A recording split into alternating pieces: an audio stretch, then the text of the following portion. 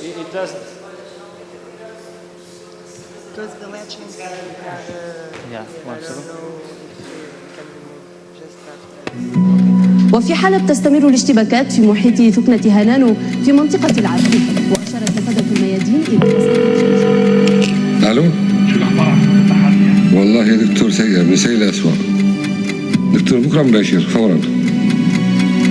للاسف المتحف منفرد سنة العرض.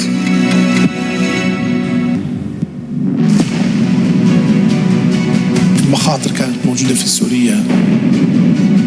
الموضوع ممكن يتعدى موضوع التفجيرات، ممكن يصير في فوضى، ممكن في ناس تدخل للمتحف.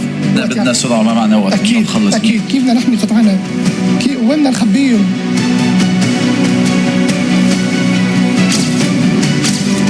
صار هطول القذائف على محيط المتحف مثل مزخ المطر، يعني الموضوع صار شبه يومي.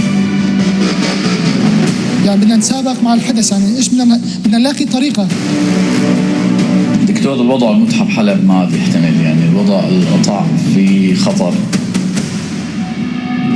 هل نحن قادرون على نقل حوالي 24,000 قطعة أثرية؟ إذا بيروح تاريخ سوريا. يا دكتور هذا الموضوع يعني فيه مجازفة كثيرة، ما هو بهالبساطة. يا حبيبي أخذنا نحن قرار نهائي، خلاص بناكل القطع.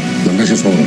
إنه كيف نحن بهذا الوقت القصير بدنا نحاول نضب قطع متحف كامل. ما عندنا مواد، يعني نحن ما عندنا شيء حتى نقدر ننقل فيه، ما عندنا نقدر نحن نغلف فيه.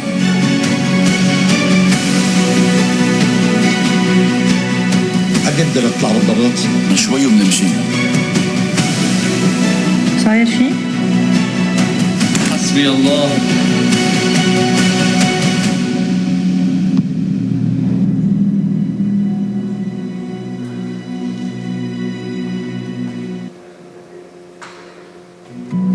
وفي حالة تستمر الاشتباكات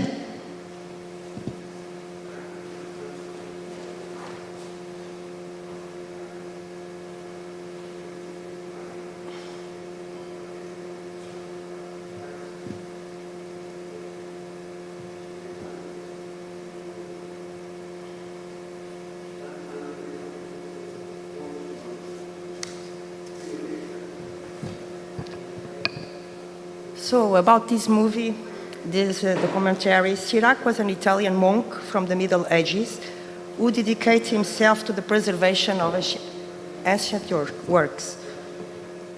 The actors in this film are those who wanted to save the collections of the National Museum of Aleppo and played their own role in the film, including Professor Marhound Abdul Karim, an expert for UNESCO. National museums performed an important role in the making of post-war identities. In an early stage, these countries were introduced to the imported modernity mainly through the urban policies imposed by the colonizers, but soon modern architecture was accepted as a contribution for cultural production. In some Mediterranean nations, such as Lebanon and Syria, museums' role was deeply related to the construction of a national identity. Several of these museums were developed under UNESCO programs who acknowledge the importance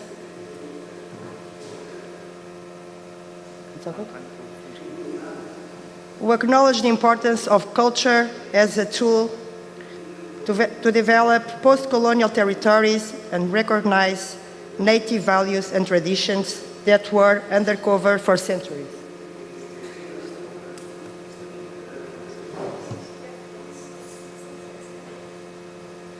No.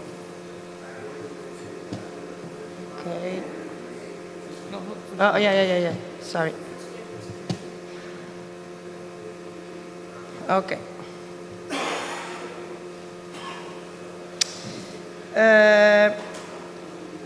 The UN cultural policy was made through regional experts who became major contributors. Syria was among one of the first UNESCO initiatives providing archaeological support for the expansion of the National Museum of Damascus in 1952, designed years before by Michel Ecochart during the French Mandate.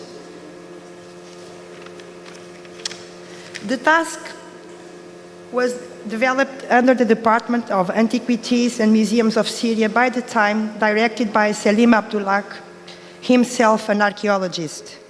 Abdullah was determined to the country's cultural initiative after its full independence in 1946, when museums became a political instrument to the national project by supporting the construction of its national heritage in the pan-Arab ideological context.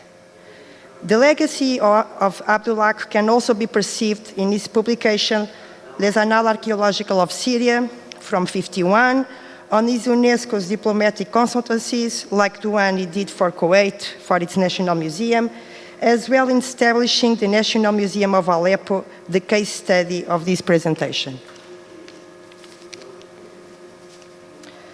The Aleppo National Museum was first established in 1931 in a historic Ottoman palace that also served as a residence to a French military officer, the same one that ordered the construction of the obelisk as a symbol of the French entry into Syria. Both were demolished. A new museum was to be built just 100 meters away from the first one in the historical old city of Aleppo, known by its monumental citadel rising at its center.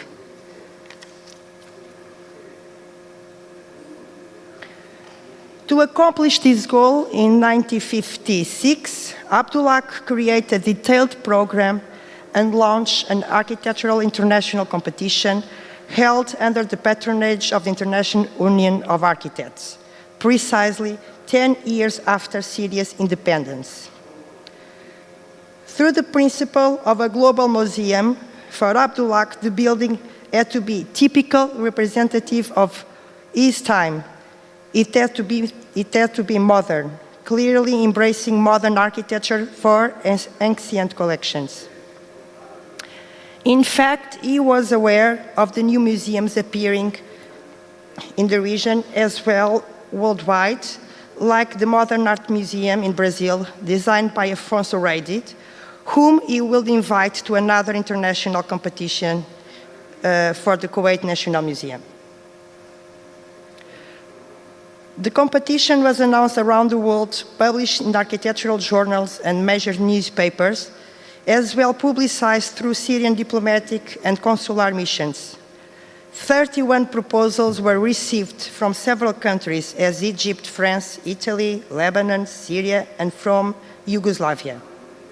On May 23, the international jury met in Damascus National Museum and awarded the proposal of the Croatian architects Bregovac and Richer, which was considered one of the few international architectural successes from Yugoslavia, a country which has been proven to be a friend of Syria. The Croatian architects Richer and Bregovac were two important figures of Yugoslavia post-war modernism, together with a group of artists co-founded in 1951 the modern movement Experimental Atelier 51. This collective of artists and painters, filmmakers and designers was very active in Zagreb until 1956 and contributed to explore new means of expression in the turbulent context of Yugoslavia. Richer's first real architecture projects emerged with Bregovac. Between 1954 and 1958, together they won the competition project for the City Museum in Belgrade and lost the design competition for the Museum of People's Revolution in Sarajevo, which relied on the model of Aleppo's museum.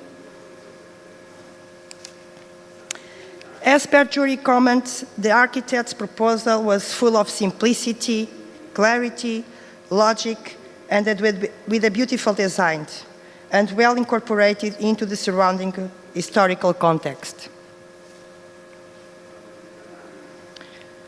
The museum complex consists of 2 volumes, which together with another building, the Central Bank of Syria, Aleppo branch, occupied an entire block, causing the demolition of the old urban fabric. On the south side of the principal building, the main entrance to the museum receive a portal with elements representative of the Tel Aviv Royal Palace facade, following one of the competition requirements. In 1993, the originals were taken to Berlin and destroyed 30 years later by a British warplane. The smaller building, intended to be the headquarters of the administrative service, with a conference room in the underground floor. The basement was also intended for storage of archaeological artifacts and other technical rooms. The program also proposed the inclusion of an archaeological garden, which the architects designed as a courtyard around which the exhibition rooms were organized. Both buildings were built in reinforced concrete and cladded with white limestone, which is found in the Aleppo region. If we understand the public recognition on the need to preserve antiquities, the modern movement buildings that house them have been struggled for some appreciation.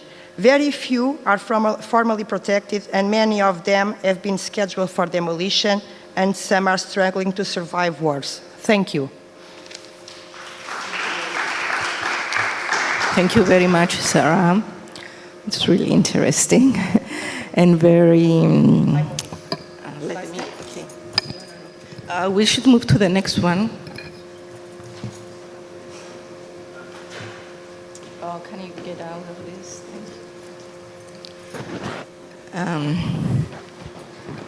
The issue is also very current with everything that's going on, so that's really interesting.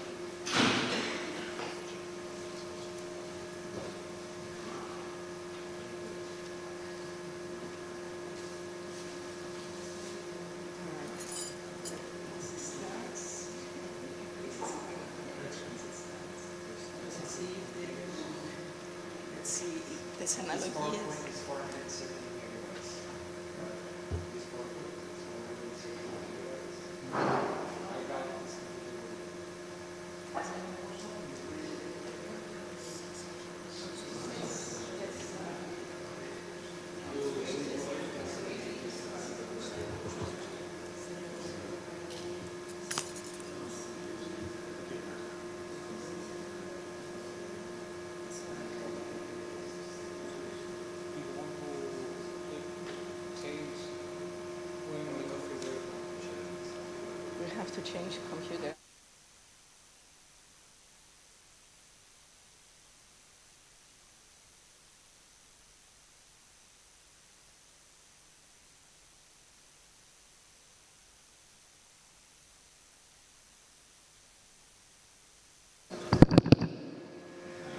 Sorry for the time being. We have some technical issues with this laptop, so just be patient. Thank you.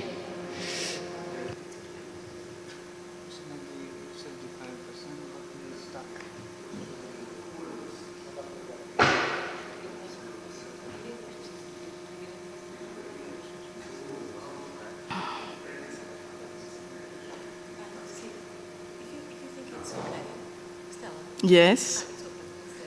Once it starts, we'll see how. No. Yeah.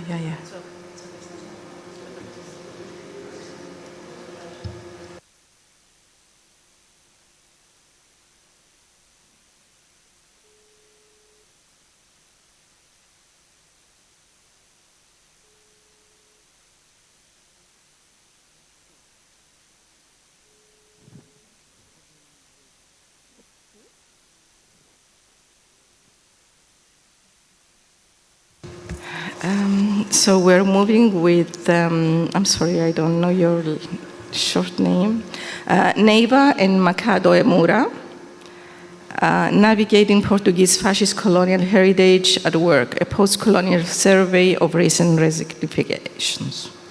Excuse me. Thank you. Okay, it's working. So our paper will focus on Portuguese.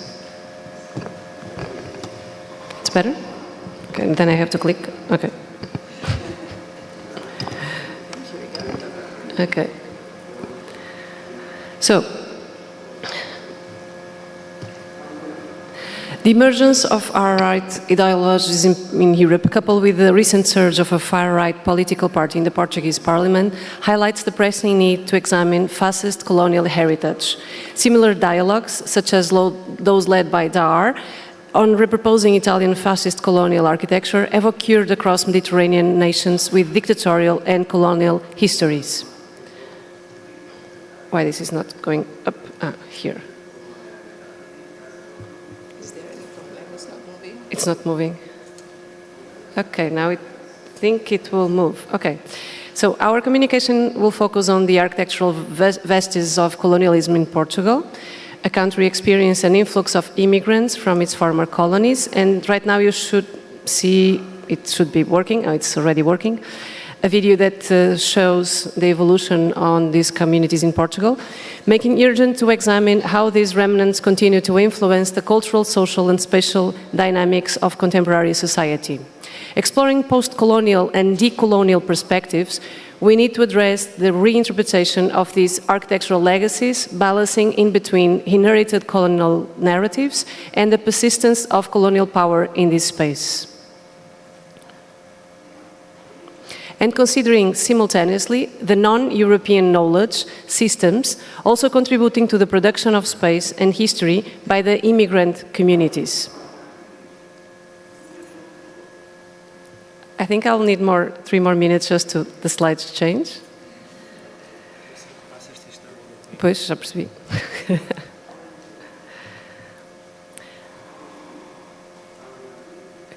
The 20th century in Portugal was marked by 4 decades of dictatorship under António de Oliveira Salazar, which constrained the development of cultural and architectural forms.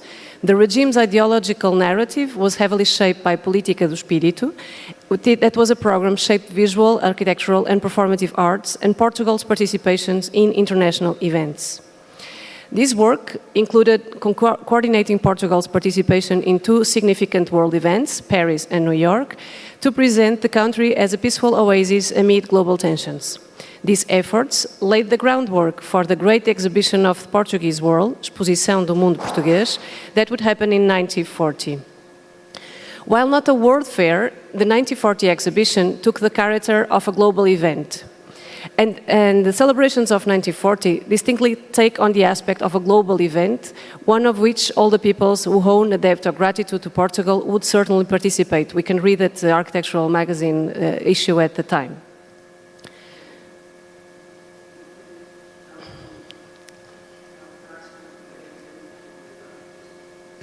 The Exposição do Mundo Português, that I'm starting to use the name in Portuguese, led to significant urban development in Lisbon, Belém district, encompassing 560,000 square meters around the Jerónimos Monastery. It expanded into a series of sections, historical, ethnographic and commercial pavilions, showcasing the diverse artistic expression and traditional industries of the Portuguese Empire. Among them, the exhibition featured 2 mimetic sections, a colonial section and a section devoted to Portuguese village that should be appearing in 3 seconds as well. We really apologize about this. I hope after a coffee break we fix it. Okay, it's still not going, but you can imagine a small Portuguese village, and I'm trying to skip to the next one.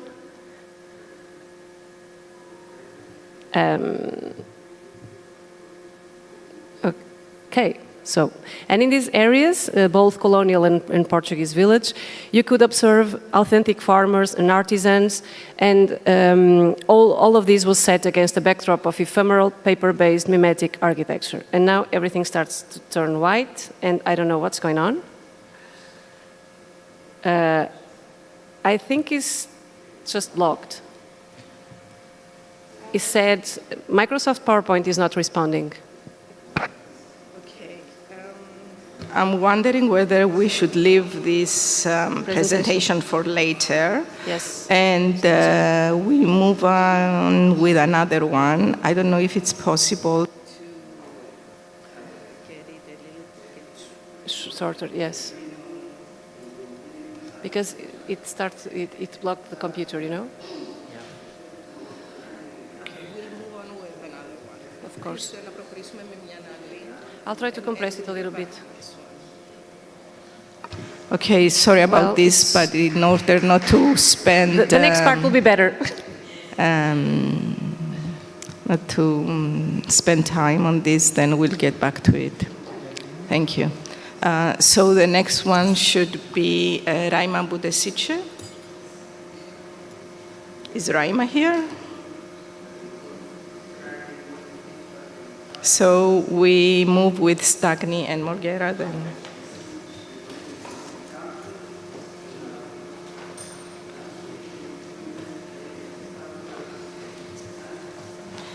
And we hope we don't have the same problem. We need one more chair.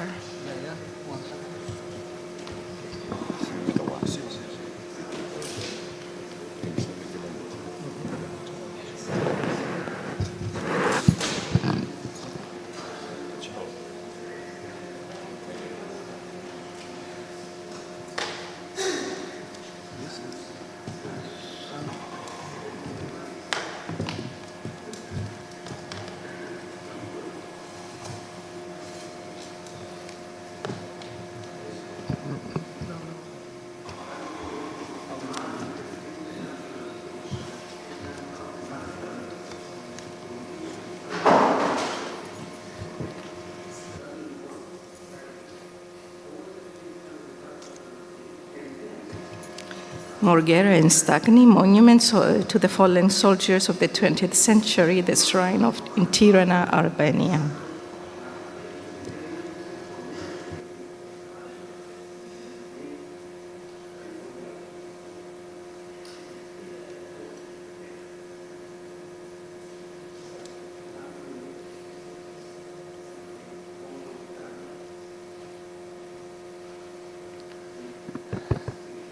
Hello.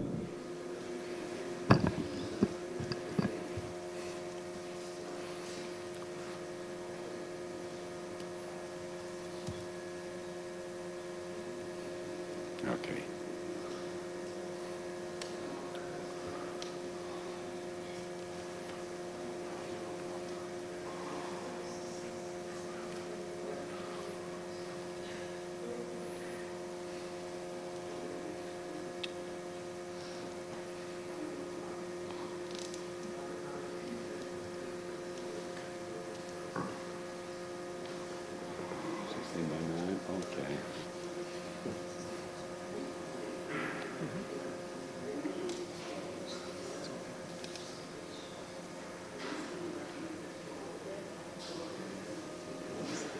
Can we start? Okay, well, hello. Our research started from the novel study of the call approved by Mussolini in 1941 for ideas related to the construction of a shrine honoring the soldiers fallen in the war in Albania, which had been aimed at sending the Greeks back beyond the Albanian borders. From there, our research continued through the comparison with the Italian memorial shrines of the First World War, presenting interesting common elements that can be found in all the nations involved in the conflict. Lastly, we asked ourselves what kind of role these specific monuments can play today, considering both the distance in history from the events of the war, which ends up transfiguring their original sense, and the inevitable oblivion into which distant memories tend to fall. One of the bloodiest battles of the Italian army took place between 9th and 14th March 1941, fought against the Greek army in south of Albania, causing about 12,000 dead and casualties among the Italians in a battle lasting 8 days. At the end of the conflict, Mussolini, present on the battlefield, welcomed the idea of making this a sacred area through the realization of a memorial shrine to the Italian fallen. This work was part of a huge investment plan and obtained 10 years fund to build an historical museum, a votive temple, the commissioner's headquarters, a guest house for visitors, and a few shrines for the fallen. The finalities are at the same time architectural, commemorative, related to managing the site, aimed to tourism and information. The program for the monumentalization of the area meant to highlight the role and the deeds of the fascist regime to everlasting memory, at the same time exploiting tourism in these places of worship. In 1942, a call for ideas was launched for Tirana's shrine, and the only two known projects, ex-aequo winners, were those presented by the architects Antonio Cassi Ramelli and the Castiglioni brothers, Livio and Piergiacomo, all of them active in Milan. In their project, the Castiglioni brothers realized a large rectangular castrum subdivided into sectors that would temporarily host the remains of the fallen. On the opposite side, at a higher altitude, the memorial shrine was erected as a definitive resting place for the fallen. A mighty parallelepiped without any decoration, with stone facades conferring the whole building an image of power, almost emanating an admonitory and severe air. Inside the space was conceived like a voluminous stone shrine embedded in the ground, enclosed in a crypt which contains the remains of 15,000 men. It has a cubic shape, and its walls are covered in black marble, conferring it a monolithic look. The clear references both to the monumentality of Roman classicism and to the timeless abstract geometry of the modern origin define the stylistic line impressed by fascism in many of the regime's architectural works. Exaltation of the Roman imperial past combined with a projection towards the future, with the assimilation of a contemporary geometric style. There are no obvious religious references because the Christian faith is substituted with the faith in fascism. The second winner, architect Cassi Ramelli, placed the memorial shrine at a higher altitude on a fenced base with a large staircase that leads from the front yard to the entrance to the shrine. It is shaped as a quadrangular tower with facades punctuated by blind arches. At the entrance, visitors will find themselves at intermediate level between the higher altar floor and the underlying crypt. Also in this case, and even more evidently, the structure was realized as a sacred access route the pilgrim should follow before entering the memorial shrine. The reference to a sacred space of a church and the path to the altar is very clear. The silence of these architectures, determined by the isolated masses of the shrines, amidst the emptiness of the burial fields, enforces the stereometric and monumental image, enhancing its symbolic value.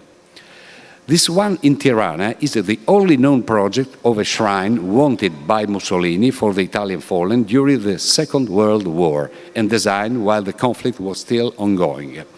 On the contrary, the shrines of the First World War, commissioned by Mussolini himself, were created in order to exploit the memory of fallen soldiers as well as fascist ante litteram. After creating these shrines for the fallen of the First World War, however, all the projects for new shrines were interrupted in 1943 with the fall of the fascist regime. Comparing a few shrines of the First World War. The commemoration of the fallen of the First World War was carried out by Mussolini during the 1930 with a great commitment through the monumental arrangement of what were simple war cemeteries, often with the bodies buried in the ground. These monuments to the fallen are especially present in the regions of Friuli, Venezia Giulia and Veneto in the northeast of Italy, with some especially imposing works.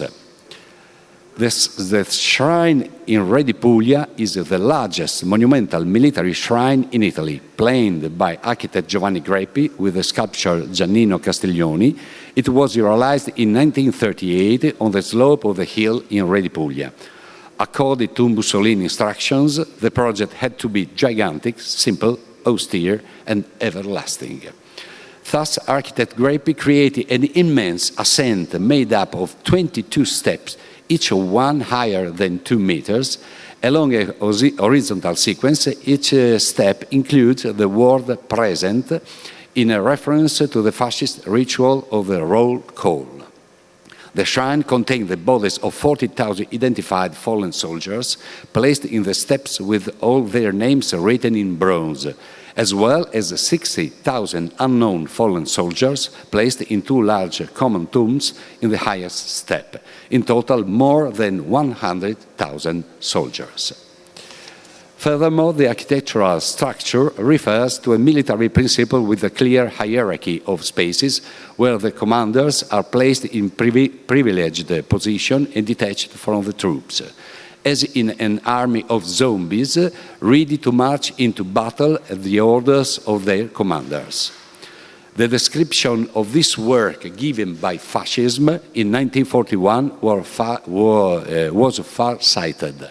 Redipulia is not a cemetery, but a gathering of devoted sons and warriors of the homeland. The word present, repeated on the steps, underlines the militarization of the deceased.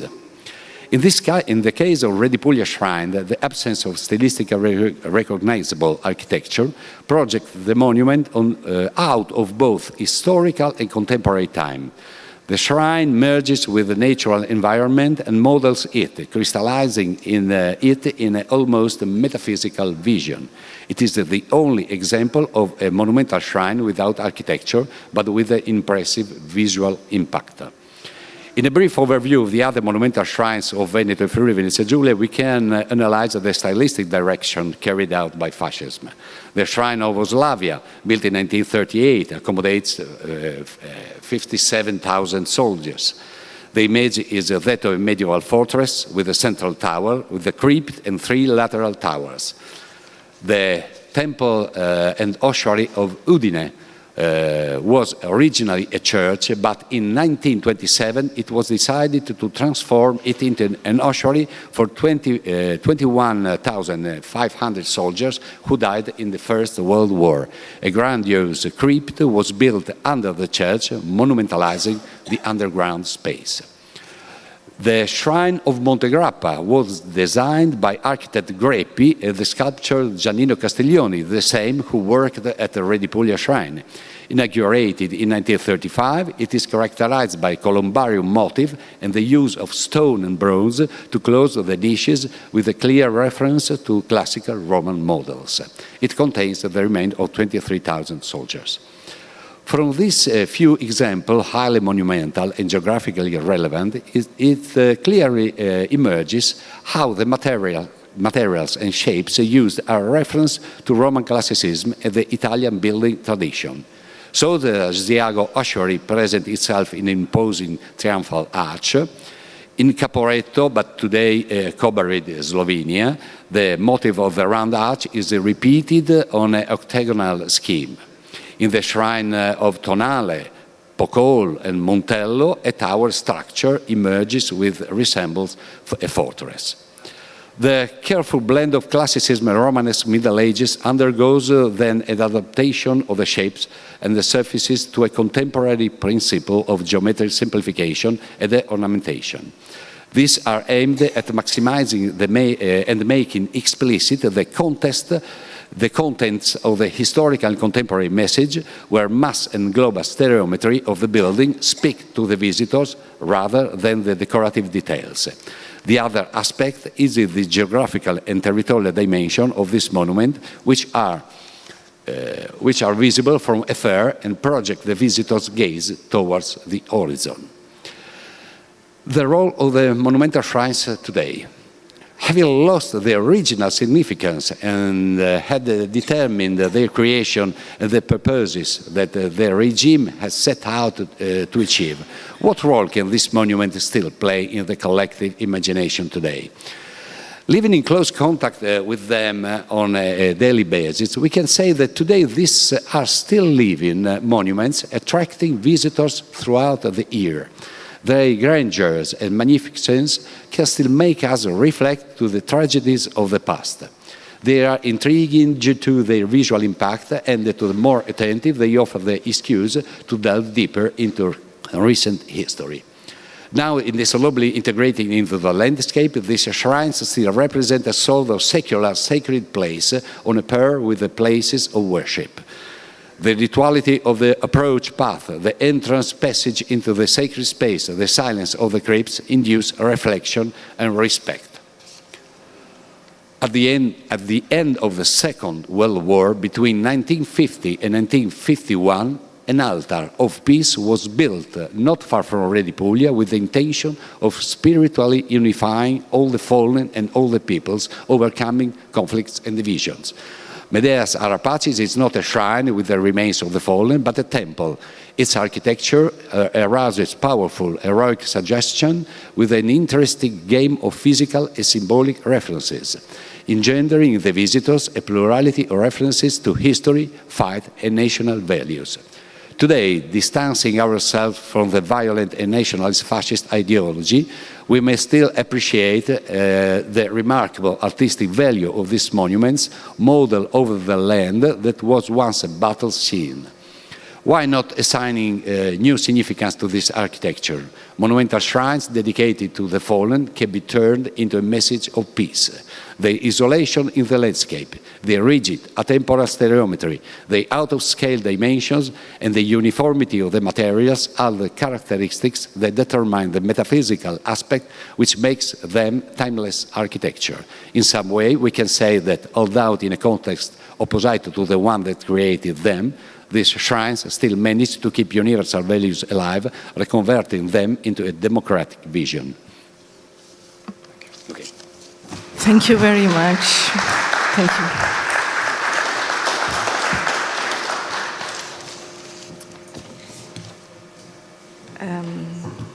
The next one is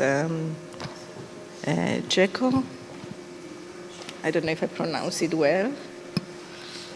Social, political, and spatial infrastructures of the 8th Mediterranean Games in Split, beyond architectural legacies.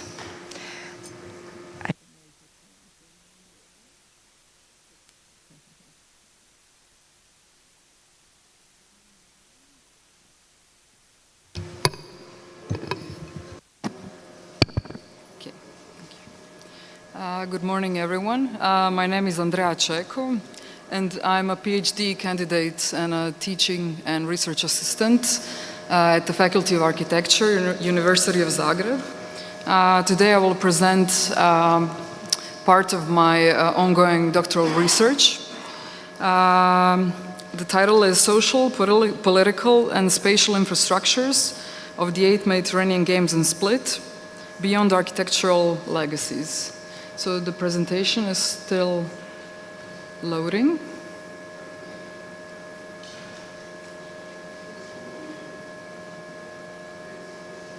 Turns out it's not responding. Maybe it's better pasted. Yeah. I would suggest just a small break. Here we will change laptop. So I'm sorry, but we will restart in 5 minutes. Okay. Yeah, we'll have to change the computer.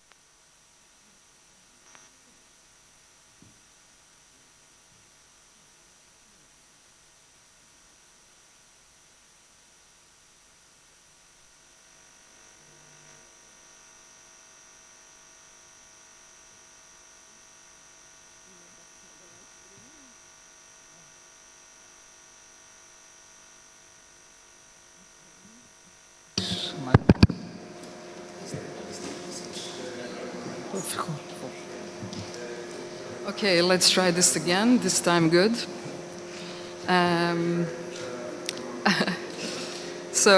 The title is Social, Political and Spatial Infrastructures of the 8th Mediterranean Games in Split. In the realm of, generally in the realm of architectural and urban studies, the concept of space is increasingly recognized as a dynamic, socially charged entity. So it serves as a backdrop for interactions, a stage for political struggles, and the canvas for the creation of new social identities.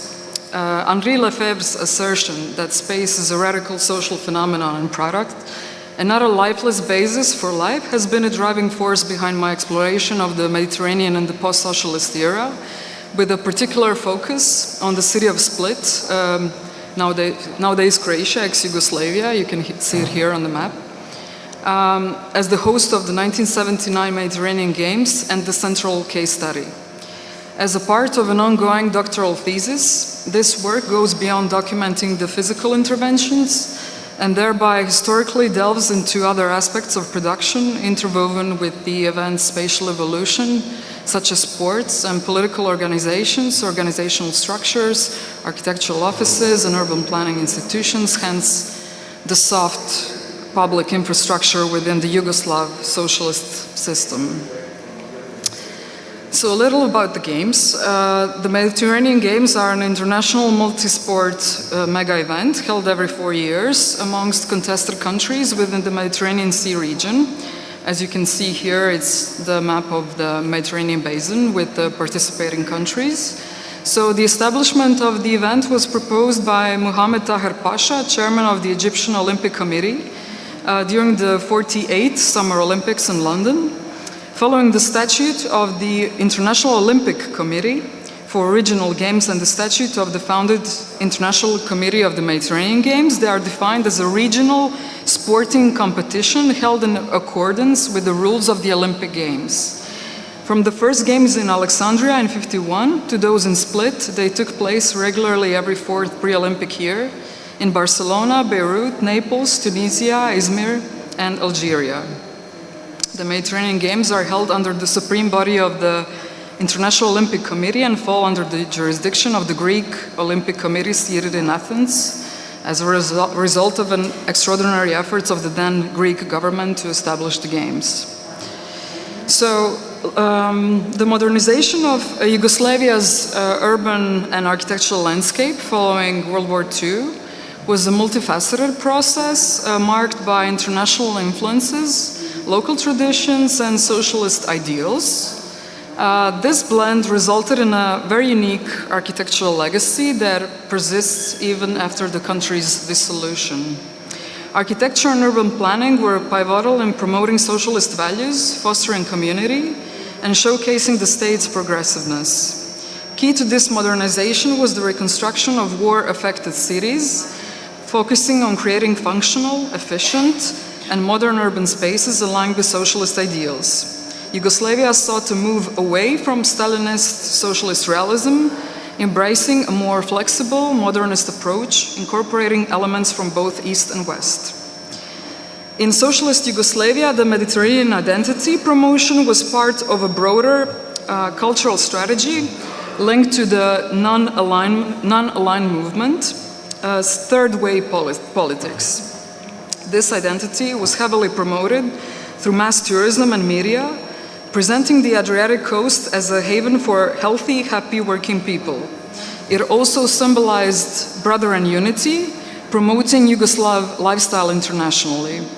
So tourism, mass media, and popular culture significantly shaped a desirable lifestyle, fostering shared tastes and collective imaginations. Sport played a crucial role in this cultural framework, symbolizing the progress of the state. And in the post-World War II years, Yugoslavia prioritized sports participation by creating institutions, legal frameworks, and goals for building gyms and training professionals. By the 50s, sports were integrated into daily life with physical education becoming a systematic part of general education. Sports were viewed as a social phenomenon deeply influencing the lives of citizens in both urban and rural areas. So sports also serve diplomatic purposes, unifying the nation domestically and promoting Yugoslavia's image internationally. So events like 1979 Mediterranean Games and the 1984 Winter Olympics in Sarajevo in Bosnia and Herzegovina showcased Yugoslavia's third way ideology on a global stage, bolstering political friendships and stirring patriotic emotions among the diaspora. So before the games were organized, there were two attempts to be selected as a host city. The first attempt was in '79 in Izmir, and the second one in Algeria in '75, when Split was finally accepted and won the votes against Casablanca, and therefore chosen to host the following games.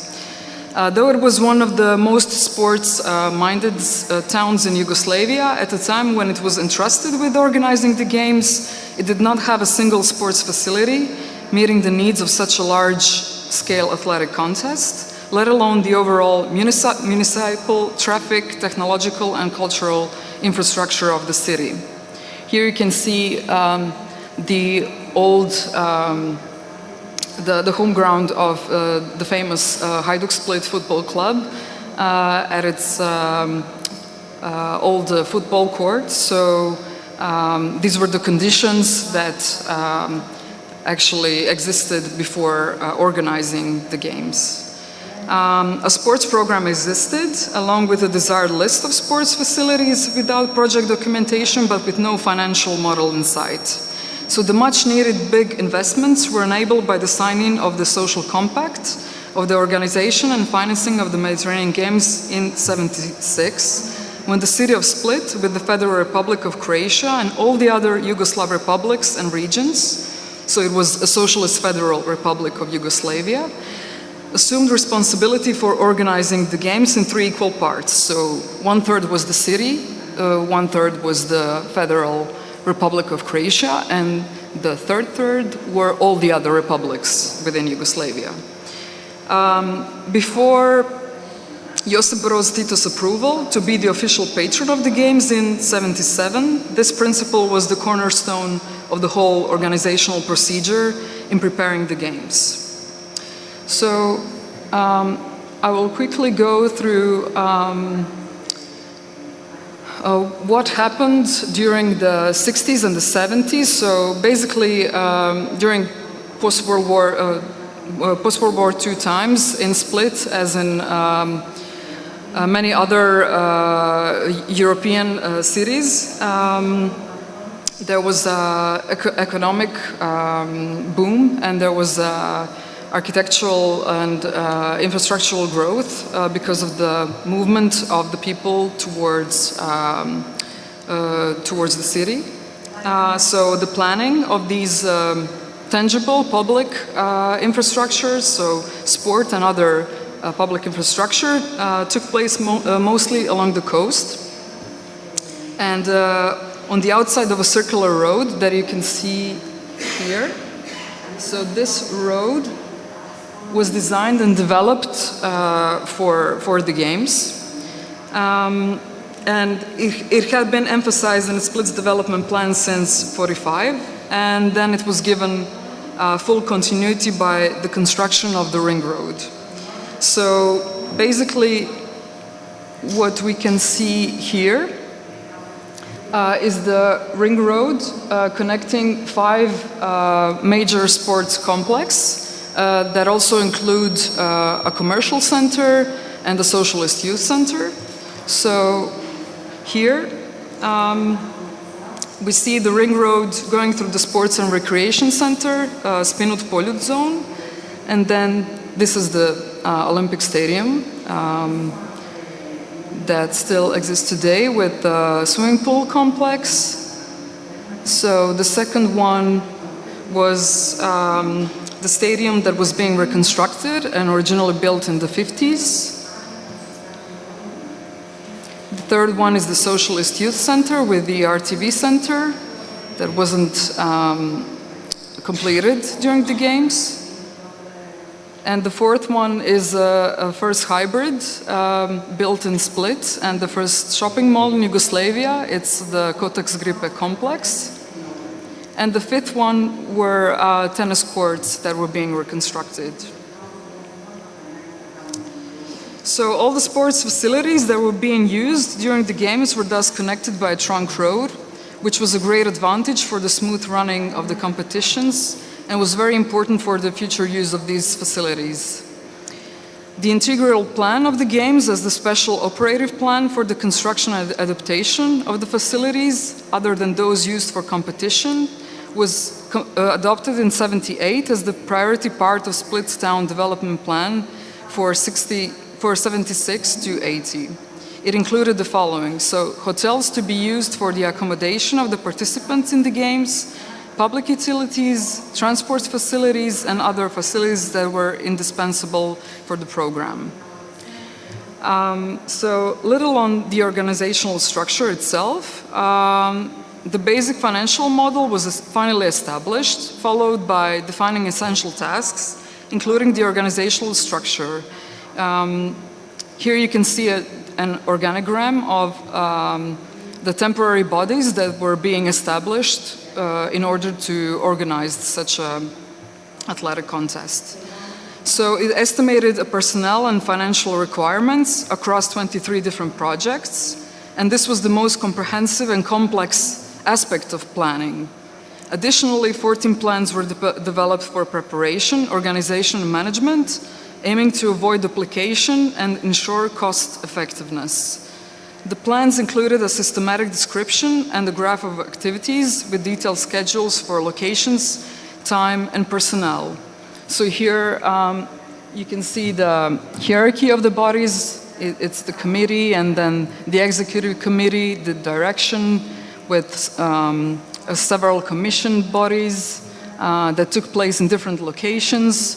Also, what it's important to highlight that the event itself didn't only take place in Split, but it was a dispersed model of a mega event planning. So it took place in 8 different towns in the Dalmatian region.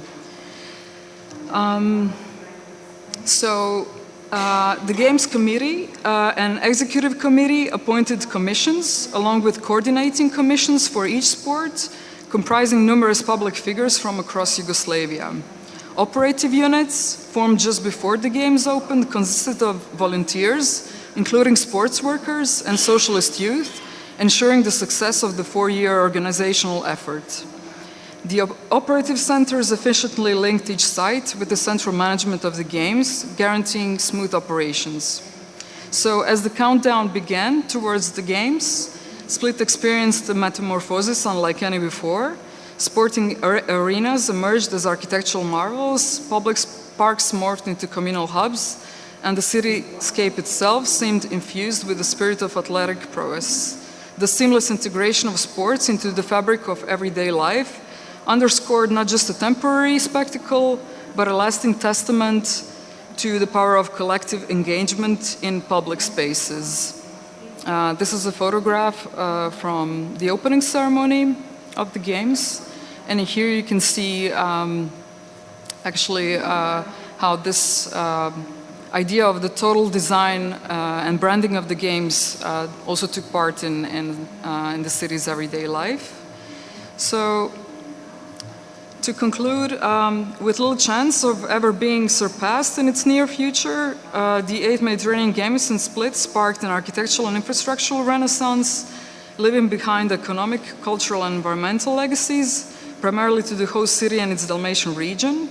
Much of this legacy, often used interchangeably with impact, and what is being constructed within the context of the Games as a mega event, concerns infrastructures, but also more specific ones such as sport, commercial, cultural, and accommodation facilities.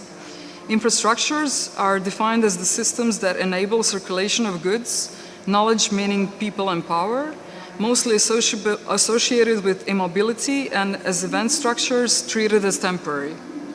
Although mega events are commonly treated as short-lived, they have lasting both tangible and intangible legacies. So the complexity of the organization, coordination, and the management of the Games undertaking, as can be seen from its organizational diagram, displays the importance of the mobile and intangible infrastructures behind the production of such a spectacle, and finally, its space.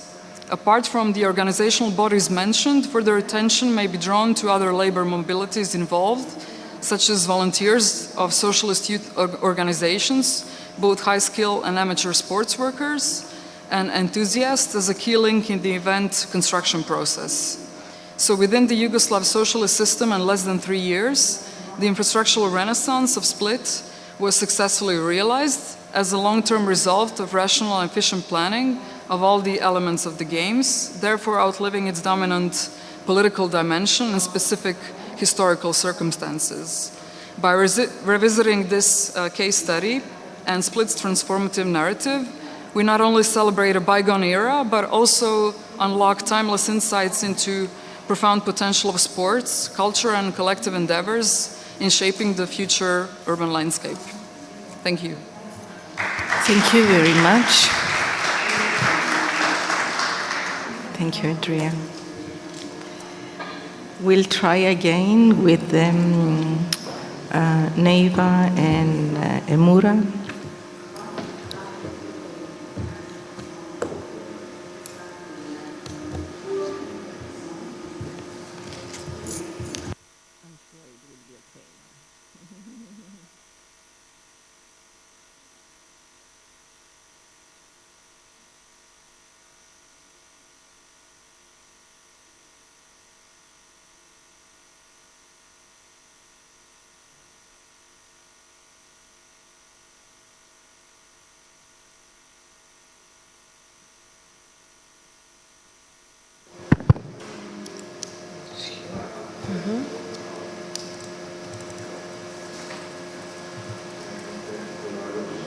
There.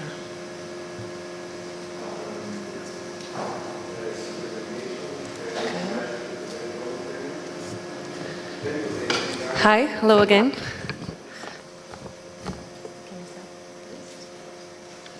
So we are going directly to 1940s to see if we can arrive the present. And as I was telling you, the 1940 exhibition, while not a world fair, took on the character of a global event because it was celebrating the 800th anniversary of the foundation of Portugal and the 300th anniversary of its restoration independence. And the celebrations, I'm so sorry. As I was commenting, is everything okay? You start from the beginning, correct? I don't think I need. Thank you. So the exhibition led to a significant urban redevelopment in Lisbon Belém district, as we are seeing in the image, encompassing 506,000 square meters around the Jerónimos monastery.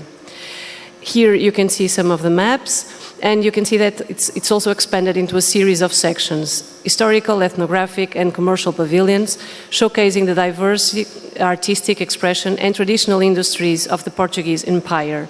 Among them, the exhibition featured two mimetic sectors: the colonial section, and you see here examples of India and African colonies, but also a section called Aldeias Portuguesas, that means Portuguese village, and you can also see in both of them authentic farmers and artisans doing their crafts alongside inhabiting from the colonized territories, all set against a backdrop of ephemeral and paper-basic mimetic architecture.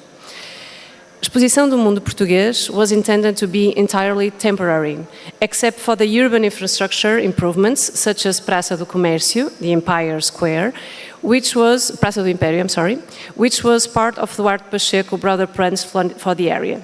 The exhibition, constructed in 2 years under the leadership of Cotinelli Telmo and the engineer Sai Melo, was set between the Mosteiro de Jerónimos and Torre de Belém.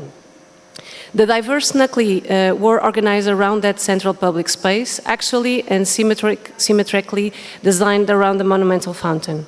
The Praça do Império was framed by the two main pavilions, the Pavilion of Honor and Lisbon to the east by Cristina da Silva, and the Pavilion of the Portuguese in the World to the west by Cotinelli Telmo. At the southern end, facing the river, and positioned on the Belém dock, stood the monument to the discoveries, Padrão dos Descobrimentos, also designed by Cotinelli Telmo and the sculptor Leopoldo Almeida. The pavilions were designed as temporary structures, and the storm in 1941 accelerated their demolition. However, 20 years after, for the commemoration of the 5th centenary of Infante Dom Henrique dead, that was called Comemorações Henriquinas, some elements were revisited. The Fonte Monumental was preserved and re-inaugurated, and the Padrão dos Descobrimentos was rebuilt in stone. But at the same time, and on the occasion of the 10th National Horticulture Exhibition in 1961, peripheral floral crests were created, introducing 30 boxwood coats of arms, the buchos, representing Portuguese territories and religious orders. And you can see on the image of some of the people that participated in that opening. Despite modifications over the years, the square was maintained in its core function and design, continuing to serve as a reference point for later constructions, such as Centro Cultural de Belém, inaugurated in 1992 on the left on the lower image. The imperial elements, such as the boxwood edges and the monumental fountain, remained unquestioned until 2014, when Lisbon City Councillor proposed removing the floral crests, considering them outdated and costly to maintain. This position sparked a huge controversy, leading to the launch of a public tender in 2016 for the redevelopment of the garden. Several proposals were submitted, and some of which aimed to restore the original 1940 design. The winning project, on the right, by ACB Landscape Architecture Company, adhered to this tendency, proposing the integration of the 24 crests representing mainland Portuguese cities and symbols, while excluding the 8 crests representing former colonies. However, this decision attracted public criticism and from local political figures and resulted in 2 petitions advocating for the complete restoration of all the crests. The later petition, launched in 2021 by Nova Portugalidade, that's an extreme right-wing association, gathered over 30,000 signatures, including those of 2 former presidents of the Republic, which lent significant credibility to the petition. The final solution, which includes the totality of the coats of arms, was made permanent by traditional Portuguese hand-cut pavement style, what we call calçada à portuguesa, around the monumental fountain. It expanded the garden, increased the number of benches, enhanced proximity to the fountain and created sheds, and it kept the tradition of the empire, as stated by Marcelo Rebelo de Sousa, our current president of Portugal. It's worth mentioning that the renovation had already proposed new symbolic elements, such as gardens featuring plants represented in Jerónimo's monastery facade, and trees from Brazil, China, India, and Japan, symbolizing Portugal's global connections during its imperial era. However, the choice to engrave all the coats of arms in stone along the surrounding pathways ultimately linked the project to the symbols of the regime who invented those emblems. The normalization of Estado de Novo imagery, along with the backing of an extreme right-wing movement, carried significant political weight, reinforcing colonial narratives. Ironically, these coats of arms that were reinvented in 2022 were crafted by Agnello, a Cape Verdean paver that we see here on the portrait. Yeah, you cannot see my mouse. Who took a great pride in his work. He placed around 2,000 stones into each 2 square meter drawing. Each one of them required 4 days of work. A monument to a dictatorial regime and colonialism built through the labor of those once colonized stands absolutely in contrast to any effort aimed at decolonizing a public space within a multicultural city that continues to welcome immigrants, communities from its former colonies. Meanwhile, there was a proposal by the city councillor to establish a museum dedicated to the discoveries that would be called Museu das Descobertas.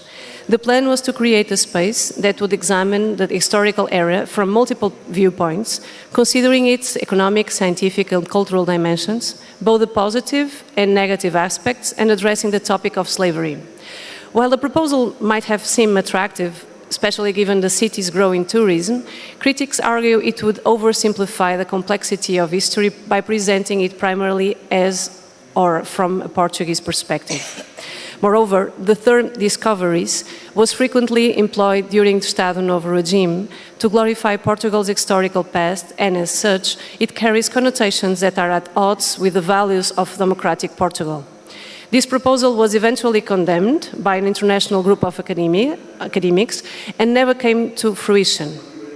However, a similar concept took shape in Sagres, the birthplace of Prince Henry the Navigator, with the establishment of the exhibition center at the Sagres Fortress. In the image you are seeing all the area of Sagres Fortress. This site has long been linked to various commemorative efforts on the theme, mainly during the Estado Novo, with several competitions proposed but never realized. But in 2022, and to mark the 4062 anniversary of Prince Henry's death, and echoing the Henriquina's commemorations or celebration of 1940, an immersive exhibition on the discovery was finally launched. And you see here, they say it's the first globalization mentioning the discoveries in Portugal. In opposite directions, the post-colonial agenda has finally begun to take space in public debates in Portugal, particularly within the arts and academia. This movement highlights the perspective of Afro-descendant artists and activists advocating for reparation, the urgency to unlearn, the need to combat colonial amnesia, and to challenge colonial visions of history, thereby resignifying and incorporating other voices into collective knowledge. Through artistic works and performance, acts of vandalism against colonial monuments and structures, and activist initiatives, there has been a demand for greater representation in public spaces concerning the history of minorities, especially in Lisbon. The aforementioned Padrões dos Descobrimentos was vandalized by foreign visitors in 2021, unknown visitors, with the sentence, "Blindly sailing for money, humanity is drawing in a scarlet sea." The monument had also been the scenario for a photograph artwork titled A Descoberta, The Discovery, featuring a group of young black people walking alongside the statues of Portuguese navigator by the Angolan artist Quiloange Kia Renda. In 2018, the same artist won a competition organized by JAS, an association of Afro-descendants, to create a memorial to enslaved people. His project, that we see here rendering on the image, called Plantação, or Plantation, featured 400 vertical elements alluding to sugarcane, a primary exploration associated with slavery. The competition made possible through Lisbon's 27-28 participation budget and was open to artists of African descent and included another noteworthy proposal by Grada Quilomba, international renowned Portuguese artist, titled The Boat. Quilomba's installation was later realized, although it didn't win the competition, as a temporary exhibit near the Padrão dos Descobrimentos. The original version would be to make all these blocks that form a vessel in stone, and here they were installed in wood. However, Quilwangi Kia Henda's project was not yet materialized due to ongoing disputes with Lisbon City Council regarding funding and location. The memorial was initially proposed for Ribeira das Naus, near the river, but that was later relocated to Largo José Saramago at Campo das Cebolas. This site faced criticism for its significant visual impact, leading to a third, more peripheral option that was ultimately rejected by the association. As of now, a resolution is still to be found. The tension between normalizing a glorified nationalistic past and acknowledging an erased narrative that needs to be integrated into Portuguese culture can be further illustrated by other incidents. Following the installation of a statue dedicated to Padre António Vieira, a Portuguese priest involved in Brazil colonization in 2017, the statue was vandalized in 2020 with graffiti reading "Decolonize." A similar fate befell the monument of the Portuguese colonization effort in Porto, an obelisk created for the first colonial exhibition in 1934, which was re-erected in 1984 at the Porto's Praça do Império, exactly the same name as the square in Lisbon. In 2018, the 6 sculptures at the base of this monument had their hands painted red, symbolizing the blood shell associated with colonialism. And this brings us to the last example that we'll briefly explore, as we seek to propose possible pathways to unresolved cases that demand a decolonial perspective, or one that involves deconstructing existing knowledge structures while acknowledging that simply of straightforward answers may remain elusive. In Back to 1914, in Coimbra, Bissaio Barreto, inspired by the preparations for the exhibition in Lisbon, proposed a permanent exhibition for children, aiming at create a lasting educational resource. This was called Portugal dos Pequenitos, or Portugal for the Little Ones. The exhibition of the little ones would be a parallel of the grand exhibition do Mundo Português, but in all respects smaller. Promoted by a smaller power, more regional, carried out in smaller city, everything would be little and for the little ones, as Teresa Mourão tells us. Cassiano Branco was the architect responsible for designing the thematic park, a project that began to be thinked in 1937 and saw its first phase open in 1940. The first phase, or the initial phase, featured the regional houses section, twinning as the Aldeias Portugal, the Portuguese village we saw before. The second phase, between 1940 and the early 50s, introduced colonial pavilions filled with colonies, donated artifacts, as well as Casa de Coimbra, a surrealistic composition of Coimbra's building miniatures. The final phase, from 1950 to 62, culminated with the Portugal monumental section, following the same creative design, highlighting the symbols and stylistic features of the featured monuments. Portugal dos Pequenitos, like the Lisbon exhibition, did not aim to rigorously explain the history of Portugal. Rather, it sought to present and glorify a narrative that effectively reinforced the underlying ideology. Quoting José António Bandeirinha, rather than mythologizing the environment, the Estado Novo regime mythologized the man of our province through the illustrious eyes of the urban intellectual. To the centralized power, all non-Lisbon Portuguese were regarded as pequenitos, or the little ones.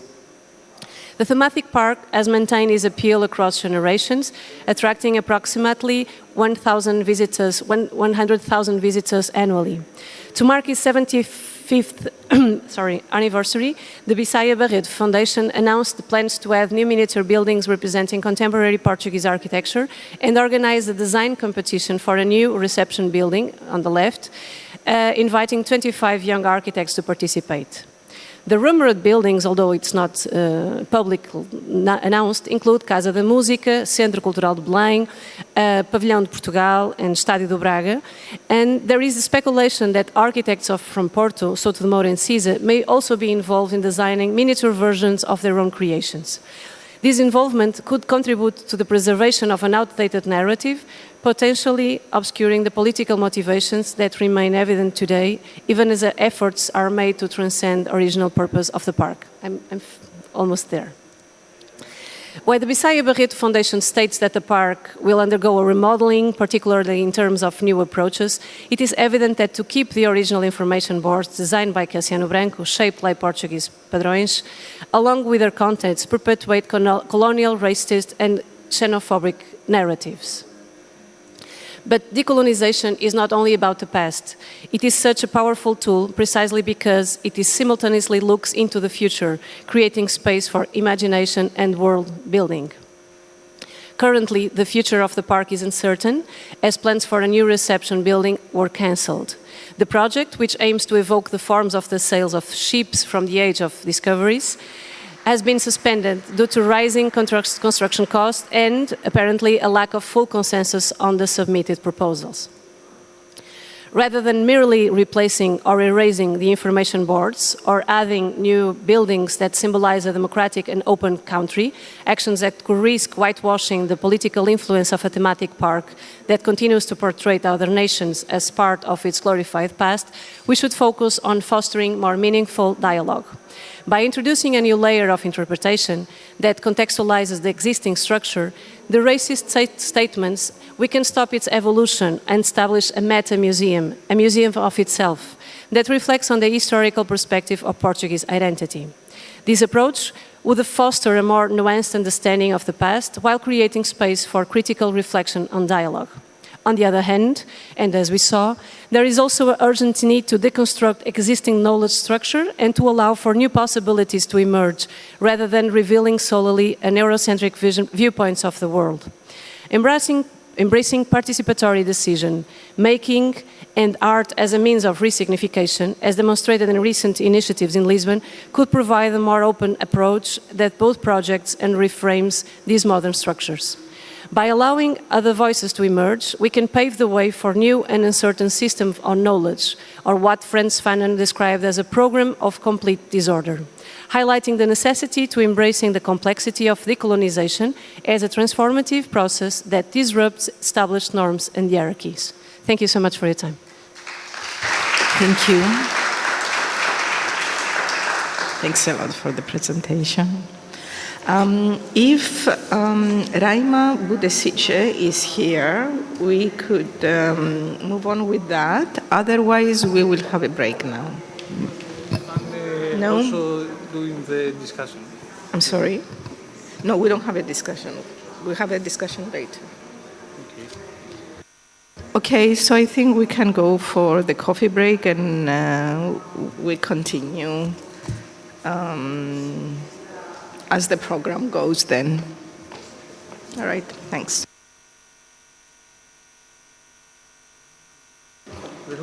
Nella, 10:45 is our coffee break, correct?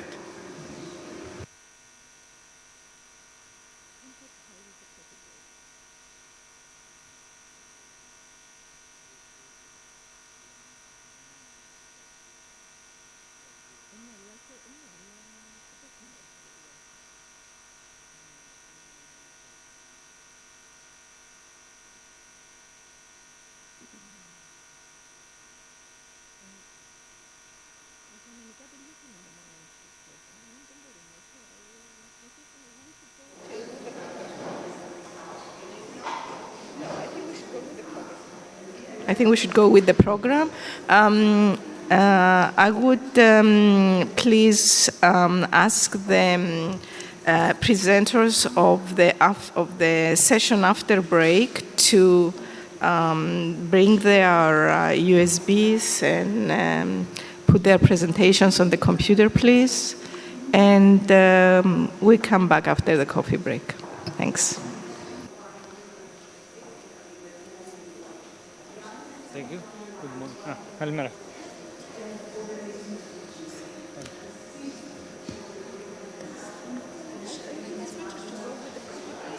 Yeah, here also.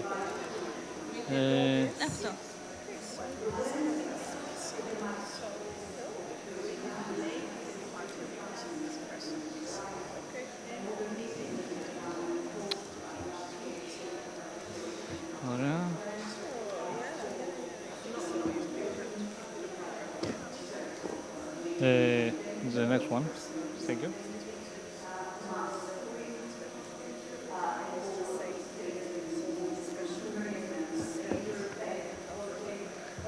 Sorry for that. We...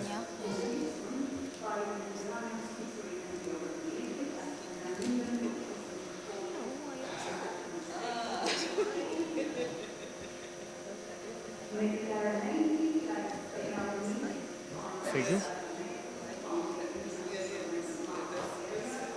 Good morning. This one, right?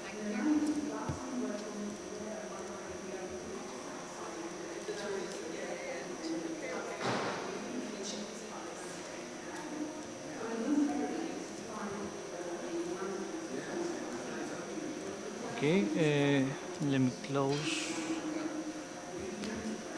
Thank you very much.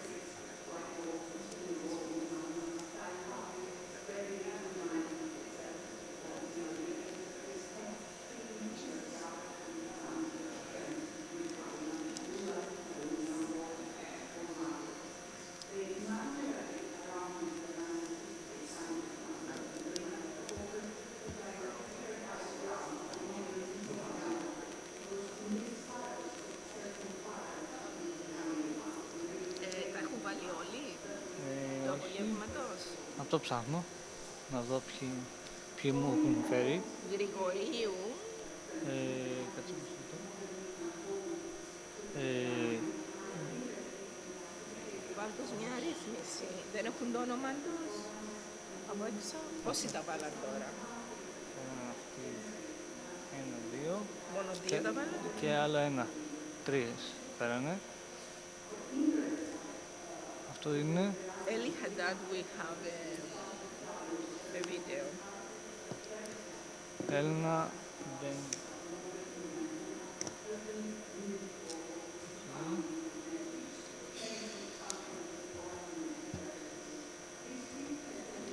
We have a video for the last 2 months.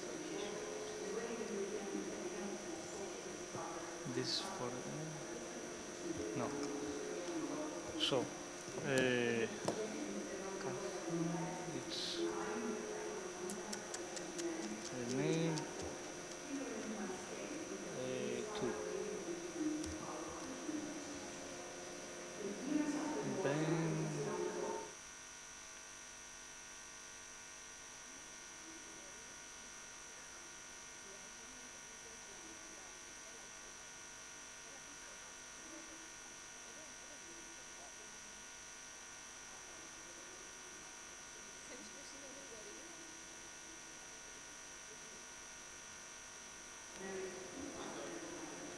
Okay, του Eli Haddad το βίντεο το θέλουμε. Okay. Όχι, τους άλλους θα τους βρούμε, αλλά επειδή στείλουμε το επόμενο για να μην καθυστερήσουμε. λοιπόν, έχουμε 1, 2, 3. Θα φέρει τώρα το άλλο, Eli Haddad.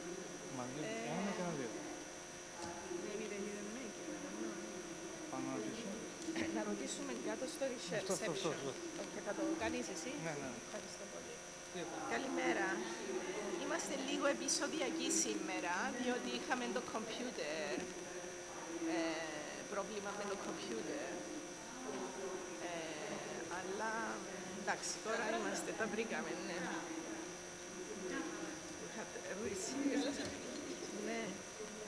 We had serious problem with the computer this morning. μου τα λες αγγλιστή. Τίποτα λες αγγλικά. Σου μείνε. Ανακατοθήκαμε με τις γλώσσες εδώ. Λοιπόν.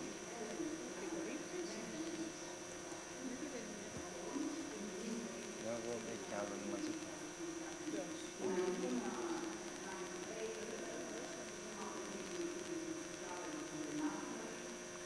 Λοιπόν, day 2, room 1.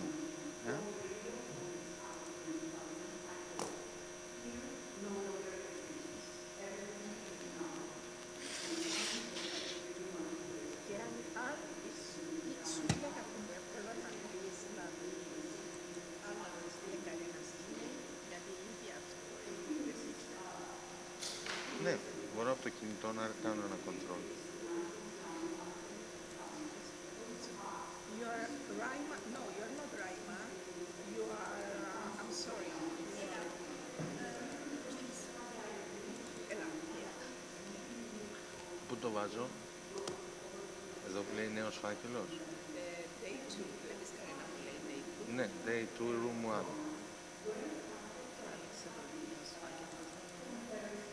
Τσέκο.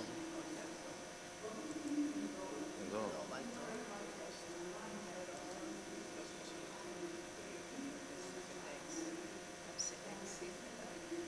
Ναι, μπράβο, αυτό έχει είναι ο 5. Είστε, εδώ πρωινός. Σαρλέν Ζαρμανίν. Τι κάνετε? Γεια σου Κωνσταντίνα. Καλά, εσύ. Καλά.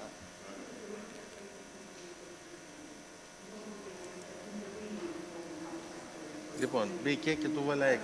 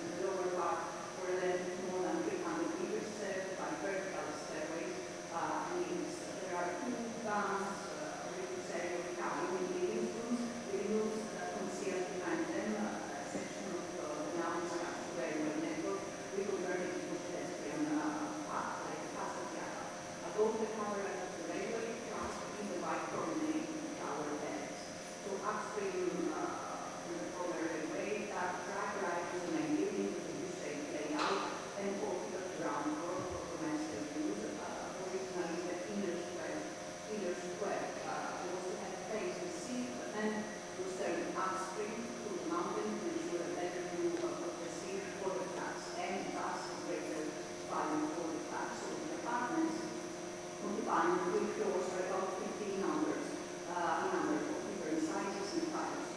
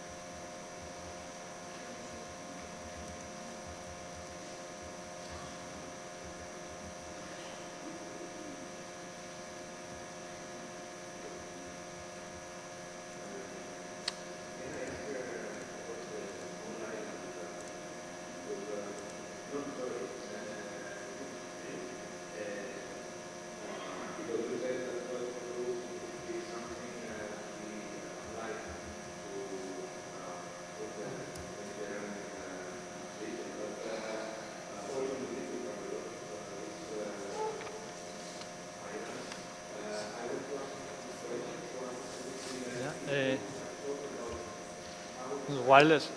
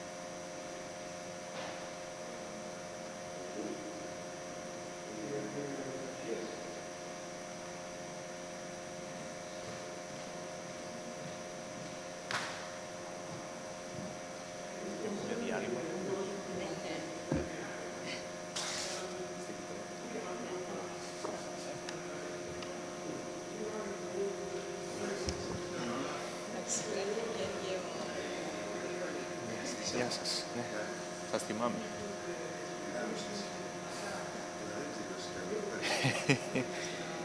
Σας είχε φέρει μια-δύο φορές ο κύριος Μουτσόπουλος στο μάθημά μας, εδώ στο Πολυτεχνείο. Ναι.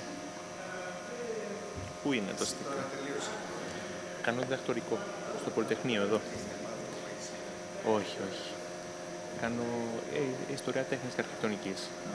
Ναι. Για τον Ξενάκη κάνω.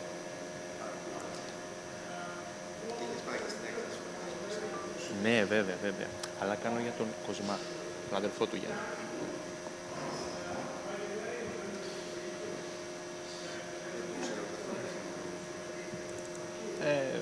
Πολύπλευρος. Λοιπόν, πού το περνάω? Εδώ, Ναι. Οκ, το βάζεις εκεί και γράφεις ένα. Βάλει και ένα μπροστά για να ξέρω. Ναι, ακριβώς. Εντάξει. Όταν τελειώσει το διάλειμμα, πείτε μου να ξεκινήσω. Εντάξει, δεν θα εξαφανιστείς. Όχι, όχι.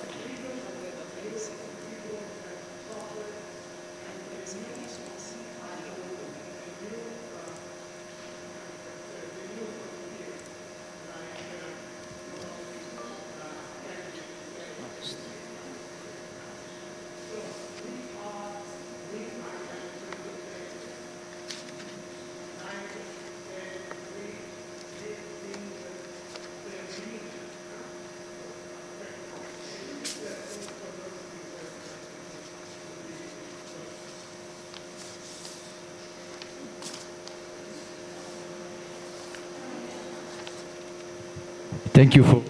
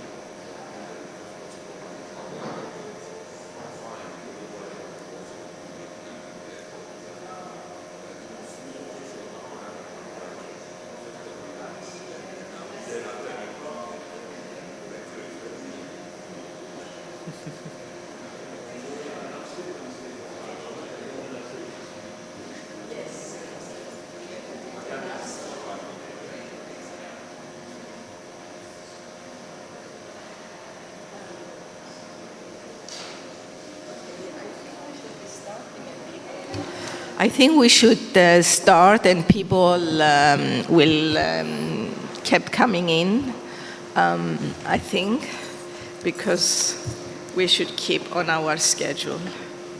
It's 11:18. So,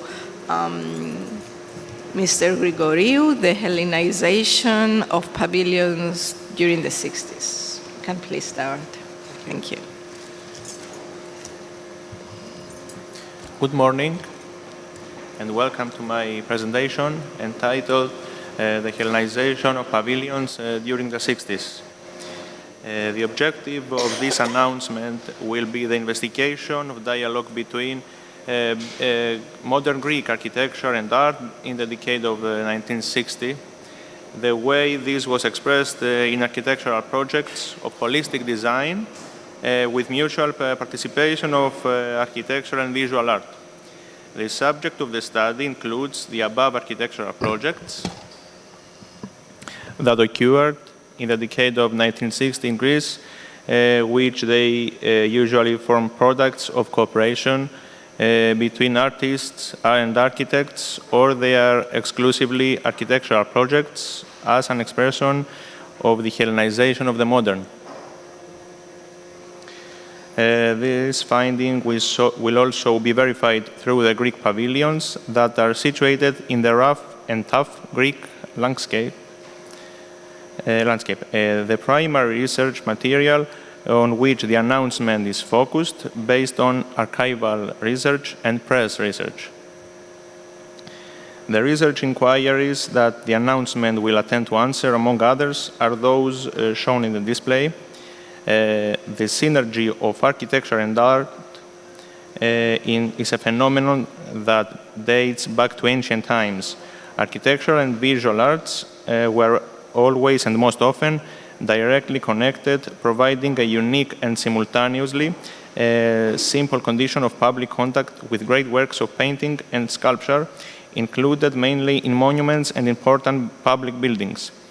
It is obvious that the meetings of architecture and visual arts become extremely interesting in those cases the visual work is integrated into some structural elements of the building and is offered for public viewing. In the Mediterranean world, in particular, it is understandable and more recognizable because of the element of extroversion and communication with the public space. The effort to highlight the industrial achievements of Greece had started from the first participations in international exhibitions in the early 1950s. Seeking to heal the wounds left by the occupation and the civil war, the common sentiment called for the promotion of Greece as a country in the industrialization phase. Therefore, Greek pavilions had to highlight this beautified image, at least equivalent to the realistic image of the touristic paradise. On the contrary, the visual part of the pavilions was, by general admission, the most successful option in all Greek participations in international fairs of the 1950s and especially in the 1960s. It is noted that the revolution in the above-mentioned sector was made by the International Exhibition of Thessaloniki, known as DETH, with the application of various forms of art inside and outside the pavilions. Other types of exhibitions, touristic and non, followed in Greece and abroad, such as the New York World's Fair. In the process of shaping and conceptualizing the four elevations of the Papastratos Tobacco Industry Pavilion, each one had a special importance in the perception of both the architect Nikos Kalogeras and the decorator Thanos Makris. Thus, taking into consideration the approaches, the orientation, and the uses that each elevation of the pavilion would host, the work that would adorn each of them was composed. Concepts of travel and globalization were central to the conception of the composition, as the company had ambitions to expand abroad. Composed by the architects Theodoros Papagiannis and Ismini Kapadai, on the interior wall of Thessaloniki International Fair Pavilion that they have designed, the work has a special relationship with the space. The brass sculpture being the only volume of the pavilion's interior, its placement in a central point of a free space made it the center of attention. On the surface surrounding its three edges was a water feature which inspired the artist to create a sculpture that was intended to continue the flow of water on it. The rough and undemanding landscape of the Mediterranean appears conceivably. Therefore, while the composition actually extended only in one dimension, it nevertheless simultaneously created a flow that was mentally connected to other dimensions of the space, visually with the three dimensions of space, and orally with the flow of running water. Regarding the Dionysos pavilion on Philopapos Hill in Athens, the fact that the architect Prokopis Vasiliadis asked Yannis Moralis for his assistance in time even before the architectural study was finished shows the collaboration that architecture can have in its infancy with art, so that to be organically connected to each other. In particular, they discussed all the possibilities offered by the project for Moralis' artistic interventions, and thus jointly decided on the drawing board the structural members that he would undertake to decorate, a job that was completed in 1963. Specifically, we have the A piece, painting composition for the wall behind the bar. B, the mural detail to the left of the bar that he undertook to decorate the wall behind the bar with another ceramic synthesis by his longtime collaborator and ceramist Eleni Vernadaki. In this composition, some more figurative elements are introduced. Female figures on a balcony, doors, grills, and a still life, which are rendered with an architectural eye and not as elements of a painting hung on the wall. The colors were in tone generally restrained, warm but dark tones, a little dark blue, black, and 2 or 3 striking tones of yellow. Both the small and the large composition give the impression of having a large number of openings on the specific surfaces, a technique that these artists like to use. The staircase wall, the composition of handmade ceramic plates. The wall next to the staircase was covered with handmade ceramic tiles in which groups of small geometric patterns alternated, thus giving the impression of a single but pulsating background, mainly to the man climbing the staircase. These materials, as Moralis characterized them, are repeated in order to give an innovative type of building and to overemphasize its status in the perception and treatment of the interior space. D, we have the composition for the floor of the outer courtyard. Outside the restaurant, it was decided to have the artist work on the outer courtyard, in which a mosaic of thin stripes of white and black marble was created. These stripes, from a kind of mosaic with rectangular and curved shapes, forming an interesting floor composition, in the center of which was an olive tree, an undeniable characteristic of the Greek Mediterranean landscape. This attempt by Moralis could be paralleled with the corresponding works of Dimitris Pikionis, for the paving stones on the way to Acropolis, which had been done in previous years. The composition of the facades for the Greek pavilion at the New York World's Fair was a product of synergy between the architects and the decorator. The main theme of the Greek delegation was the phrase, "From this small spot on earth, the spiritual culture of humanity and the idea of democracy grew." The architects themselves created scenes from Greek mythology, as well as from classical antiquity, on the facades of the pavilion. On the main facade, the entrance is framed in a way to refer to the propylaea of Acropolis, while it bears frescoes from scenes of everyday life, such as trade and interpersonal relationships. On this elevation, the logo depicts a trireme, and in front of there is the sculpture on the shot putter, which refers to ancient Olympia and simultaneously to the concept of Olympic Games. All four elevations consist of compositions that occupy their entire dimension, responding to the gravity of the culture they represent. To sum up, it is difficult to accurately assess the contribution of Greece's efforts at that time to the promotion of Greek tourism through the stands and international fairs, as individual quantitative and qualitative data are lacking in relation to the experience of the space that generously offers the holidaymaker on site. However, useful conclusions emerge from the preceding analysis. Although the messages were absent, the entire essence of the pavilions, their architecture and decoration aimed at differentiation.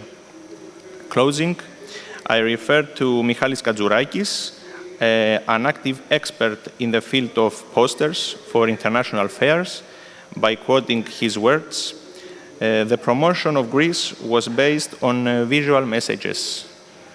Thank you very much for your attention. Thank you. We move with Irini Kafa. Thank you. Thank you. Dimitris.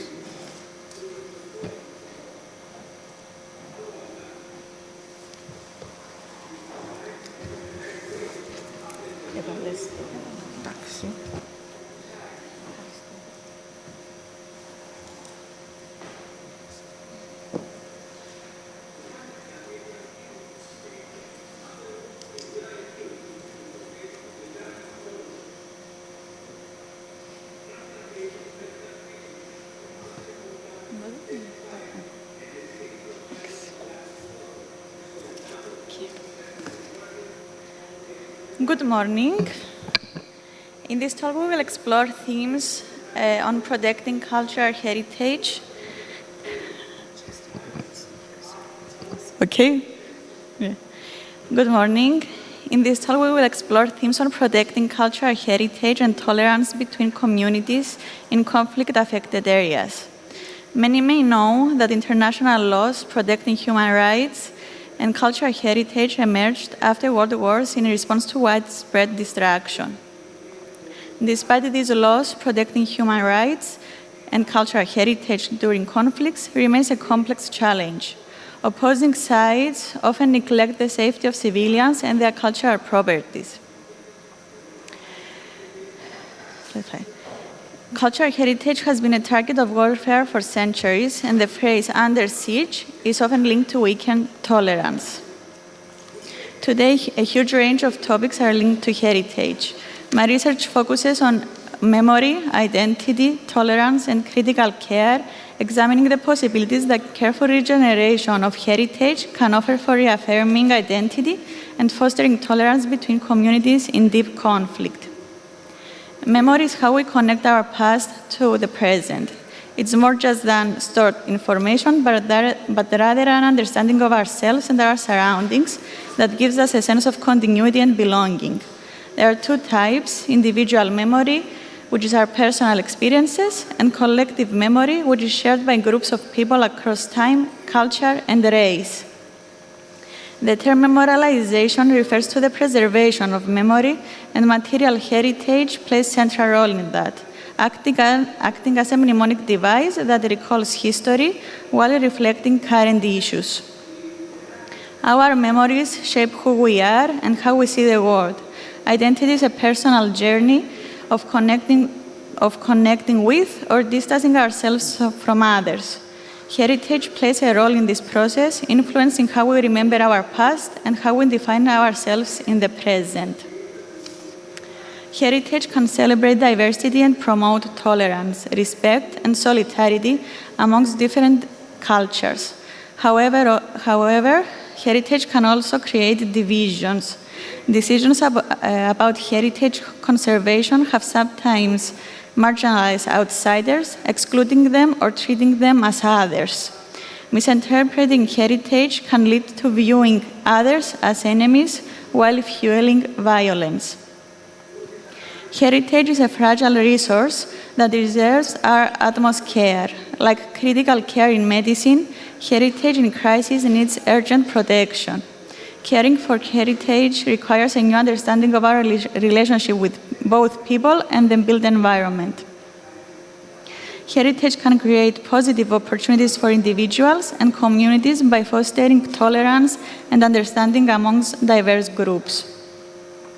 My parents' experience as refugees from the 1974 Cyprus War inspired my research on the occupied city of Varosha. I conducted a historical analysis, compared it to a similar case study, and surveyed the local residents to gather our perspectives. Cyprus is a Mediterranean island situated at the crossroads of 3 continents, which has made it a target for countless conquerors over thousands of years. The island's history is eventful and very complex, but the area closer to the roots of today's dispute is the Ottoman Empire. For almost 5 centuries, Cyprus has witnessed a complex history of coexistence between Greek and Turkish communities, at times living in harmony and at others in conflict. During the 1960s, intercommunal clashes led to violence and bloodshed. In the 1974, Turkey invaded Cyprus, leading to a 4-week war and the occupation of half of the island, expelling inhabitants from their houses. Since the invasion, Cyprus has been divided into a Greek Cypriot-controlled south and a Turkish Cypriot-controlled north, separated by a buffer zone. Many areas in the north have remained uninhabited since the war. Both sides suffered immensely. Today, the most powerful symbol of the suffering are the empty and abandoned buildings in the north-occupied side of Cyprus. However, the most haunting symbol is the empty and fenced-off city of Varosha. In the early 1970s, Varosha was Cyprus' main tourist destination, a thriving resort, and the most important city for the island's cultural development. Before the recent opening of Varosha had been closed to the public since the Turkish military takeover 50 years ago. All residents were forced to flee, leaving their belongings behind. While Varosha is now accessible, residents are still unable to return to their homes and properties. This presentation is based on research conducted before the reopening of Varosha. Buildings are decaying, vegetation is taking over, and everything is frozen in the time of crisis, and the whole city turned into a time capsule. Varosha is a site of deep contradiction, a former paradise now representing loss, hatred, and intolerance. The ruined buildings and fences are tangible reminders of the deep divisions between Greek and Turkish Cypriots. Controversies over political conflicts and violations of human rights regarding heritage are not limited in Cyprus. My study compares Varosha to Beirut in Lebanon due to their similar history of cultural heterogeneity, long-term conflicts, and similar experiences with heritage under siege. Lebanon's independence in 1943 triggered a 16-year civil war due to the religious and political tensions between Christians and Muslims. Beirut was divided during the war, with Christians in the east and Muslims in the west, creating a central buffer zone. The once vibrant city center became an isolated no man's land due to the religious conflicts and war damage. By the end of the war, deep lines of intolerance had become deeply rooted, and much of the city remained in ruins. Unfortunately, reconstruction efforts made worse the environmental and social problems. During the so-called reconstruction of Beirut, 80% of the downtown was demolished, destroying most of the remaining war-damaged structures, even those in good conditions. The reconstruction slogan was to rebuild it more beautiful than it was before. The economy of the place was prioritized, and high-rise buildings replaced the war scars. Replicas of old building facades were used to simulate the city's history. The word simulate bears stressing because Beirut had been famous as one of the world's largest archaeological urban sites. After the so-called reconstruction, only 7 of 360 archaeological sites now remain. The complex layers of the region's plurality of cultural heritage and history were now irreversibly erased. Paradoxically, the initial intention of the reconstruction was to create a place that would enable the opposing communities to coexist. Instead, it fueled more conflict. And sadly, the government missed an opportunity to preserve and promote Beirut's history and identity.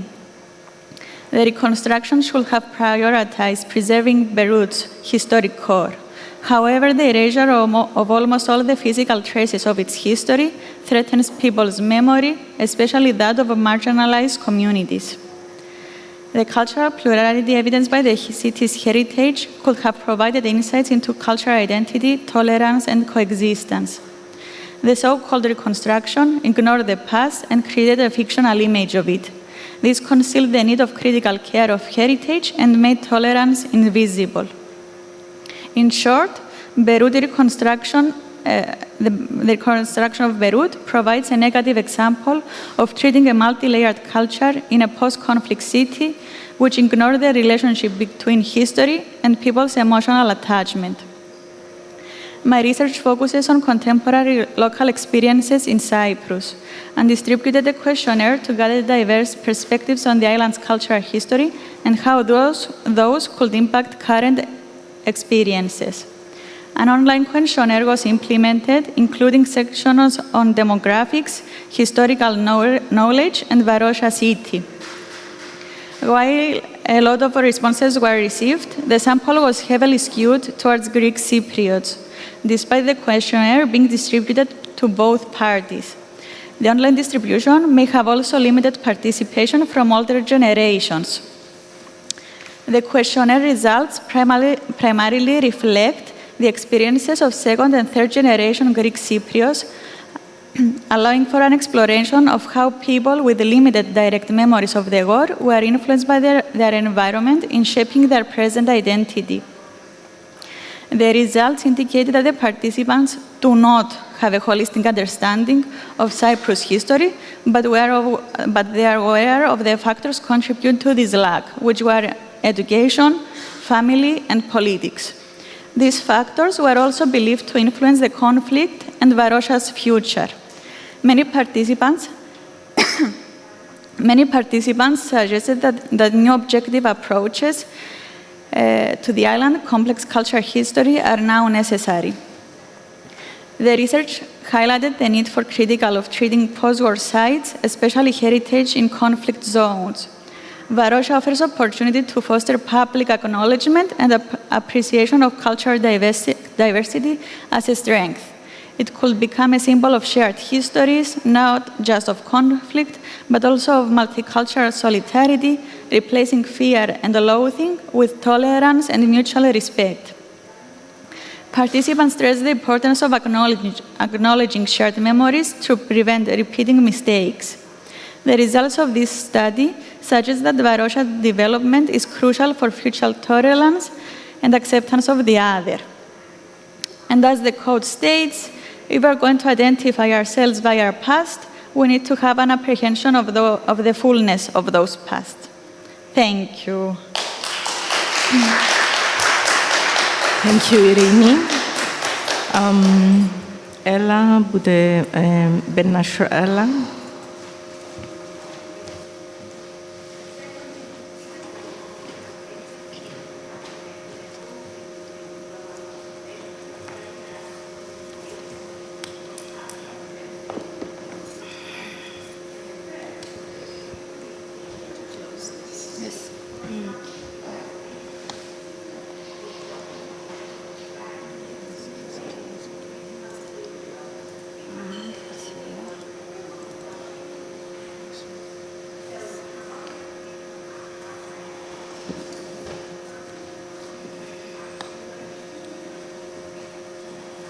Hello, my name is Hela Ben Nasrallah.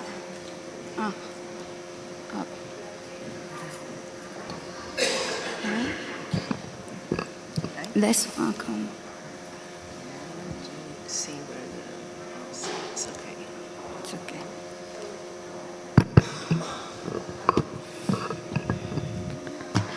Hello, my name is Hela Ben Nasrallah. The title of my presentation is Urban Heritage and Memory Heritage of the City Center of Tunis.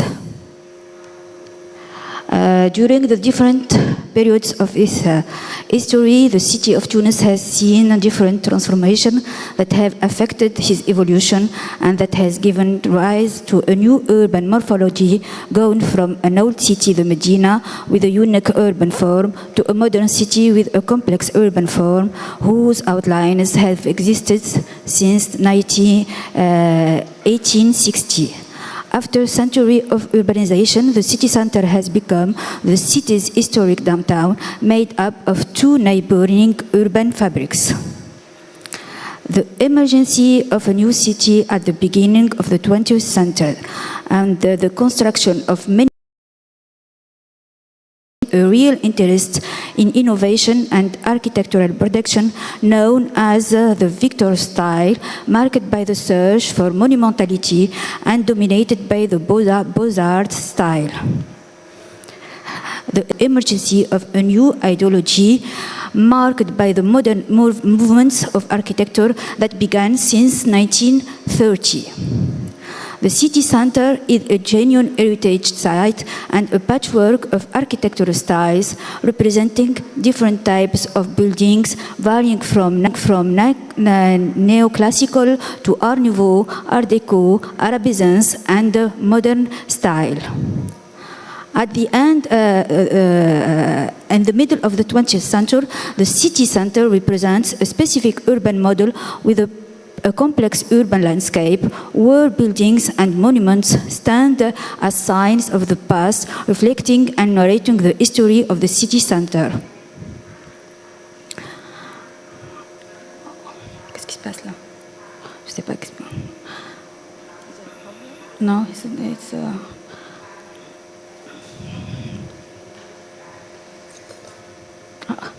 After independence, a process of reappropriating of the inherited colonial city emerged through the achievement of a number of actions to cancel out the signs of colonization manifested in the urban space.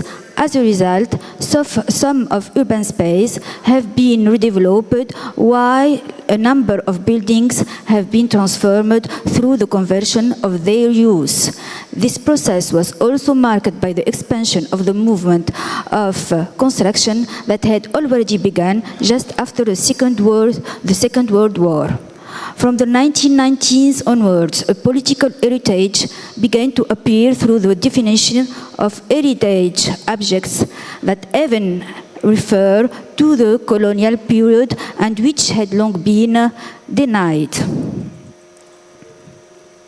The first urban measures to erase the colonial memory were conducted. The first urban measures to erase the colonial memory were conducted on squares marked by the presence of statues and monuments referring to colonial history.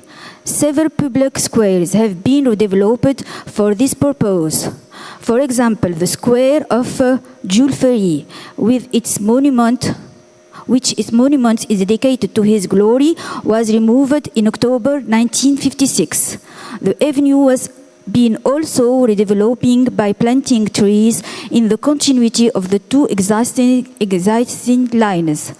Also, the square, Place La Vigerie, located at the entrance to the Medina and marked by the presence of the statue of the Cardinal La Vigerie, installed in 1925 to symbolize the religious and political power of colonization, was redeveloped in 1956 by removing the statue and renaming it Place de la Victoire.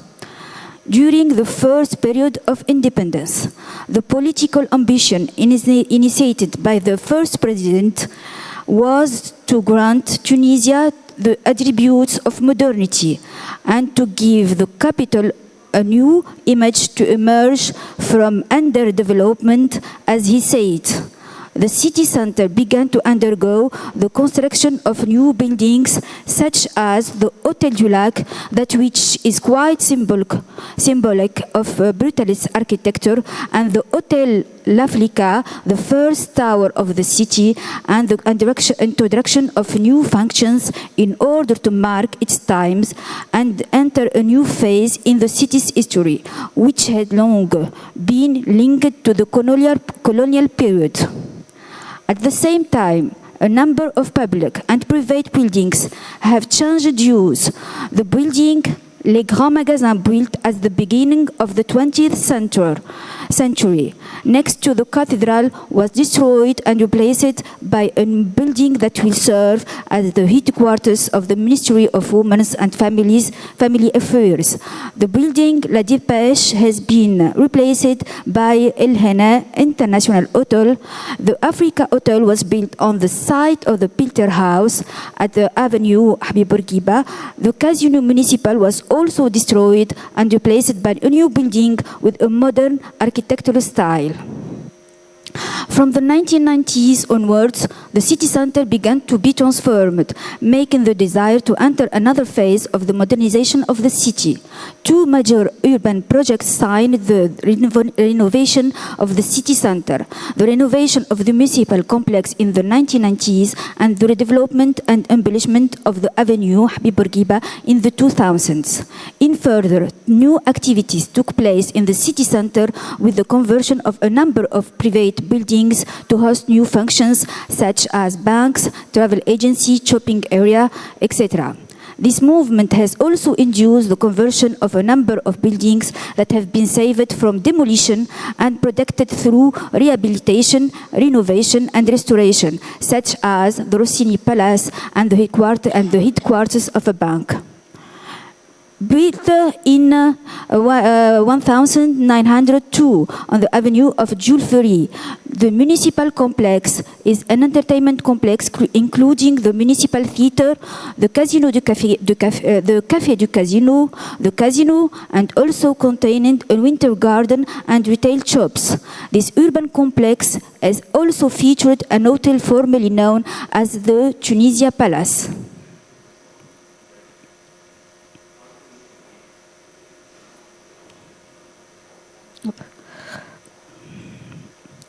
In 1933, the municipal complex has been rebuilt by renovating the facade facing the Avenue Jules Ferry, while retaining the same spatial configuration. After the end of the Second World War, the casino suffered considerable damage. During the reconstruction period of the city, the casino was completely rebuilt to become a cinema, Le Palmarium, with a new building. During the 1960s, the new project of renovation of the entire complex includes the construction of a new cinema, of the old building to be replaced by a new one. The Tunisia Palace Hotel, which was the prestigious Grand Hotel built at the end of the 19th century, was destroyed despite protests from a number of people, including architects, who expressed their disapproval of the new renovation project for the building complex. From 1990s onwards, the project to renovate the entire site, including the municipal theater, which was almost destroyed in the process, was also being planned. The buildings along the Avenue Habib Bourguiba, including the municipal theater and the Maison de l'Artisanat building, have been preserved and restored in order to conserve historical front on the avenue. The part facing the Avenue Carthage has excusez-moi, the part avenue facing the Carthage has been completely renovated with the construction of a new shopping mall, with which the architecture design was inspired by the comment je peux pardon.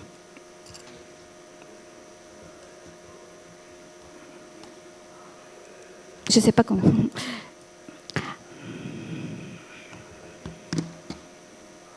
The architecture design was inspired by a new architecture.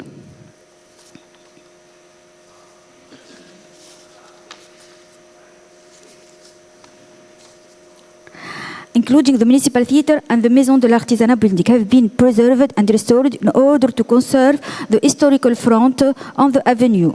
The part facing the Avenue de Carthage has been completely renovated with the construction of a new shopping mall, which the architectural design was inspired by the architecture of the old building overlooking the Avenue Habib Bourguiba. At the start of the third millennium, the main Avenue Habib Bourguiba and the Avenue de France have been subject to a number of urban architectural actions initiated by the project of development and embellishment of the hypercenter, where the concern to protect the modern urban and architectural heritage has become increasingly pressing. The urban space of Avenue Habib Bourguiba have been redesigned to create a Champs-Élysées atmosphere with the redesign of the side walkways and the creation of terraces.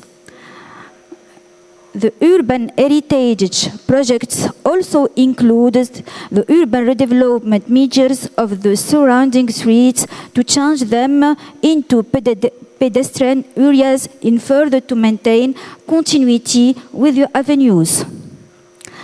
To preserving the avenue's historical and spatial heritage, a number of buildings with architectural value have been rehabilitated and restored. Several buildings have been renovated or redesigned to accommodate a number of buildings with the architectural value have been rehabilitated and restored. Several buildings have been renovated or redesigned to accommodate new functions.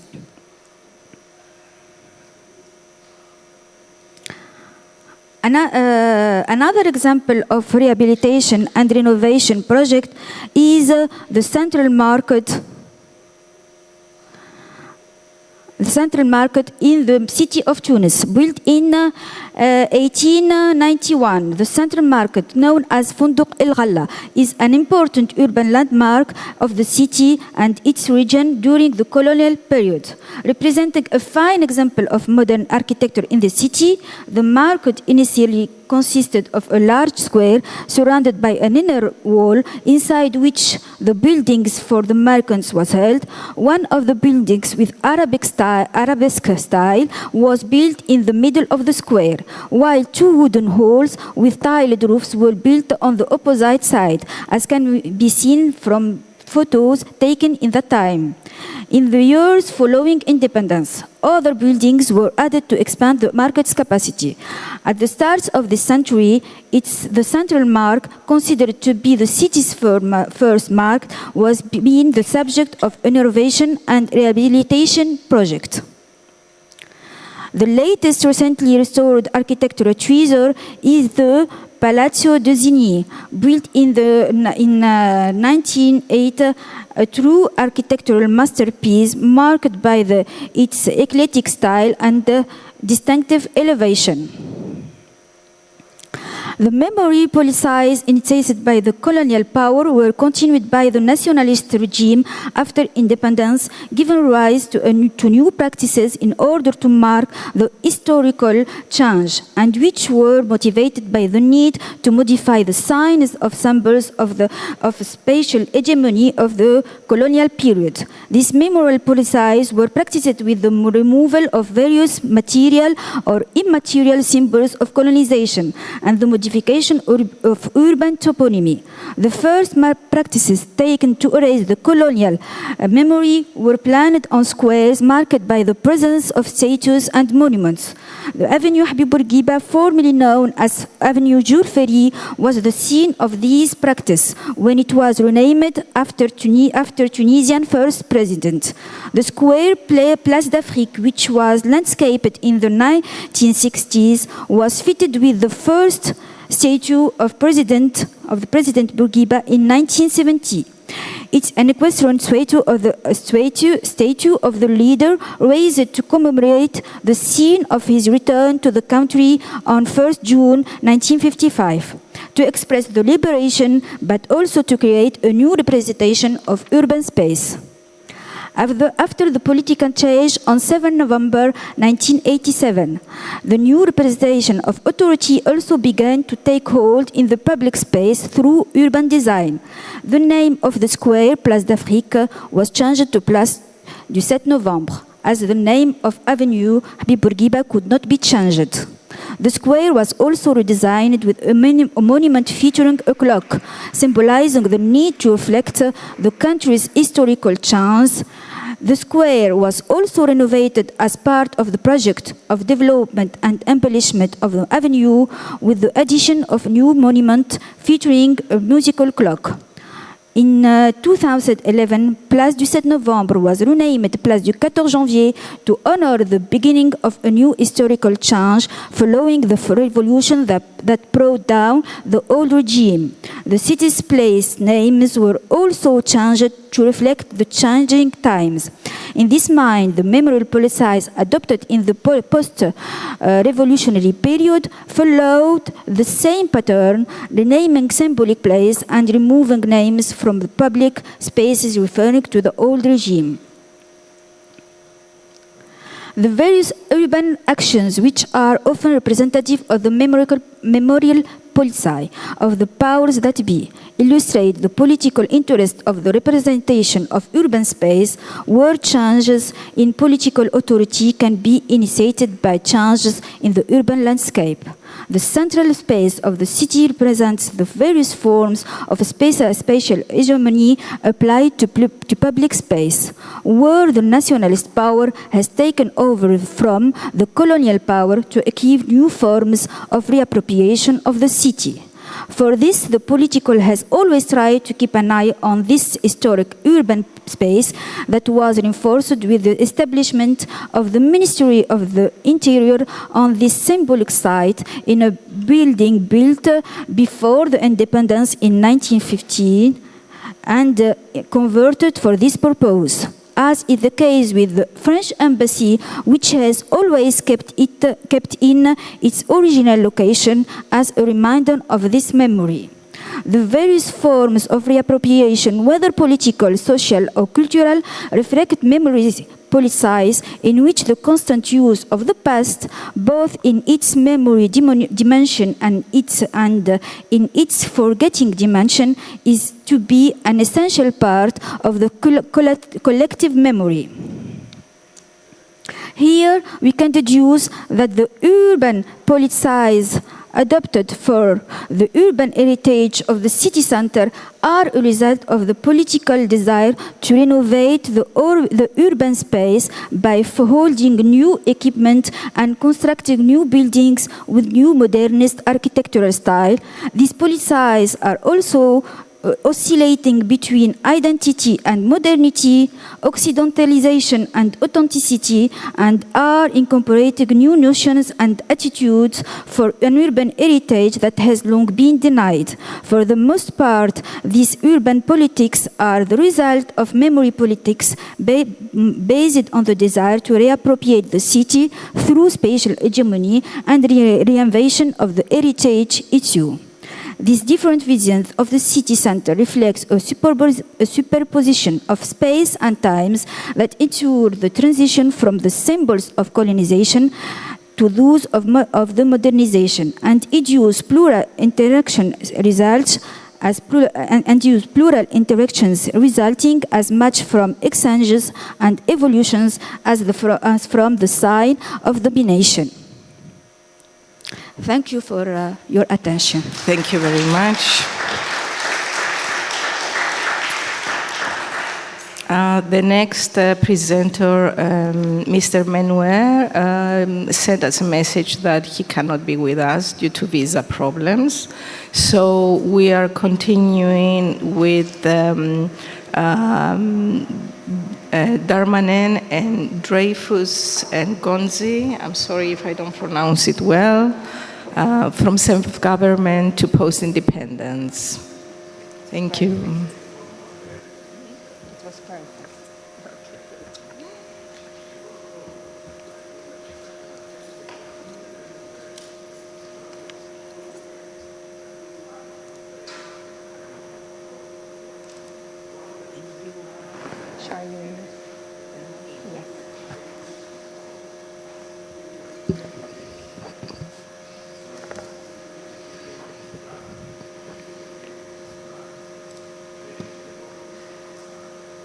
Good afternoon. I understand it's the presentation before the last in lunch hour, so I'm going to try and be as concise as I can. I'm Charlene Darmanin. Today I'm going to present From Self-Government to Post-Independence, the Transformation of Modernist Malta, on behalf of my other co-authors, Mr. Guillaume Dreyfus and Professor Rebecca Daligonzi. I just wanted to start with this quote written by architect Roger De Giorgio from Malta in 1964, which says, "The new Malta needs good buildings designed to suit their purpose, built to provide minimum building maintenance costs used intelligently and presented to the public as a thing of beauty which as such would be a joy forever, and which will not grow as some buildings have done in the past into nothingness." This written in 1964, when Malta had its independence, sums up the intent of the architecture at the time, which is where modernist Malta places itself. I just wanted to start with a bit of an overview of the social, political and economic development of Malta as a pretext of where modernist Malta places itself, and a bit of a postscript, if I may, just to give it a bit of context. So Malta was under British colonial rule between 1800s and 1964, which meant that development planning was primarily focused on military infrastructure, with limited attention to social and economic planning for the public. After more than a century's wait, the self-government constitution was set up in 1921, and Malta's independence comes in after the Second World War in a period of major reconstruction program adapting to emergent needs that resulted from all the destruction that the war brought with it. After gaining independence in 1964, Malta began to take control of its own economic and social policies, with the first independent government focusing on economic diversification away from military dependence with infrastructure development and attracting tourism as a new economic sector. The 70s and 80s marked a significant shift in governance towards socialist-oriented development planning, focusing on expanding the welfare state, providing affordable housing stock, healthcare and education. The early 90s brought with it a reform in development planning with the establishment of a planning authority, which introduced a more structured and regulated approach to development and land use planning, aimed at a balanced economic development with environmental protection. Due to a growing concern due to urban sprawl and limited land resources, which resulted from the post-independent building boom.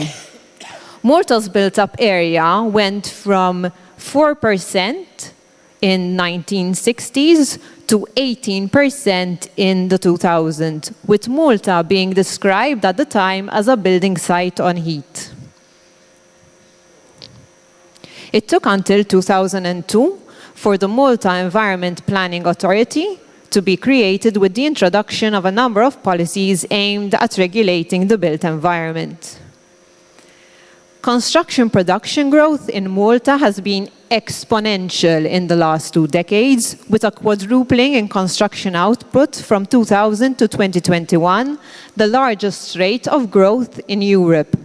This has seemingly been driven by the demands for more residential housing for what has been described as an unprecedented increase in population of almost 25% in the last decade. So we're looking at about 100,000 people. Again, the highest in Europe for that. So where does modernist Malta place itself?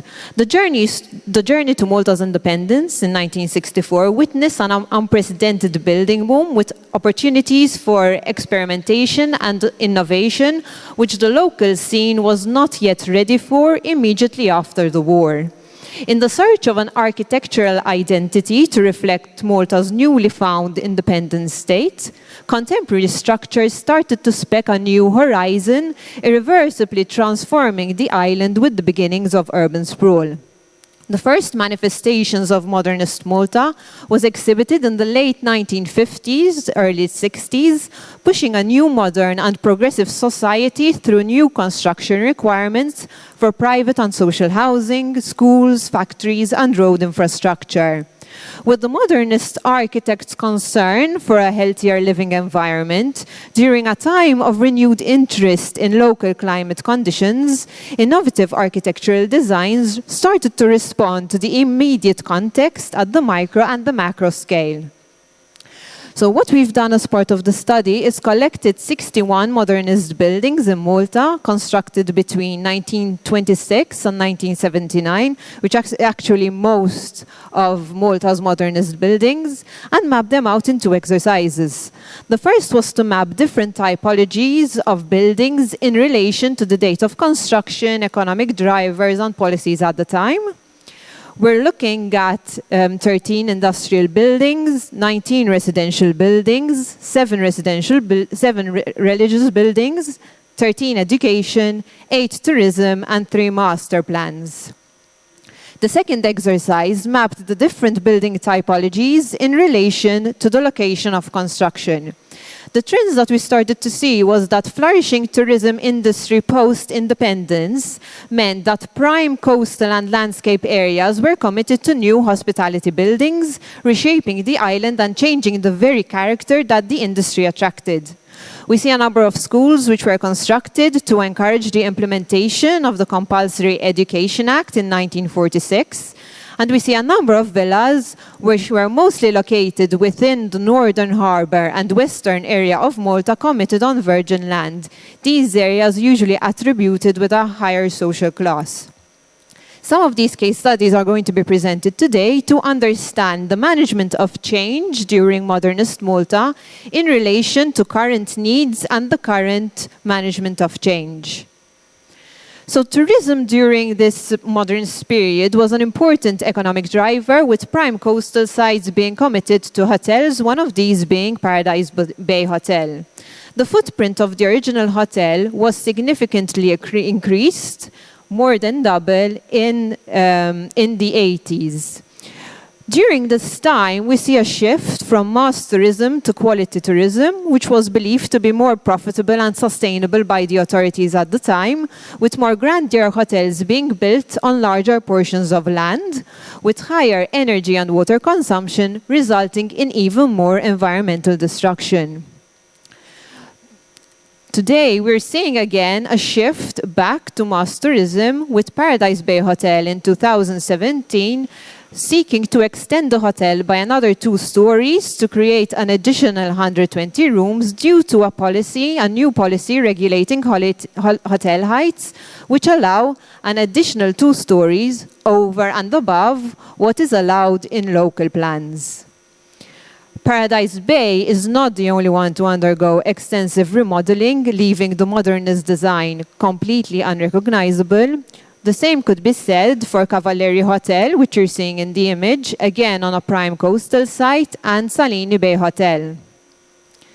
The fate for Ramla Bay Hotel, however, was one of complete demolition, with the proposed development in 2016 being met with negative assessments from both the Environmental Resources Authority and the public.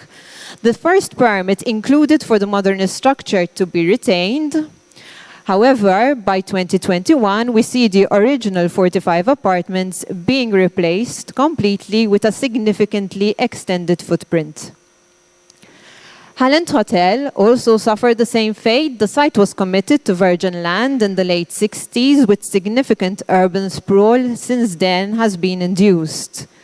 Regardless of residents' concern, the structure was approved for demolition in 2019 and is today being replaced with 71 residential units.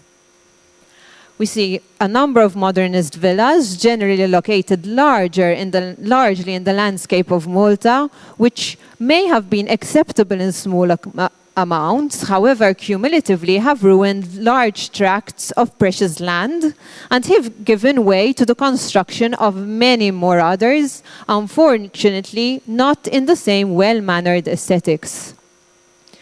Unfortunately, not all these villas have survived, including Villa Maltia, built in 1968, and the corner villa, which made up the trio of Clonard and Rosalind, built in 1969. With regards to industrial development, we see Farson's Brewery, constructed again on virgin land. The production and commercial activities of the brewery continued to increase over time with the construction of additional buildings and an increased footprint.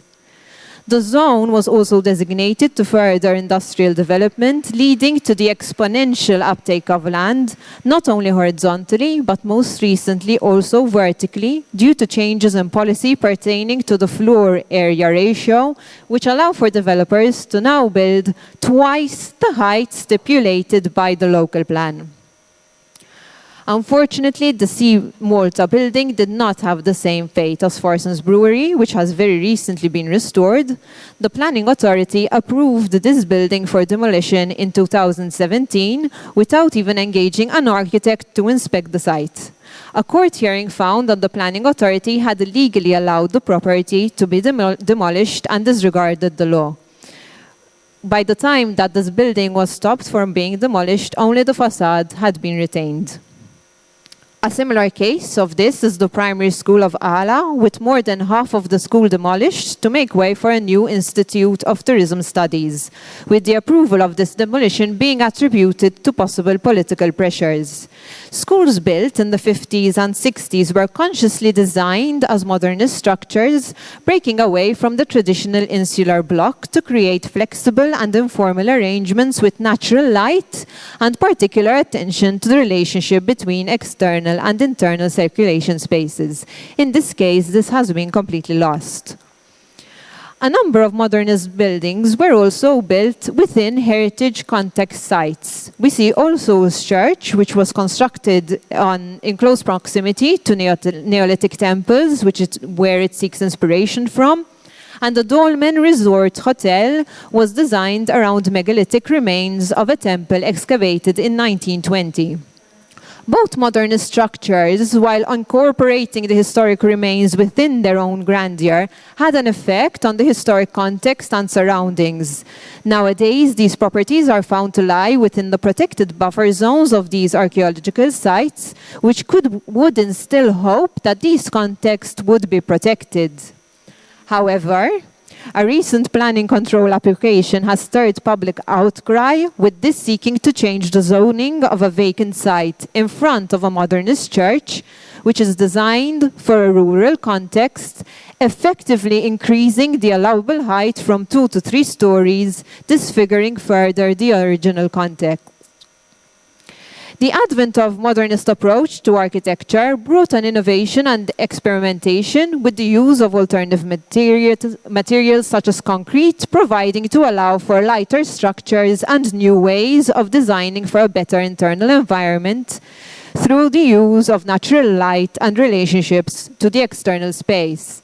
However, coastal sites and virgin land were committed to these structures which encouraged urban sprawl.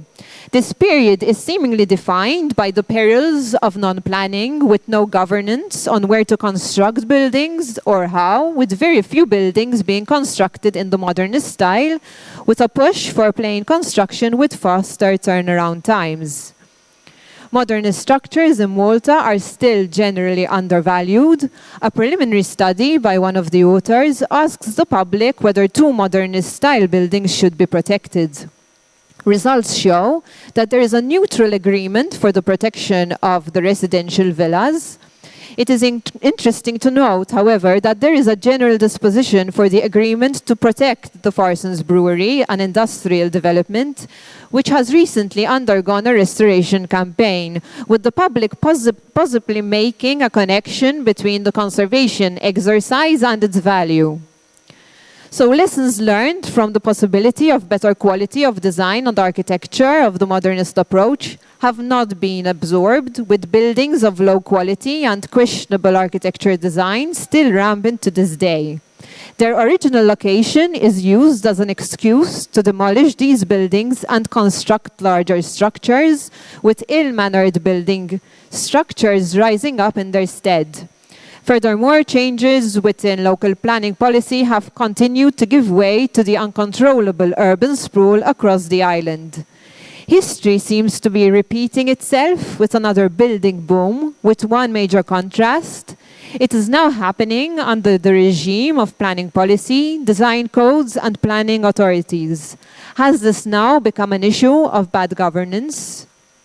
I close off with this quote by Quentin Hughes in 1969, which says, "Malta is increasingly therefore the focus of cultural attention, and the next few years will tell whether this attention takes the form of admiration for the way the island has adapted itself and its inheritance to changing times, or despair at the way it has allowed the values illustrated by its treasures of the past to be disregarded in the present." I will leave you with that. Thank you for your attention. Thank you very much. We will be closing with a video sent to us from Eli Haddad. He is in Lebanon and he wasn't able to leave due to the situation right now. So I'm going to try to run the video.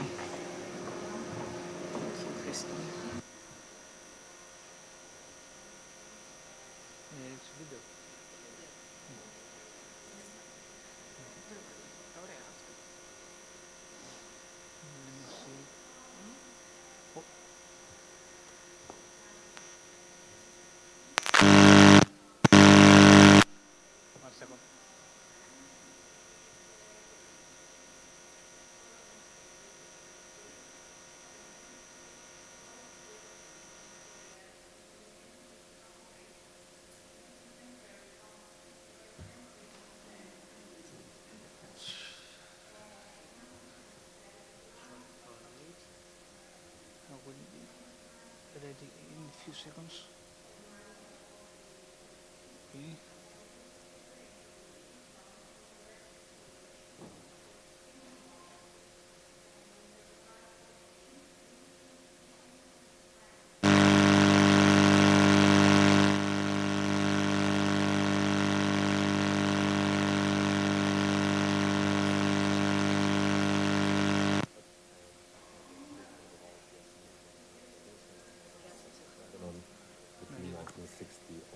Okay, it will take a couple of minutes. Modern architecture in Lebanon witnessed its defining moments.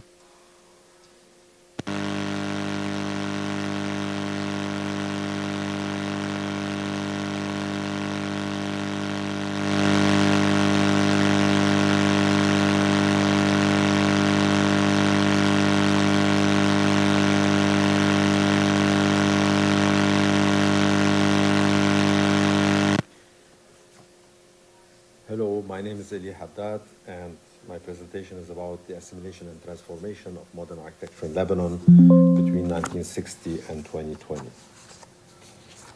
Modern architecture in Lebanon witnessed its defining moments in the period between 1950 and 1975, when political and economic conditions facilitated the growth and developments of a new architecture, of a new direction architecture, inspired in large part by the pre-war developments in Europe. Hello, my name is Eli Haddad, and my presentation is about the assimilation and transformation of modern architecture in Lebanon between 1960 and 2020. Modern architecture in Lebanon witnessed its defining moments in the period between 1950 and 1975, when political and economic conditions facilitated the growth and developments of a new architecture, of a new direction architecture, inspired in large part by the pre-war developments in Europe. The efforts of the Lebanese state to forge a new identity for the new country, specifically during President Fuad Shahab's rule from 1958 to 1964, may have found in the international style a tool for the implementation of a desired modernity. The solicitation of major figures like Oscar Niemeyer for pilot projects such as the Tripoli Fair, as well as the ambitious building program of public institutions such as public schools, hospitals, and other projects, were in a sense part of the strategy of modernization across the country. A significant number of public projects were therefore developed during that decade, all of which bore the characteristic stamp of the international style. The 1970s constituted a period of consolidation for modern architecture in Lebanon, whereas the previous decade witnessed a gradual assimilation of modernist principles. The 1970s saw the dissemination of this language with an emphasis on the use of fair-faced concrete, influenced by the work of Corbusier, Terrani, Mendelssohn, Dudok, and others. The experiments of Corbusier with concrete, especially after his Unité d'Habitation, opened new possibilities for regional variations that were eagerly taken up around the world. In this context, new school complexes presented good opportunities as they extended from the macro to the micro scale. A design direction was set in the early 70s with one major project that became a reference in this category, the Mola Sal School, sited on a hilltop overlooking Beirut. This project, between 1969 and 72, was a joint effort of three architects, Khalil Khouri, Raoul Vernet, and Grégoire Serov.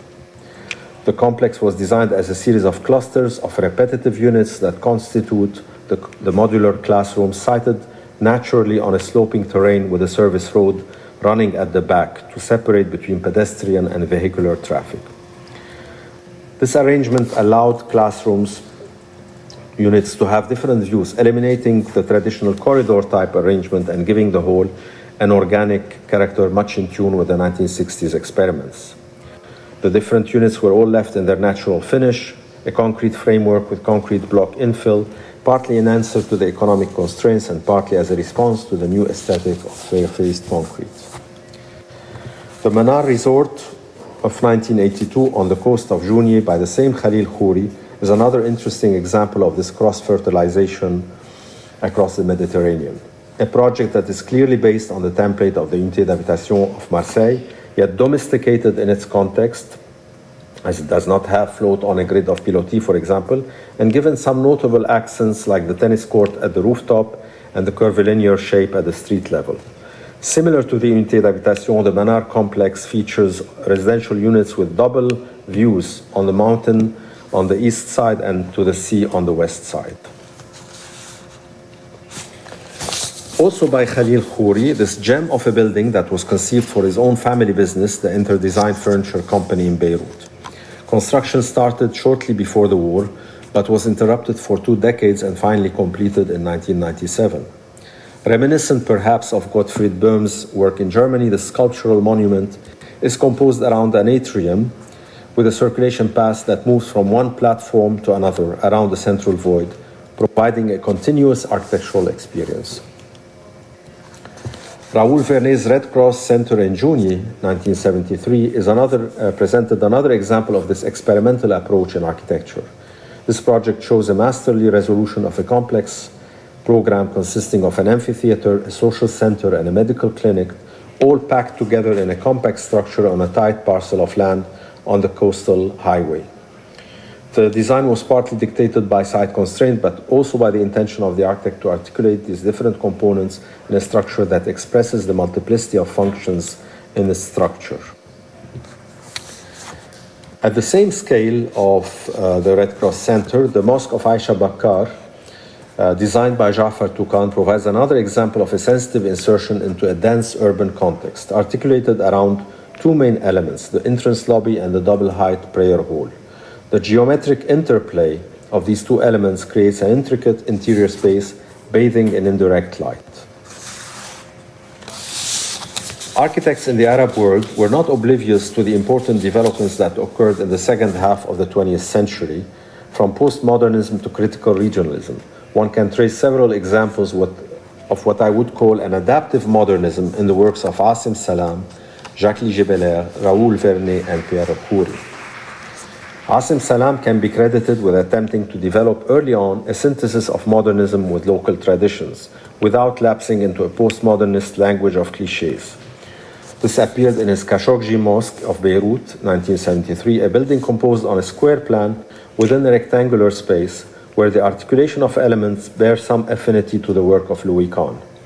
The articulation of envelope and structure in the Khashoggi Mosque results in a distinctive building with the enclosing walls composed of local sandstone, giving it a regional accent with the enclosing wall, giving it a regional accent without compromising its formal clarity and constructional logic. In counterpart, we see examples of pseudo-regionalism around the same period. The confusion between regionalism and populism is quite evident in many projects where regionalism comes as a double-sided coin. On the one hand, showing signs of a certain sensitivity to context, while on the other, proposing a superficial interpretation of culture.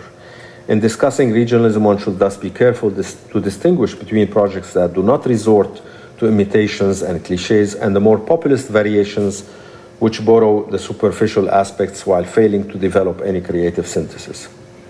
Another example of this return to kitsch appeared with a number of projects that were subject to a disfiguring restoration after the war. A great example of that is the presidential palace of Lebanon, which was conceived by Ador et Julliard around 1963 in a very modernist language, in an elegant modernist language, and after the war was subject to a restoration that gave it the appearance of palatial architecture of the Emirate period of the 17th and 18th century. Moving to more contemporary trends in architecture, the emergence of a new generation of young Lebanese architects after the war in the 1990s began to mark the new landscape in Lebanon as well as other countries in the Middle East where they have been also productive. Among this group of architects, Bernard Khoury occupies a prime position. His works have been published in international reviews and started to receive international awards, starting with his B018 nightclub in the zone of Karantina, a project that took the negative character of the place and its history as a latent theme in the conceptualization of this project that buries itself in the ground like a sarcophagus and opens itself to the outside world only at night through its mechanically operated roof. Khoury's interest in integrating mechanical elements also recalls avant-garde tendencies. His design for the restaurant and bar lounge Central in 2001 constituted a tactful and provocative approach to the question of restoration. Rigging the dilapidated structure of a traditional mansion with a steel framework, turning it into a prosthetic apparatus, and replacing the traditional roof with by the cylindrical implant that contains the bar with a movable section that also opens the view at night towards the city. Nabil Gholam also has been prolific in Lebanon and abroad. After some modest beginnings with projects such as the National Shipping Company and the Merit Corporation, Gholam moved on to also do some interesting projects in the center of Beirut, like the earlier Foch 94 project of 2004, a residential structure where the facade is composed of alternating stone panels, creating a moderate interplay between opaque and transparent surfaces. Ghulam also won the competition to design the engineering complex at the American University of Beirut, where he proposed a split structure that responds to its site by breaking the program into multiple components, allowing major views and access routes through the building complex, and covered by a skin of movable fins that adjust to different exposures. Clad in a glass skin except on the eastern and western facade where sandstone was used, the support columns keep the windows free from obstruction, allowing greater transparency. The work of Hashem Sarkis is also noteworthy in this context. His Housing for Fishermen in Tyre, 2004, provided a model for low-income housing, gathering 80 residential units in different blocks, all joined by circulation elements, around a central courtyard and articulated through a palette of colors that adds life to this complex. The composition is defined by a strong edge along the site perimeter with a building that wraps on itself, creating an internal open space, a public garden. His most recent work in Lebanon, the town hall for the old city of Byblos, straddles a very critical site overlooking the highway, projecting a series of 3 blocks opaque to the outside while opening up in the interstitial spaces in between. Each block houses a different component of the program, the gaps between them bringing light into the buildings through glazed facades. To insulate them, the blocks are closed on the outside and clad in sandstone, a local material used in many historic buildings in the city.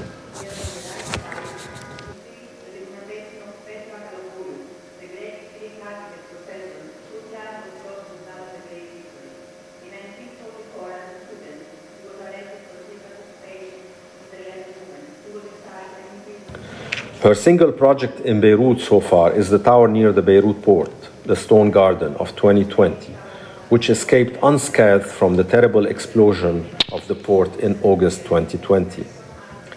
Distinguished by its massive appearance, almost like a modern campanile, the skin of the building, composed of concrete, earth, and fibers, was handcrafted by artisans to evoke this timeless quality and to express, in the words of its author, the dialectics of life and death, presence and absence, evanescence and timelessness.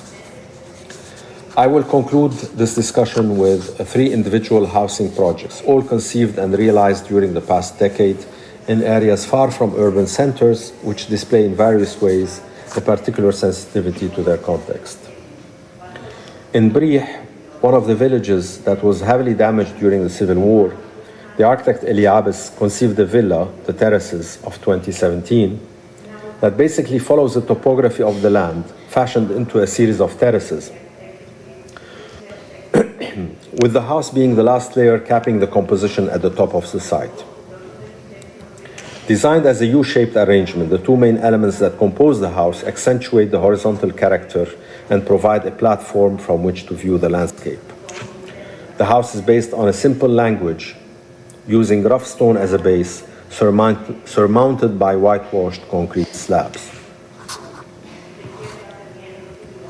In Baalbek, which presents a different context, Carl Georges designed Villa Shams 2020, conceived as a linear organization marked by a vertical arcade, providing a rhythmical datum on the sides of which the different rooms are arranged, leaving some areas as porous intermediary spaces that allow the landscape to actually filter through the building, with alternating shades and shadows offering an accent to the interior spaces. The brownish tone of the concrete finish allows the building to blend into its agricultural surroundings. Further north, Platou architects designed the Fatri House in 2021, composed of different elements that blend seamlessly into the rocky sloping landscape, dotted with oak and pine trees. The articulation of the different elements is the result of a careful survey of the site, identifying 3 main platforms on which the functions would be distributed. The entrance and main living were placed on the upper level, the bedrooms on the middle level, and the pool with the adjoining functions on the lowest level. The house manifests a play of materials, concrete for the structure and fair-faced concrete for the main volumes, while other components are clad with a locally extracted stone. Finally, in conclusion, I would say architecture in Lebanon witnessed a gradual transformation from the beginnings of the 20th century until our own times. This has been affected, as elsewhere, by the developments in the West, which propagated a modernist ethos in the 1920s that eventually found its first manifestations shortly before World War II and continued its development afterward. And similar to what happened globally, this agenda was contested in the 1970s and 80s to open a way for a multitude of approaches and the resurgence of various architectural styles. One of the positive aspects of this cultural evolution has been the effort to interact with or to reflect the particularities of context, time, and place. Thank you. Okay. We thank Eli Haddad and we hope that he is safe. I would try to make some conclusion or bring together, summarize the things we heard today.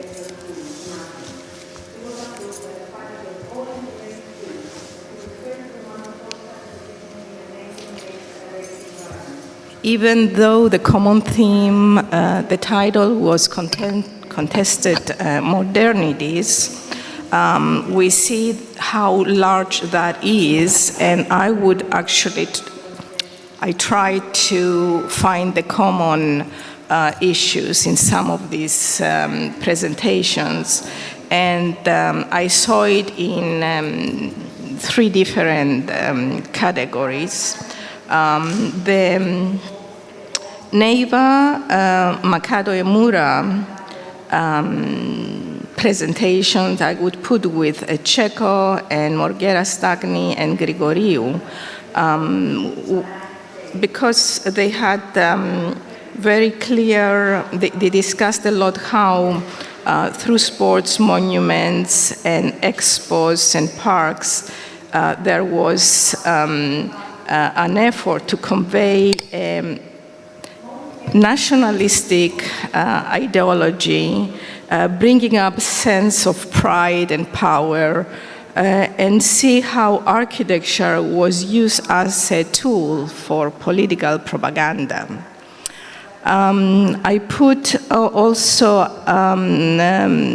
Zaragoza and Kaffa under the same under another category because they deal with the consequences of war.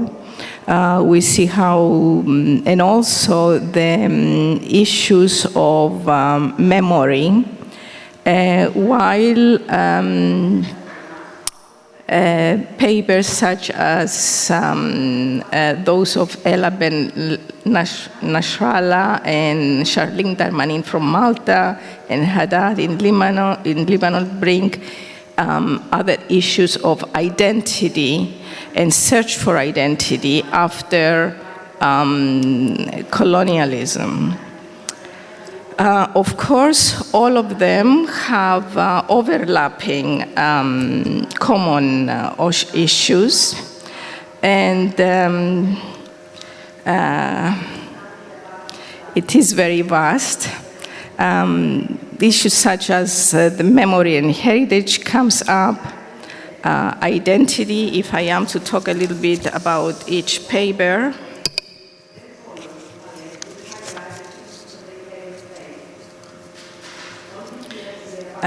Yes, we see within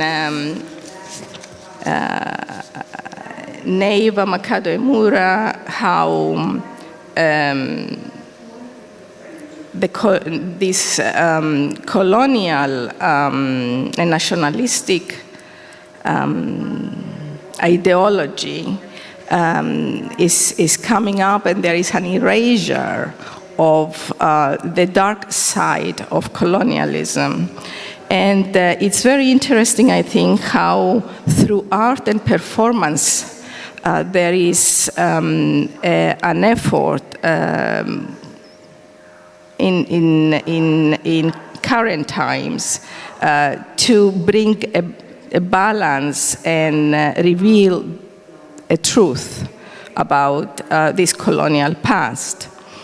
And it's, again, interesting in Morghera and Stagni and also in Checo, how monuments, there are lots of similarities there on how monuments have been used for a certain, for the promotion of the national pride and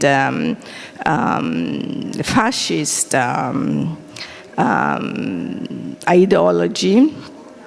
And that also has similarities with the Yugoslavia projects that we've seen, that again there is a monumentalism, and this, even though we're talking of a time of the non-aligned movement, there is still this, the projects are loaded with I'm sorry, but I'm trying to really bring everything together, and it's so much. We see how the use of the body and sports and even the enthusiastic and faithful fans, as Checo mentioned, are trying to create a new social sense of the nation. Of course, this sense of nation was very important in post-colonial countries like Tunisia, Malta, and Lebanon, where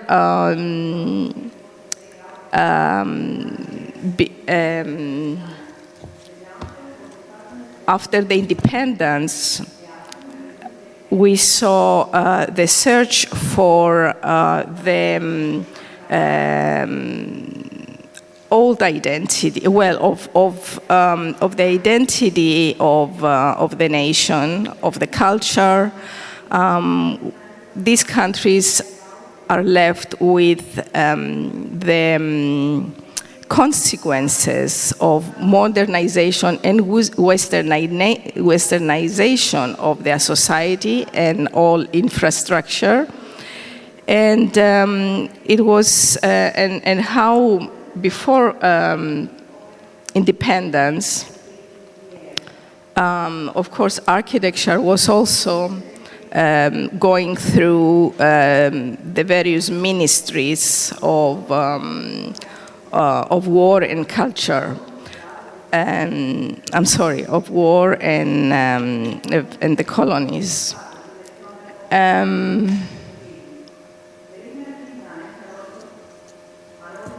The erasure of, it's interesting how in Portugal we see the effort to erase the negative past.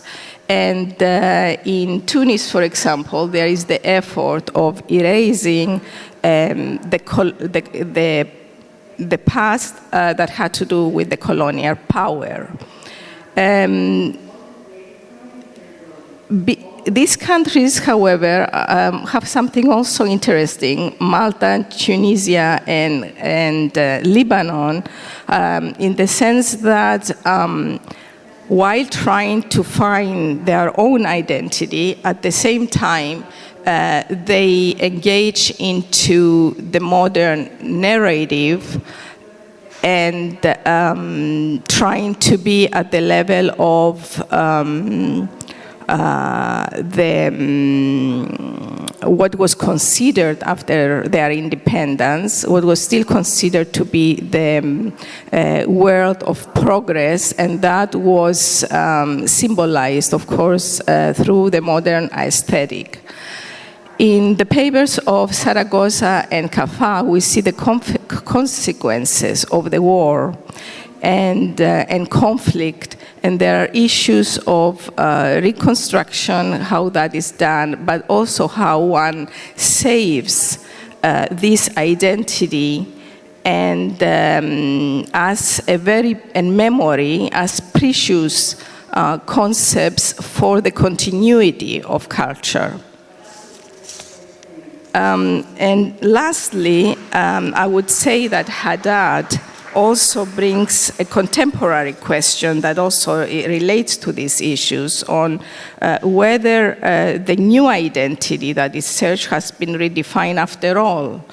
If modernism was an international movement that tried to erase, that had also this concept of erasing cultural identities, is the resistance that we probably saw in regional architecture and in the Mediterranean architecture with the search of local modernism and aesthetics, has this succeeded, or do we still see copying from the Western modernism, or the more Central European modernism, or international modernism?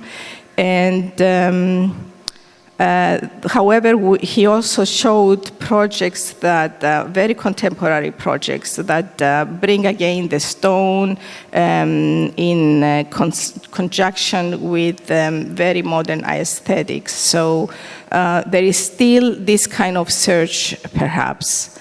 I will leave it here. There are too many concepts that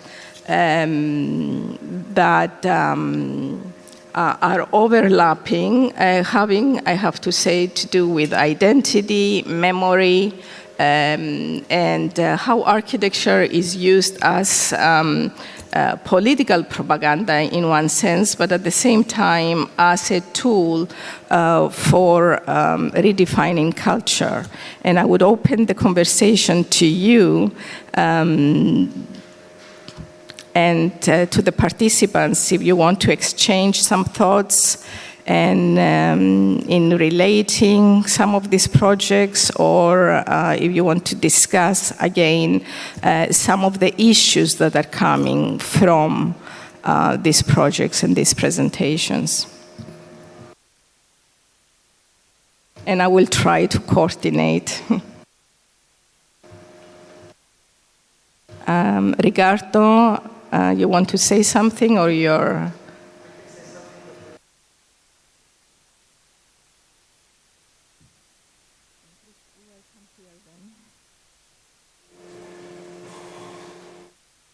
Hello? No, I just had, there is something transversal to this conference, and especially in this session, which is this idea of transnational conditions.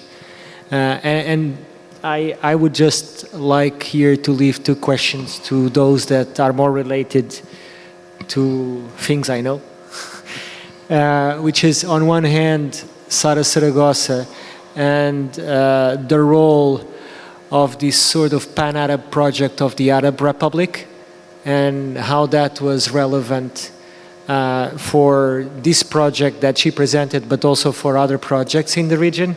And on the other hand, the international institutions that were being established and were providing consultancy, from which Salim Abdullah, for example, that you presented, played a special role, like ICOMOMOs, or even at the United Nations organizations. On the other end, I would like also to hear a bit more from Anna Neva regarding this, the role of this sort of politics of spirit, not from António Ferro, but from Paul Valéry, at the moment where a colonial world is collapsing, and there is a true and genuine ambition, eventually, of a unified vision of the world. And at the one hand, how the sort of fascist project also uses that idea of internationalization in order to produce strategies that will have a strong impact on architectural production. Thank you, Ricardo. So Zaragoza and Neiva and Macado and Mura, if you can comment. Regarding the National Museum of Aleppo, what I think it's important to conclude also is that for Salim Abdullah was a Syrian archaeologist, and in charge of implementing a new country, a new culture in the new country. For him, he was a modernist in the sense he embraced modernism. Modernism in Syria, in Aleppo, in this specific case, was not imposed. He was aware of the trend as was happening, and he, even because later on we'll invite all those architects like, again, Bregovac, Ecochart, even the Brazilian Afonso Reis to another international competition. So we also can conclude that modernism was not always imposed, but was seen at the time as the modern, the typical architecture of that time, the modern one. However, it's very interesting how in your presentation you did mention of other museums of the time and how they were looked as a model. And this is, in fact, what it has to do with what I was saying before as well, when these countries gained their independence and when the protectorate regime finished, they used modernism, however, as modernism was symbolizing their admission in this advanced society. And it's interesting that that kind of architecture was used to host the antiquities, which were the identity, what they considered to be the identity of their culture. So we have here like a kind of an intertwine. Hi, thank you for your question and provocation. And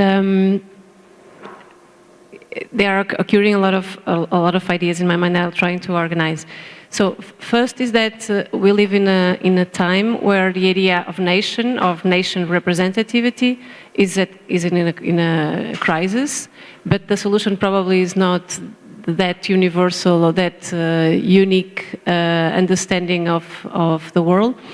What is different in this case, and what we try to highlight, is that it is from the colonial or the colonizer perspective that is still facing every day with our own architectures and our own ideas and our own idea of what could be Portuguese identity, is to understand that every society is heterogeneous and is growing and increasingly heterogeneous on all these movements, all these migrations all over the world, and how we can try to integrate every culture in the same place that somehow feel represented. And it happens all over the world. I'm remembering wanting to give an example, for example, on Rio de Janeiro, on that area that was totally made during the 20th century with a modernistic and with European point of view, and they also have a theater that's a copy of the United States. So it is a kind of a reflex of 50 years of understanding of the city or of trying to set their identity to European patterns. And if we go now and see, that place is totally occupied by trans, queer actions and groups, and it has a kind of non-correspondence between what are the spatial structures and how are they used and what are the identities that live in that space. And in Lisbon and in Portugal and in Italy, as we saw with those magnificent and Croatia buildings that in fact are interesting and super powerful architectures, we shouldn't, in our point of view, we shouldn't erase them as a solution, because we cannot also burn books and erase everything that's behind us and that has formal qualities and a lot of good and interesting qualities that made them heritage and that made them need to be present. But the thing is, how can we share with this heterogeneous society a group of values and principles, and probably that's the question, to understand what we want it to be, and not as a nation, but more as a society.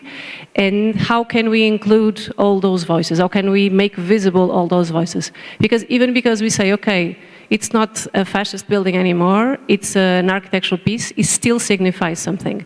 So the problem or the issue could be, how can we re-signify and how can be critical towards that architecture and those kind of forms, those kind of our own past, including the voices that are not ours and that are not our point of view. In the end, I would say that it's super difficult for an European that lived in Lisbon or in Portugal for a long year, for their life, to understand how could be that world seen from different eyes. So it's a matter of making their voices listened and other opinions that share the same space visible. I don't know if I somehow answered to Ricardo's question.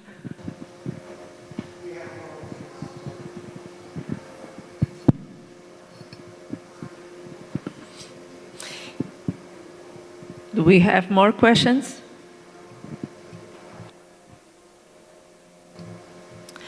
I'd like to add also, in addition to what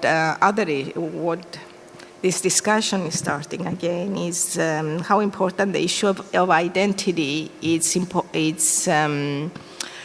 for both the colonizers and the colonized. So it seems that there is a common crisis there, and identity is an important issue for the continuity of culture.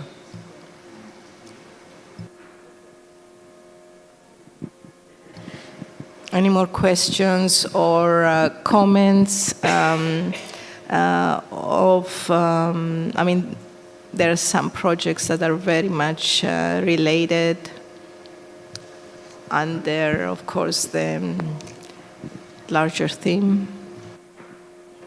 I can just say something in between. I'm just curious to learn if you have, with these massive graveyard memorials that you showed us, if you have similar acts of vandalism like the ones Ana and Carlos showed us with the Portuguese colonial monuments, I would say. Do you have any sort of attacks? If you have any kind of vandalism or actions that try to fight the preservance or the preservation through time and the presence of those memorials in these days, if they represent the past and there are people that believe that that past is not good and they go there and they do something wrong to the buildings.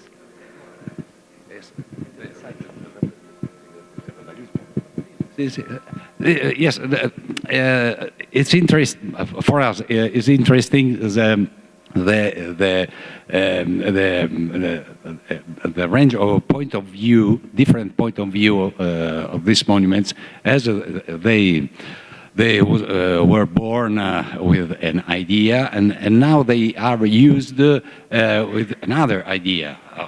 Obviously, and as is also interesting how this particular style, the style close related with the ancient past of Italian history, also the last monument that is not a shrine but is an Ara Pacis, an altar of peace, was made by an opposite. The enemy of the fascism regime is interesting, but he used the same style of the other monuments of the regime, the fascist regime.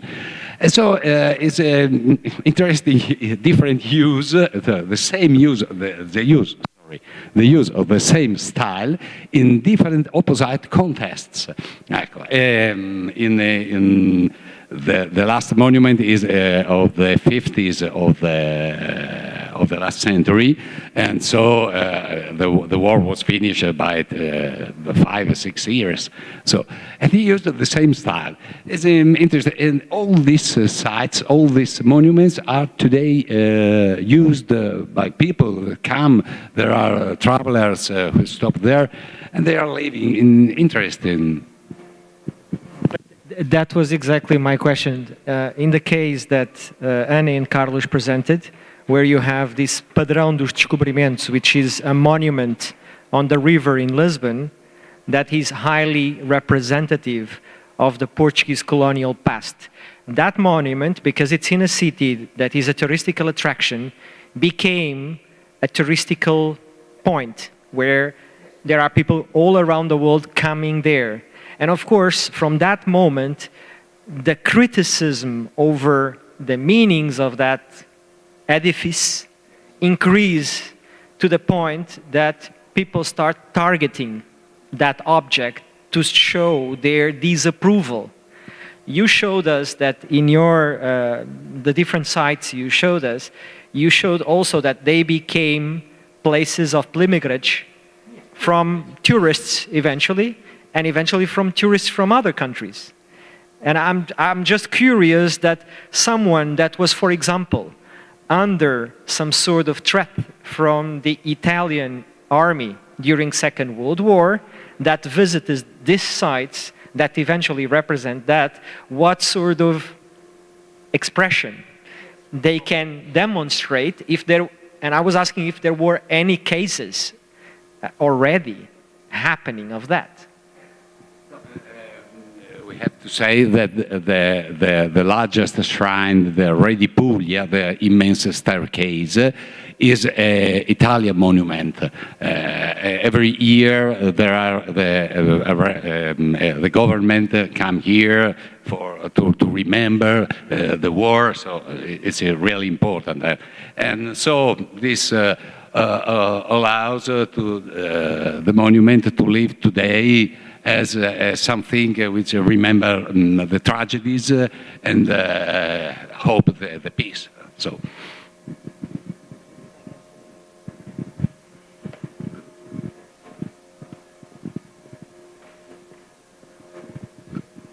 So it seems that what is important for the current governments as a solution is to repurpose the public perception of a monument that at a certain period in time it had a value. Now it's a cultural value, it's knowledge, like our colleagues mentioned, not to burn a book. It's a mark in history, but make sure that the current vision of the government sees this old monument as, is aware of its past, but celebrates it in a different way, perhaps only for its cultural or aesthetical knowledge as a mark on the land, especially for these large gestures in the landscape. The solution, I also believe that it's not to erase it, but perhaps to repurpose. If you look back in history, in ancient times, the biggest mark of conquering or of changing of minds and shifting ideologies was to build on top of a temple, on top of a church, and to kind of, in some cases, it was a complete demolition, but in many times it was reusing the materials of old Greek temples, incorporating into new churches and transformation of ideologies. And I think this is something that is lost in our generation, where people attack the past very easily, forgetting that they need to fight for the present. You know, we have now a generation, our generation, attacking something that our parents and our grandparents defended. And perhaps we should be focusing on the present and not attack cultural work of the past. More questions?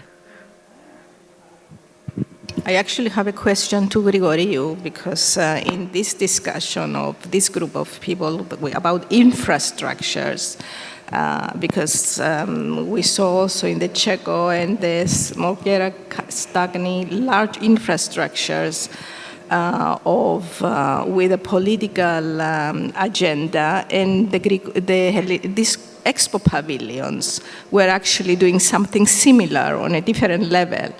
And I wonder, following Ricardo's question, how these buildings are used today, or whether some of them are abandoned, or whether there has been a new use in them, or how could you put it in this context?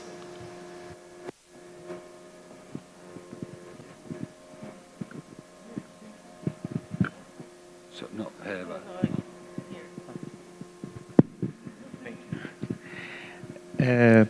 the majority of them are demolished, except this one in Thessaloniki International Fair. But today it is used, the use has changed. Okay, it's exhibitional, it's pavilion, but not Papastratos, not the other brands. There are many more companies that today, every year, every September, use each pavilion, each space. About the erasure of the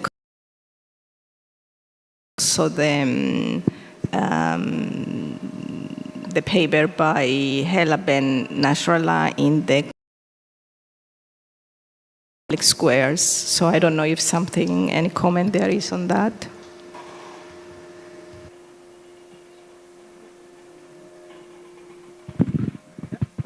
Just in continuation of that, because when we move that discussion to the architecture performance, and we saw, for example,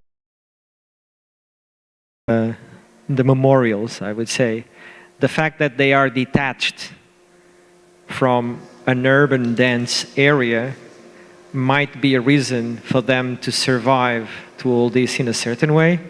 Or the archaeology museum that is almost like a fortress, or even the Portugal dos Pequeninos that Ana and Carlos showed us, which are like an entertainment park that is enclosed. So somehow there is a pre-given architecture and urban form that allows of the building, which is radically different than urban consolidated conditions where mosques or churches were built on top of each other, or even other similar cases.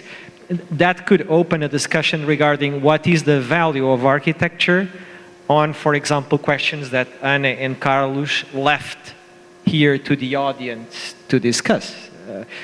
I don't know. Well, I would add something on that, though. We also see, in the case of the monuments, we also see an architecture that was used for a certain kind of performance.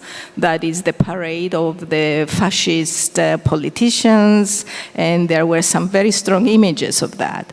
And it's interesting to see how it's replaced now. Like the stage is there, but the performance, it's almost taken by the tourist. So it's a very interesting contradiction as well. That's a good case with the Hajduk Split, or Split case. You had a magnificent stadium that was taken over by a crowd that supports a football team, and that makes it completely out of discussion if it represents or if it remembers anything related to the regime. I don't know where. She's not here? Okay.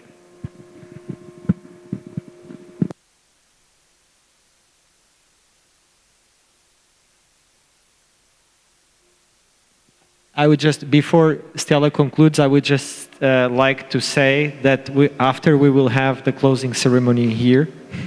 I'm sorry, yes, we will have that. I just wanted to bring again, though, also the relationship between the museum and the Barossi case in terms of bringing up the memory, the importance of memory. I don't know if you have anything to comment on that.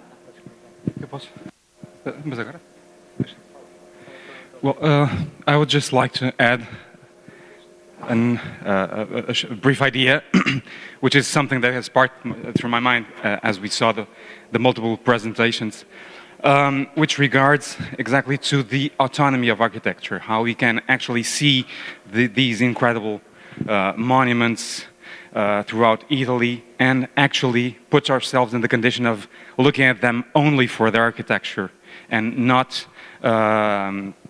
conveying to them or not being obliged to read in them what they actually were meant to symbolize or were actually meant to convey. And something that occurs to me in the possibilities of repurposing these structures for other uses, whether being able to accommodate these multiple expressions, is the role of architecture as a critical tool. So a critical architecture, and in that sense, La crise de l'esprit de Paul Valéry, crisis and criticism share the same etymology, because actually it's what seems to lack in many of these repurposing proposals is a certain self-awareness of criticism and of accepting its own criticism. So like the situationists like to propose, une critique contenant sa propre critique, meaning that we have to look into ourselves, our past, but also accept the looks from the others. So perhaps if the focus is more not in what these buildings can become, but how can they, through architecture, actually make us rethink our meaning and our role for the future, then perhaps architecture can be more than just Venustas like Vitruvius taught us. Thank you. It's definitely a very contemporary issue, like the question of identity and the role of the architecture of the architect, and the continuation of culture. I mean, and readdressing identity constantly and redefining it.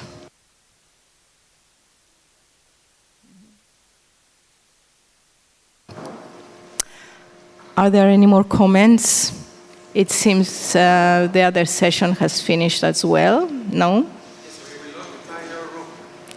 You finished? Yes, that's what I'm saying. Oh, you have your live present. Okay, so the last two presentations of the other session will be done here. Right after we will have the closing of the conference, and then we go for lunch. And there is a short walk after that. Thank you.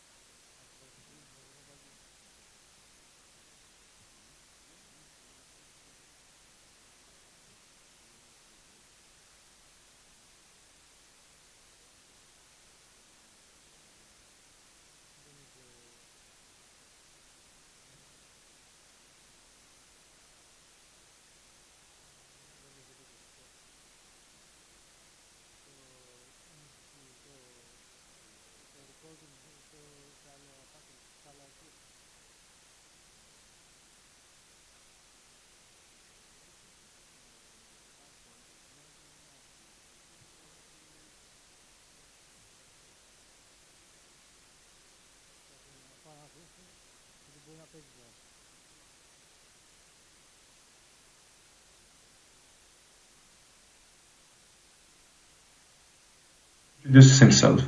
Privately, I am always concerned with traditional architecture as well as various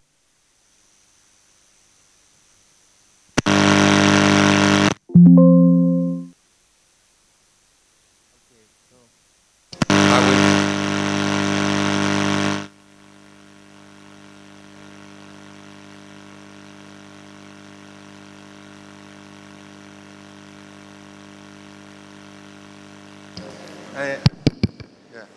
Okay, so I start. Yes, okay.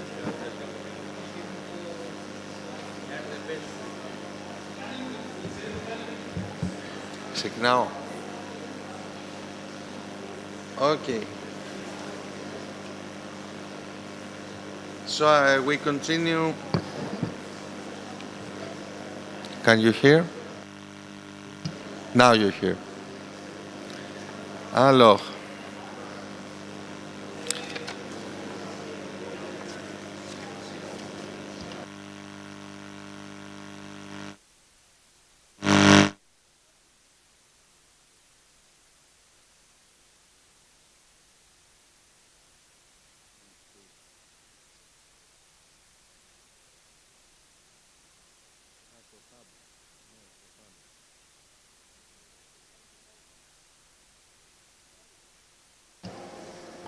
Ναι. Good morning. Thank you for coming. I promise to be with you next time. Okay.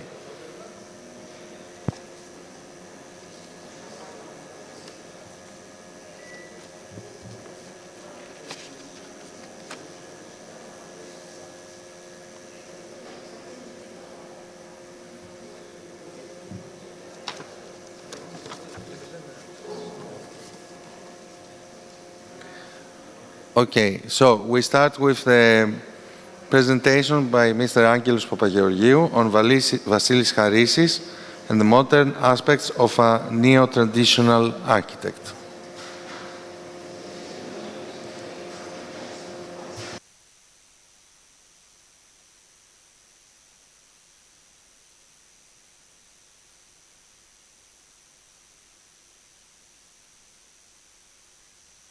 Good morning. Thank you for coming. I promise to be with you next time. Vasilis Charissis was born in Ioannina, originally from the village of Ligopsa in Epirus, northwestern Greece, in 1933. In a short CV on 1978, he introduces himself. Privately, I am always concerned with our traditional architecture as well as various archaeological issues of Epirus. In 1934, comes out the small book, The House of Aphrodite in Aegina. The writer Klaus Frieslander, a German painter who lived in pre-war Athens, glorifies the Greek folk house and expresses his belief in the origin of genuine art. The text is characterized by the passionate tautology of the manifesto and is supported by drawings of Dimitris Pikionis. I'm reading. According to the famous plans of Corbusier, when humanity will acquire more convenience in its home, we will feel the bitter truth that our culture foretells the decline of humanity. We could detect an unselfish advocacy of the degenerate art approach. And Tartaret Gunst, 1937. At the beginning of the first post-war decade, Charissis begins his studies at the National Technical University. A young student comes in Athens with the images of the Greek countryside in his luggage and a special skill in sketching, with professors among others Anastasios Orlandos and Dimitris Pikionis. The impact of Pikionis was twofold, as was his personality. The painterly quality of the professor's drawings captivates the young student, judging by the demagogic appeal of the illustrations in his later career. Pikionis oscillate between traditional morphology and modern rationalism to return to the idiosyncratic artisanal realization of his latest works. The path from the paper to the building is not always successful, to the extent that the graphic character of the solitary architect is difficult to identify with the character of the collective construction site. Harissis did not stop dealing with traditional architecture, mainly on the commission by Kostas Frontos of the complex of the Society for Epireutic Studies on the hill of Aesthetic Forest in Ioannina. This work established him as one of the main representatives of the neo-traditionalist idiom. The war interrupts humanitarian education and the social reflection of the interwar period, and from the 1950s until today, the content of architectural design changed radically. Alexandros Christofelis notes in 1982. The international style, as a continuation of the modern, is the logical choice of reconstruction. In its broad post-war application, it concerns largely rationally designed houses that incorporate the requirement of more convenience, but is also special purpose buildings. This is the right half of Balterianis maternity clinic in 1965, elevated two-story building on the Sertontodonis Avenue of Ioannina. In 1968, the Balterianis clinic, which was completed by its symmetrical, signed by Kostas Bengas. It is an ostensibly special purpose building without today's regard specifications. The plans describe office spaces and rooms or staff rooms. But it's not highlighting the areas for medical procedures such as the delivery room. The facade is characterized by well-worked masonry with exposed stonework cut base, a shallow semi-open space at the entrance, and a continuous top floor with metal vertical elements. The small building has established itself as a landmark of the high street. A special purpose facility is definitely the gas station on Gramos Avenue in 1964. The set dominates, of course, with the shop with its extended horizontality frames, the bulky covers in the background. The block is wedge-shaped and accommodates the set, a small shop and the covers. We can recognize here the signature of Harissis. It is a public facility that was leased to the Economides family. All buildings highlight the functions with particular clarity. Horizontal concrete roofs with exposed stonework at the base.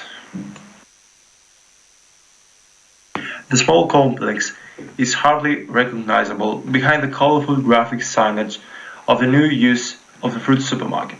Today it's much worse. Besides the influence of Pikionis, Harissis has, due to his origin, an experiential relationship with the rural context of the Greek countryside, which could be a relationship of nostalgia and recent love in the context of a parallel ideology. The architectural production of the post-war decades and the ambiguous relationship of the architects with tradition was aptly commented by the folklorist Alki Kyriakidou Nessoros in 1994. Architects turn nostalgically to traditional architecture, but market ideology is unfortunately not optional. Harissis has more than 40 private, mostly modern buildings to his credit in Ioannina. This report is based on personal testimonies, as his name does not appear on the plans of the building permits. As a civil servant, he did not have the right design. All owners, bourgeois or petit bourgeois, that demolished their old houses in favor of apartment buildings, are proud to their choice. They usually project their architect as the man who highlighted and protected their tradition of Epirus. Key moments of his institutional contribution from the position of General Director of the Ministry of Public Works were the formation of the Architectural Audit Committees in 1973 and the Morphological Regulations for Zagori in 1979, a barrier to the uncritical attack of the international style. The term critical regionalism was introduced by Kenneth Frampton in 1981 after finding a body of contemporary architectural production, that in Greece as well, converses critically with tradition without the necessity of rigid protection regulations. We must mention that, according to his personal confession, Harissis very soon finds out the malfunctions of the committees, which become uncontrollable in a local context of a customer relations and bureaucracy.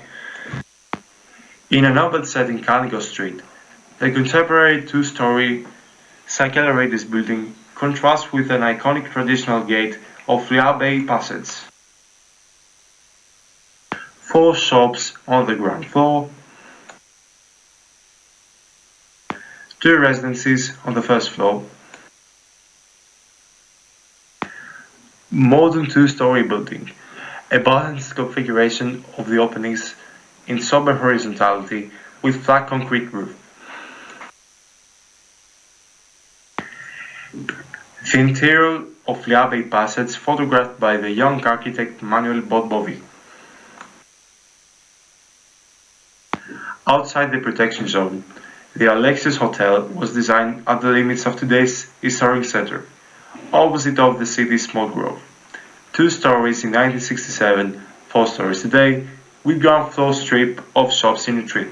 On Pukable Street, the repeated faces of the rooms are perpendicular to Kariskakis, forming a dark front that fully highlights the function of the building. In topographical plan, Dodonin, and now Mac Monument, has completely disappeared in contrast to the neighboring Prosozine. In its place, there is the marking of the future extension. The model of the full extended hotel, the inner courtyard. The portico next to the entrance leads to the inner courtyard. Probation handling 4 plots with great depth, typical in portico, which communicates with the portico of the Dodona Inn on Anexartesia Street, the main shopping street of the old town. Dodona Inn and its symmetrical 4-story Alexios Hotel. The model of the completed complex leaves no doubt about the intention of the owners and the skill of the architect. One of the last models of Harissis with which he was forced to defend his architectural competence against the second-degree architectural adult committee.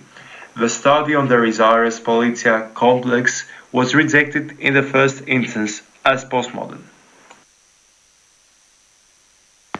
For the architecture of dialectic knowledge, the only way to adopt the new language of things to acquaint itself with the new reality that produces it, the new language which is needed has to be commonplace scholarly and vernacular speech, and this language must speak in the tone of daily conversation. Alexandros Christophelis. In the 80s, Harissis discerned the creative possibilities of the postmodern approach and gave us the remarkable works of a future research. The term began to take on negative dimensions, even though postmodern morphology was a way out of the suffocating morphological controls. Royce Papadopoulos wrote in 1985, "The end of prohibition over reproduction of controls."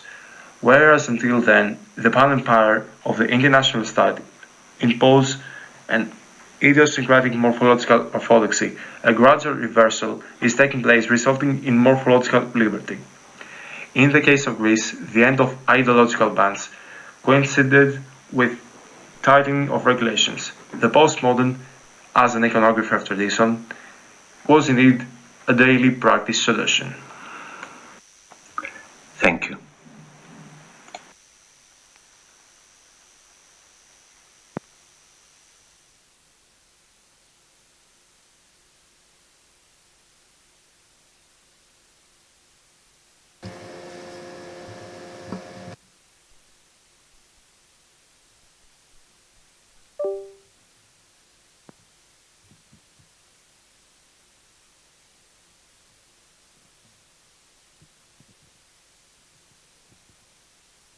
The last.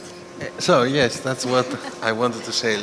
Last but not least, Mrs. Olivieri, who is going to talk to us about Gestalt ecology and Mario Galvani's work on the promontory of Torre del Mare.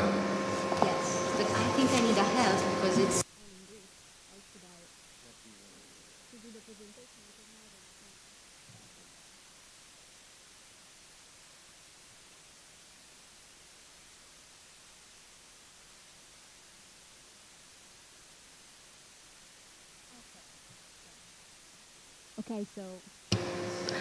Okay, so first of all, thank you for being here. I'm honored to be closing this series of paper presentation. The subject of my presentation is the work of the architect Mario Galvani, with particular reference to the transformation of the promontory of Bergeggi into the new seaside resort of Torre del Mare, realized between the 1954 and the 1962 on the Ligurian coast in Italy. Let's start from who was Mario Galvani. He was born in Milan in 1928 and began his studies from the world of lithographic art, moving then to pictorial studies at Brera Academy. In 1953, he obtained a degree also in architecture from Politecnico di Milano. Throughout his life, Galvani will pursue painting, sculpture, and architecture together as tools that, only when applied simultaneously, can assist him in his formal research. And in the 1980s, he also dedicated himself to the study of theoretical physics. To better understand his approach to multidisciplinarity, which will greatly influence his research, I have reported this quote, which emphasizes his interest in the subject of formal interactions. He says, "My research continued unitarily, using each time the expressive tool that seemed to me the most suitable to represent the same content of the multiple aesthetic images. So, what exists between and around material objects, so the space of interaction." In 1954, he carried out an apprenticeship at Studio Ponti Fornaroli Rosselli in Milan, and in the same year, he participated in the 10th Triennale with the project of the Casa Trasparente. His built works found realization mainly in northern Italy and concerned the theme of both permanent and vacation dwellings. However, his research has also included many larger-scale projects located both in Italy and beyond national borders, which have remained mostly on paper. And from this quick review of these built projects, one can already well grasp the experimental nature of this language, which is based greatly on the use of pure geometry, belonging also to very different formal families.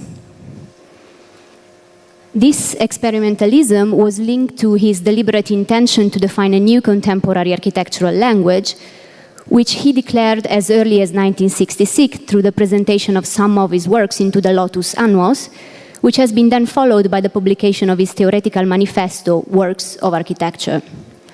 An intention that would cost him a certain diffidence on the part of contemporary Italian critics. Bruno Zevi would publish it only in 1993 in his Architettura Cronaca e Storia, when it did not arise an outright hostility.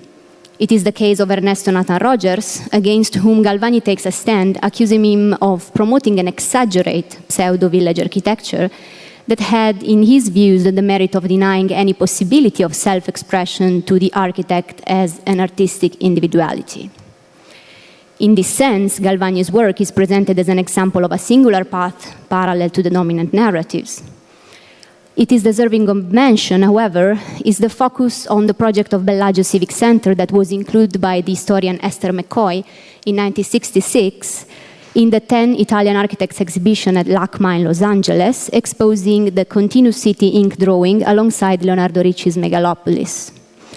The topic of the Continuous City will always be central to the architect's research, which first experiment its practical application in our case study of Torre del Mare.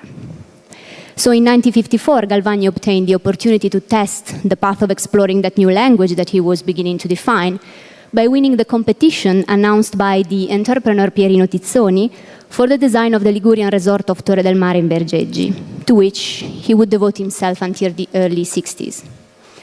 This intervention is situated within the general phenomenon that in the 50s and 60s led to a great and debated urbanization related to the emerging phenomenon of the summer vacation, and of the arrival of mass tourism coming from industrial cities such as Milan and Turin, a phenomenon that affected the entire Ligurian coast, both west and east.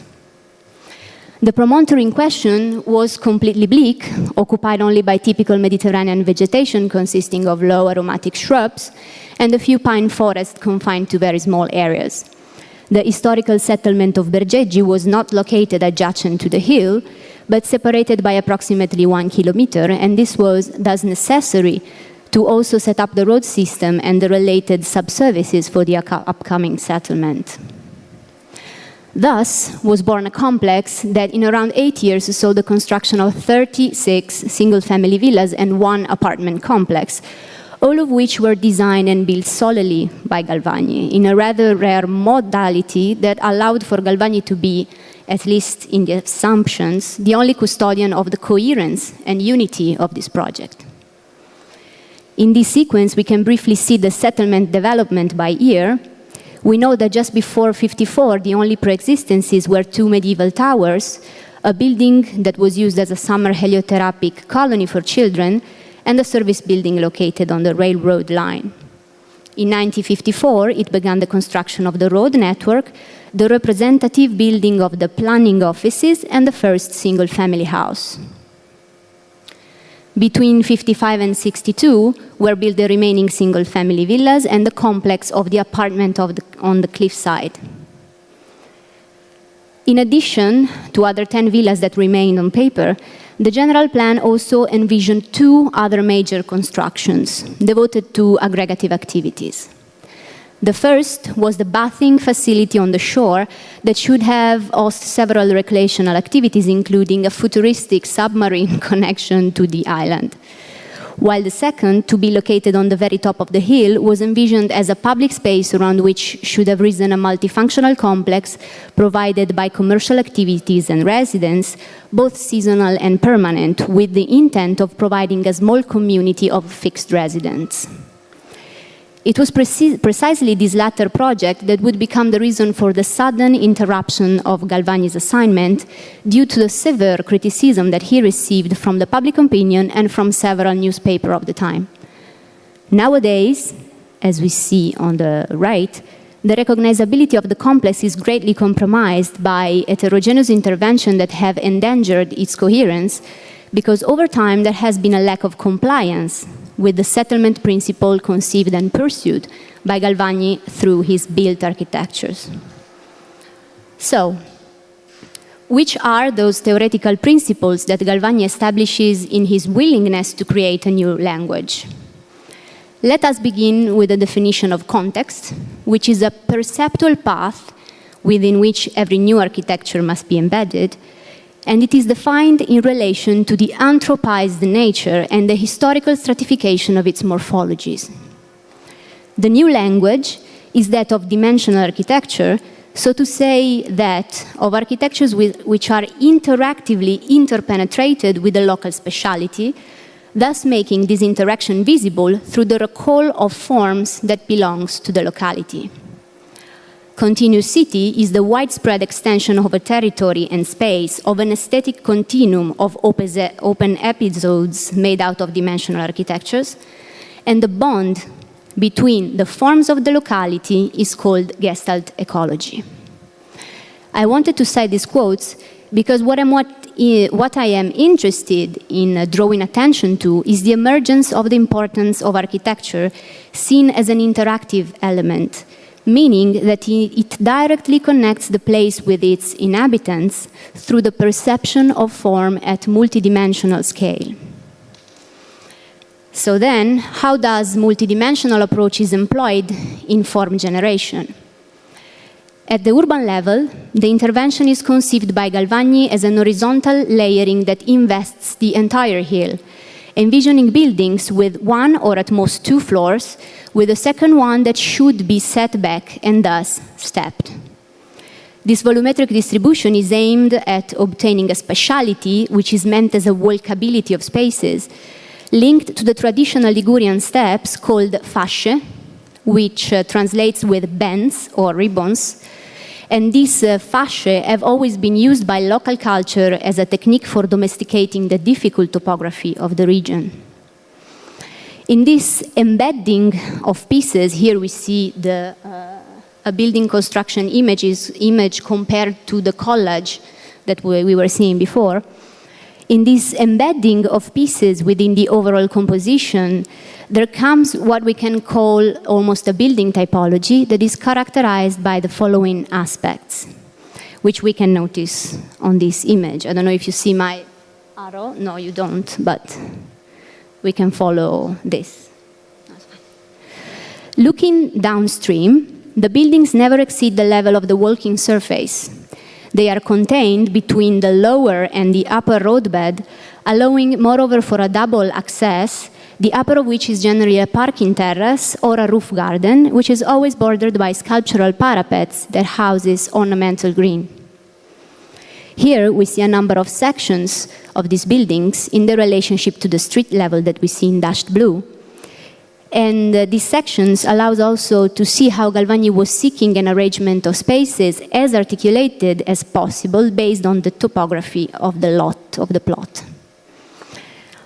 So, it is possible for public space to become a fluid path whose large-scale panorama is never obstructed by the built volumes, establishing an experience of constant visual interaction, almost like a photographic montage, we can say, between the elements composing both the existing and the newly built landscape. At the level of the articulation of the single volumes of the houses, we can notice how each one is raised on a basement, which is often hosting the garages and is always clad in natural rock. As we have already mentioned, the volumes are always set back and they never get to the borders, the side borders of the plot, so as to obtain a belt of terraces and gardens which is raised above the street level.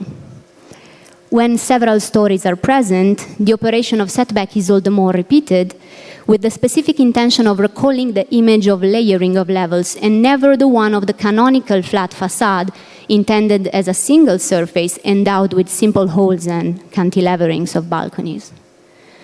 So, this volumetric articulation generates interior and exterior spaces that are always various, the composition of which is handled by Galvani with particular attention to sensory perception. A design constant is the shaping of intermediate spaces between the inside and the outside, the brightness of which is modulated by the placement of ever-changing light screens near each of the openings. So, despite these common features, at the scale of the specific building, we can notice instead how each episode deepens a singular formal theme, generating languages that are profoundly different one from each other.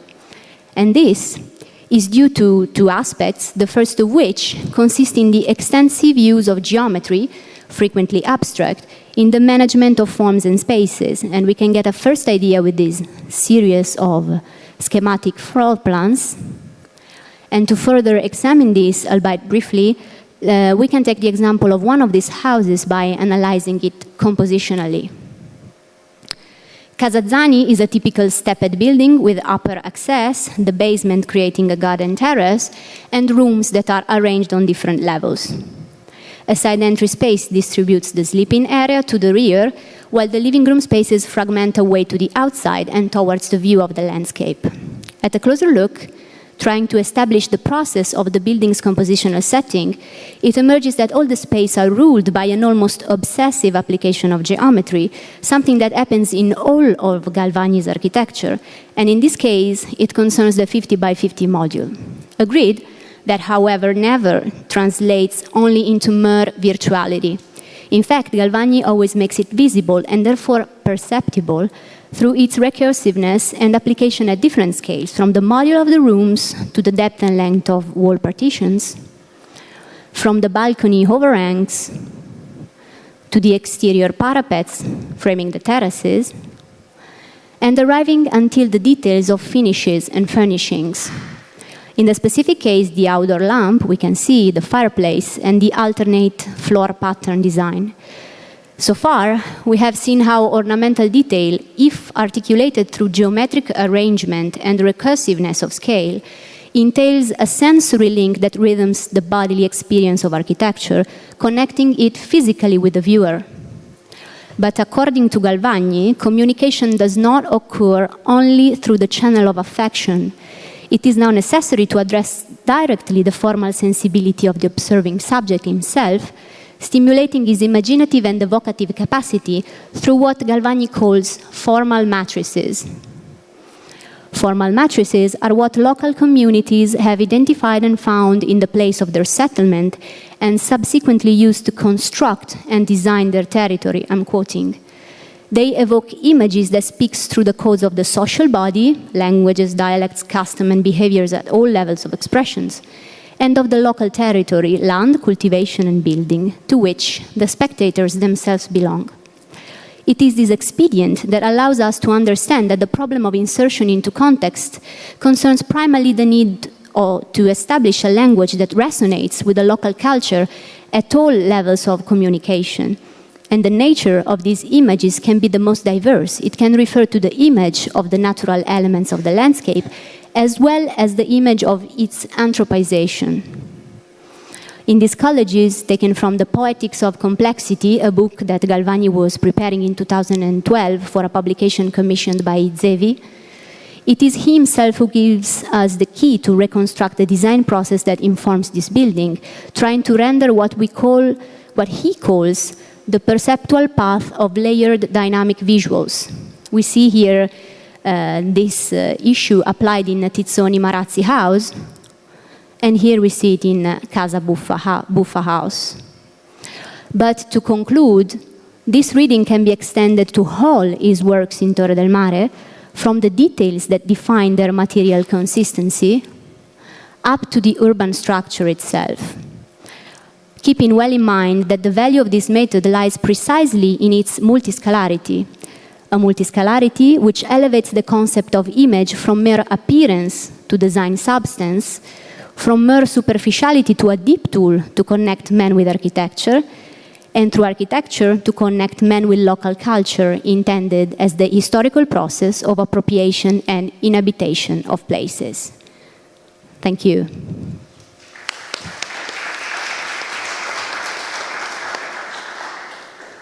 So, I stay here or I go? I think it's easier if everybody is yes. Downstairs. We will use this microphone.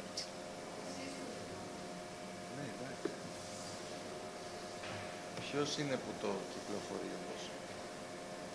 Ο Ρικάρντο. Ricardo, who will be the one giving the experience to this already?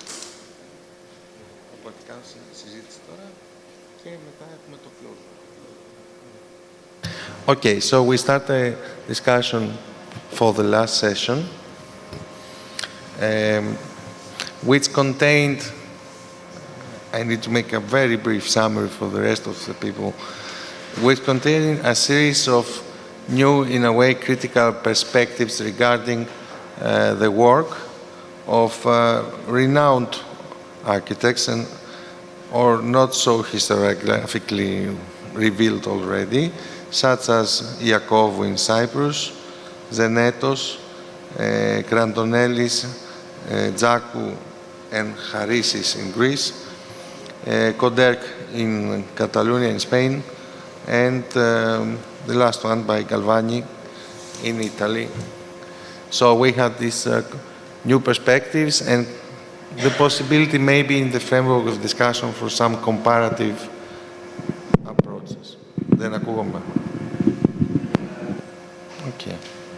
So if you want to put on some questions or the speakers to each other.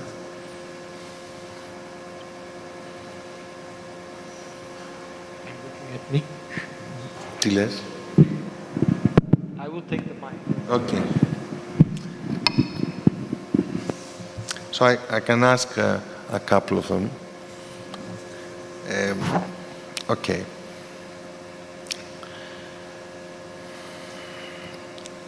The first question from my side will be to Poppy Iakovou and Giorgos Sartopoulos.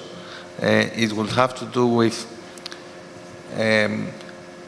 okay. You presented an approach which was both about the kind of critical, curatorial interpretation and representation of the archive of Economou and his work.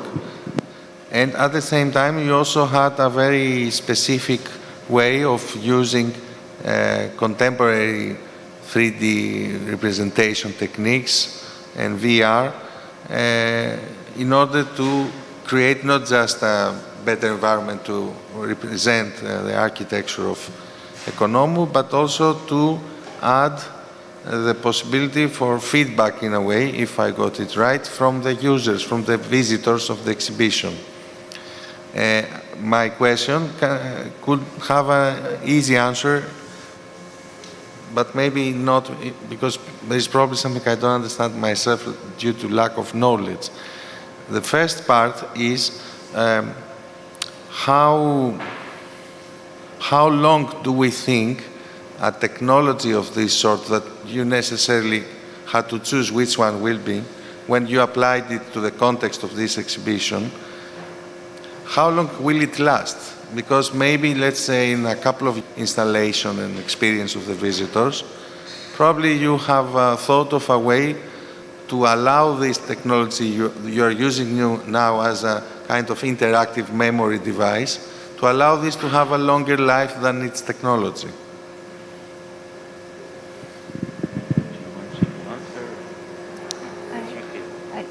Στην ουσία ρωτάω αν...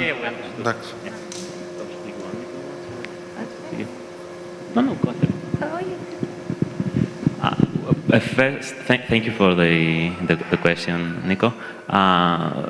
Maybe I could try answering in a twofold way.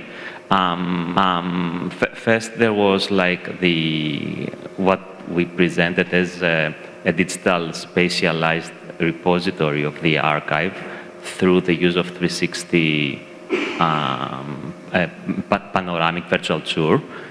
This is something that obviously can continue expanding and being enriched throughout the years, irrespective of the technology. So, and the quality of the documentation obviously was limited by the resolution of the 360 camera, but besides that, it was like the real actual space of the exhibition at the State Gallery of Contemporary Art. So the quality was like a photographic quality, and then it all depends on the way that you scan the documents, okay, from the archive. Regarding the VR of Alasia now, the most difficult part of it, in terms of investment of resources and labor, was the reconstruction of the building. The technology used for interacting with this reconstruction, with the 3D model, is the one that will get obsolete in a few years. The whole data set of the 3D model of the building with its environment in Varosia and all the memories of people that we will continue collecting is something that will remain and to be reused irrespective of the technology. So this is how we thought of investing our time and our effort in actually reconstructing this building, irrespective of the use of like VR immersive goggles, or in the future might be wearing just spectacles or even nothing, eventually like contact lenses. So yeah, I believe that if I understood correctly your question, it was a very clear answer. You explained that it's different handling of a different sort of material and part of the exhibition of it. So, yeah. Okay. Then I go on to add something. No, for me, thanks for the question. For me, it's less about the technologies available every time, and it's more about problematizing about the specific nature of the architectural archive, which it's very different from other collections or archives that those collections refer to the artifact itself, but the architectural archive is always representations of something. So, and the way we represent things and the way we archive things, they have a huge impact of what we know about and what we know about buildings, about places, and how history is written. So it's also the experimentation with different media or different methodologies, whether they are low-tech or high-tech, or it doesn't matter, is about addressing the nature of the architectural archive and the gaps and its fragmented natures and the gap that exist and the ways and methods we have to add new narratives to it. So, yeah, thank you so much. Thank you very much. Very detailed and specific. Is there any other question? You will. I will keep on as long as you allow me. So if there is nobody else, I can do it forever. It's my job to do questions. So no, I'm just questioning the. If you want to stop me, you stop me. Otherwise, I continue. Okay, we play this game. No, I was just saying if I can make questions also, or anyone else. Yes. That's the only thing I just said. Yes. I was just opening to the audience. So would someone put me out of the awkward situation? Yeah. So, Konstantinos, θες να ρωτήσεις?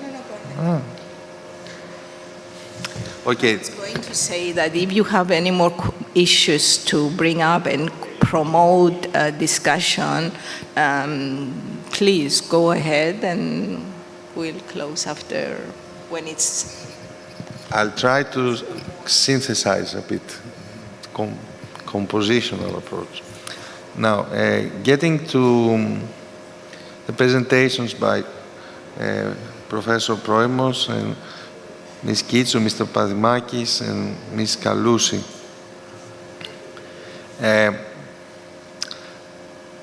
Somehow, in a way, all three, you had different reasons, I think, why you touched these specific architects and their work and also this process of creating archives and representations of this work, but with different objectives in mind.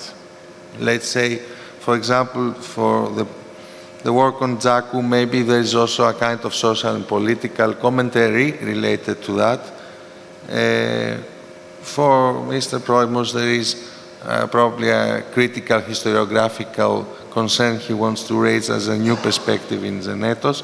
And for Mrs. Kitsou and Mr. Papadimakis,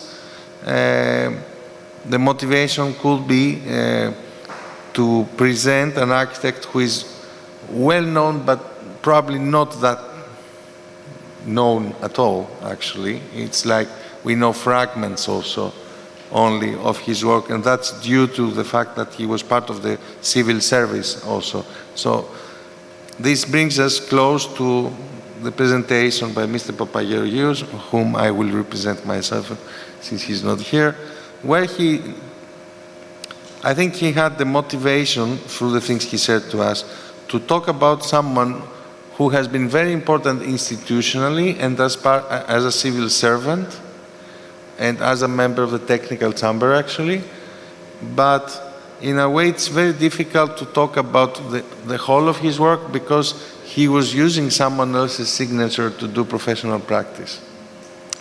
So somehow I think that relating the different monographs and the different archives regarding the same country, let's start with that, and then we can maybe move to comparing it to the biography of Galvani and the topics it can raise today as an interest of us today. Maybe topics that were not that open and that big at that time. I would like to close this session by allowing each one of our speakers to have a final statement where they can very clearly state to us their motivation, why they worked with these architects and their archives into 2024. So what's the actual proposition behind their motivation, how they can share it with us? Okay, so I can start from Galvani. I'm interested in his work because I strongly believe that we need to reason on images because images are defining our contemporarity. We are eaten by images of architecture every day, and so we need to understand what these images are telling us, if they are telling us something, or if they are just affecting our emotional system, let's say. So I think that this is his approach in images and multiscalarity is full of hints that we can deepen in order to understand how we see the context, how we perceive the context nowadays in our media-driven culture.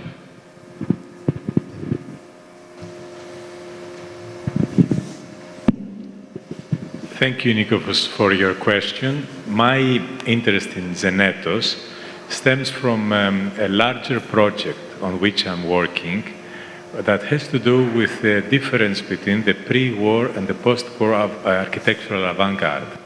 And I'm interested in Zenetos because the nature of his utopia and how this utopia reflects in his actual designs is very much has a very big difference from the utopias that were first formulated in the first heroic movement of avant-garde in the 1920s.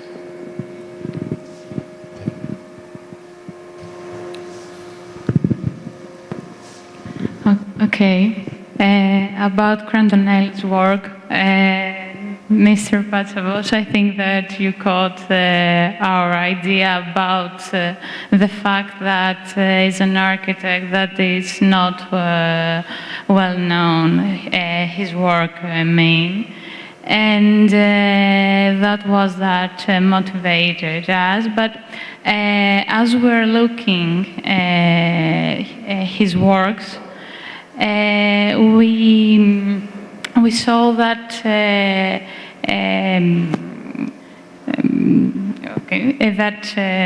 combination of modern movement with some local elements or tradition that we saw, and we think that was something different, and that goes that connects with the work of other architects in Greece and movement, let's say, of critical regionalism, and how all these aspects can make a different approach in Greek architecture and about the modernity in combination with tradition.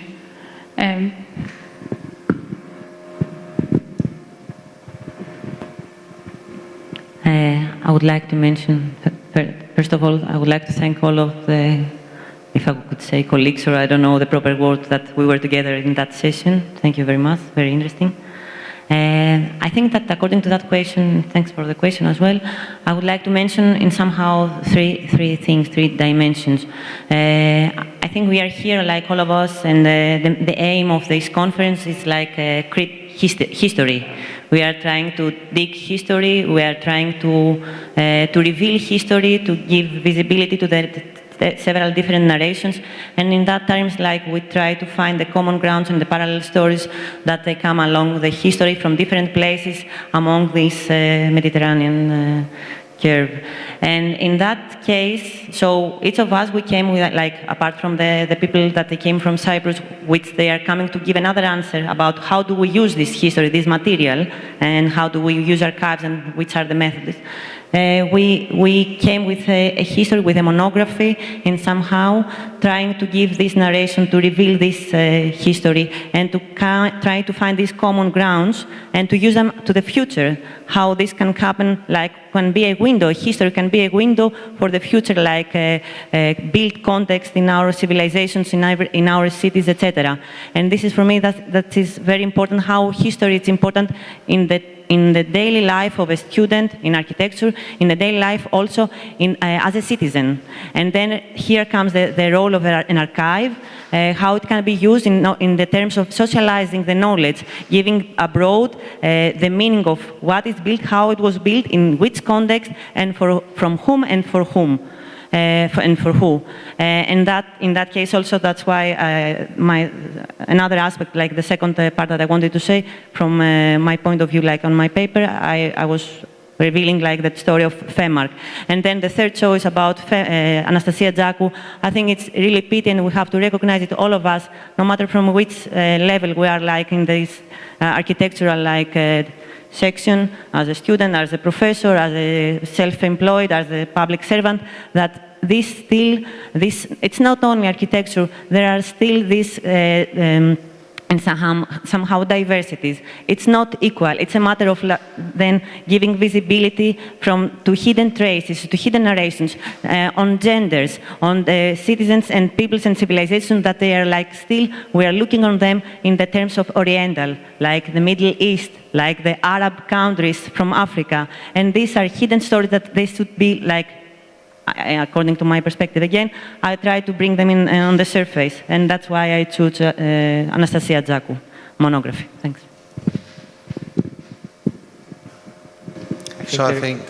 I don't know if there is any other there of is those only who presented.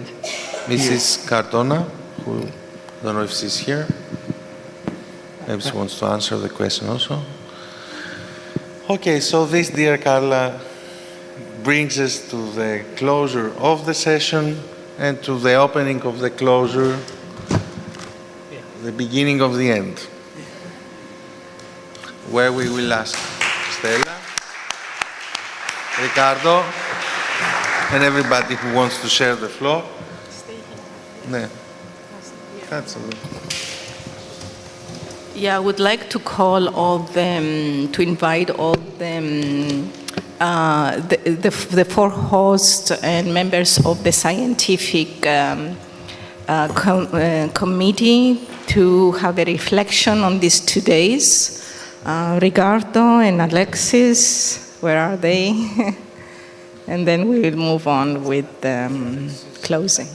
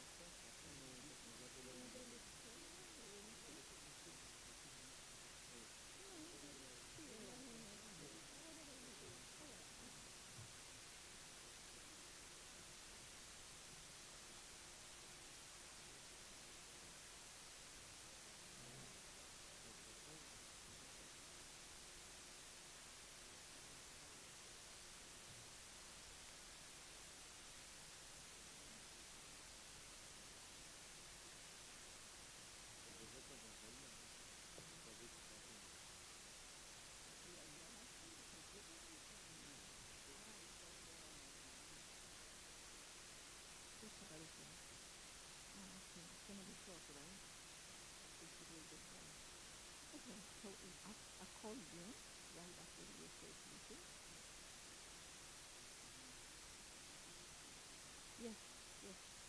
will call you when we finish.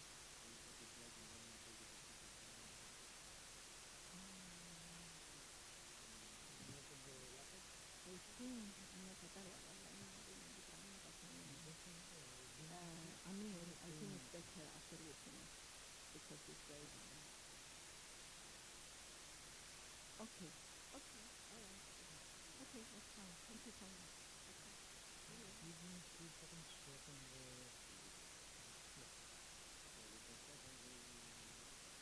Okay, so very shortly, very quickly, some reflections from each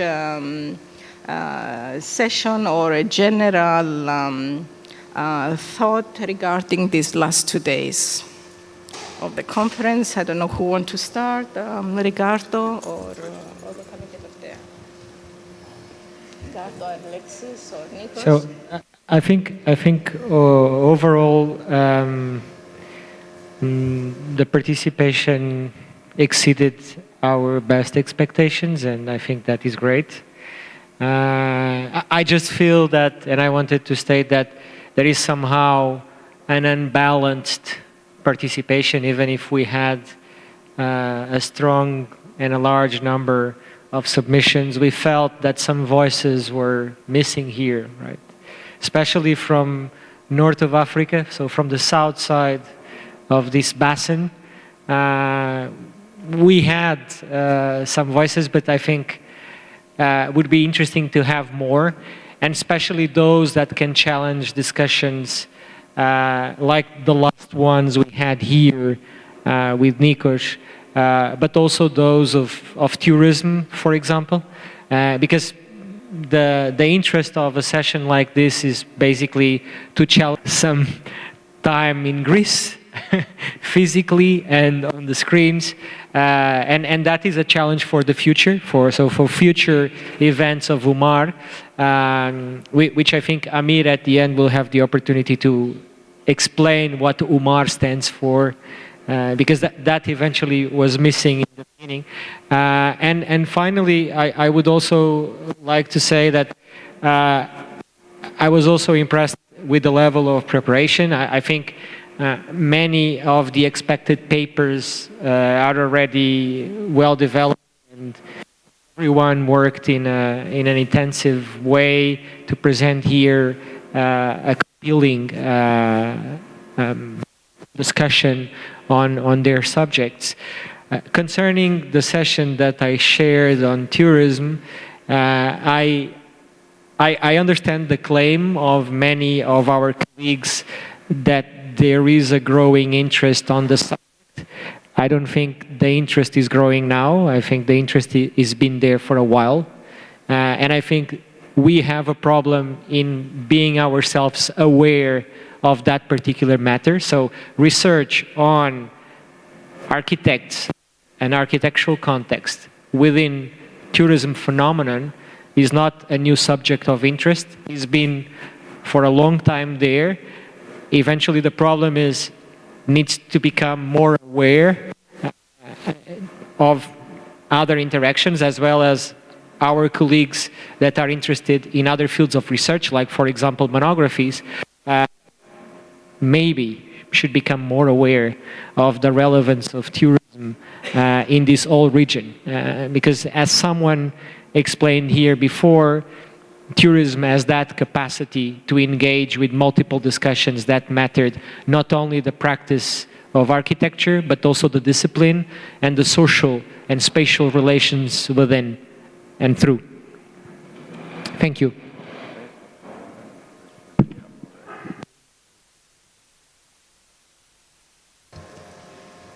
If I am to reflect on both days, yes, actually I have to say I totally agree, of course, and I think the presentations left us with many, many thoughts, and I'm sure we can discuss them after as well. and hopefully we can produce some written material. In terms of the session that I was chairing and just finished, but I think it's not only main for that session. What was coming very strongly was the notion of identity, which nowadays I think one can say that it's a forbidden word for many, full of negative negotiations. However, I think that for the Mediterranean modernist architects, identity has always been a central issue for survival of culture. And we saw a few projects that use architecture as a tool for a political propaganda, but we also saw lots of projects that use it as a tool for promoting culture, humanity, and in all the sessions, we saw the quest of the connection with the landscape, the local materials, culture, and the timeless principles of architecture to serve everyday life for the well-being of people in balance with the surrounding environment, whether this is urban, rural, or natural. So this was a common thing, I think, in all the sessions. So I will end with one could say the cliche question of the role of the architect, but at the same time I think it's not cliche at all, but it's very crucial and central to the everyday of architectural practice and it is what is our ideology and how we practice it through our work, but also what it is we are trying to bring out through the research we are doing and all these issues discussed in these 2 days. Thank you.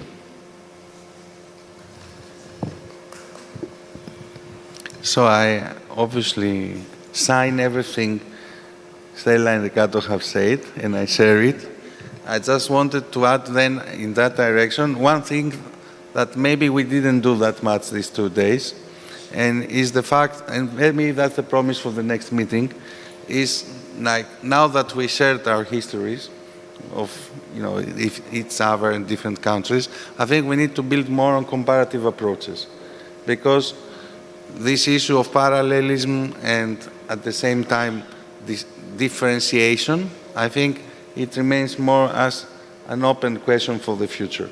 I think it's in the mind of each one of us, but it's not that we had 50% of the presentations already doing comparative approaches between the different regions and countries, or even historical periods. So I think we managed to create a common archive in that sense, and now we need to redistribute this and play a bit more with it. Thank you.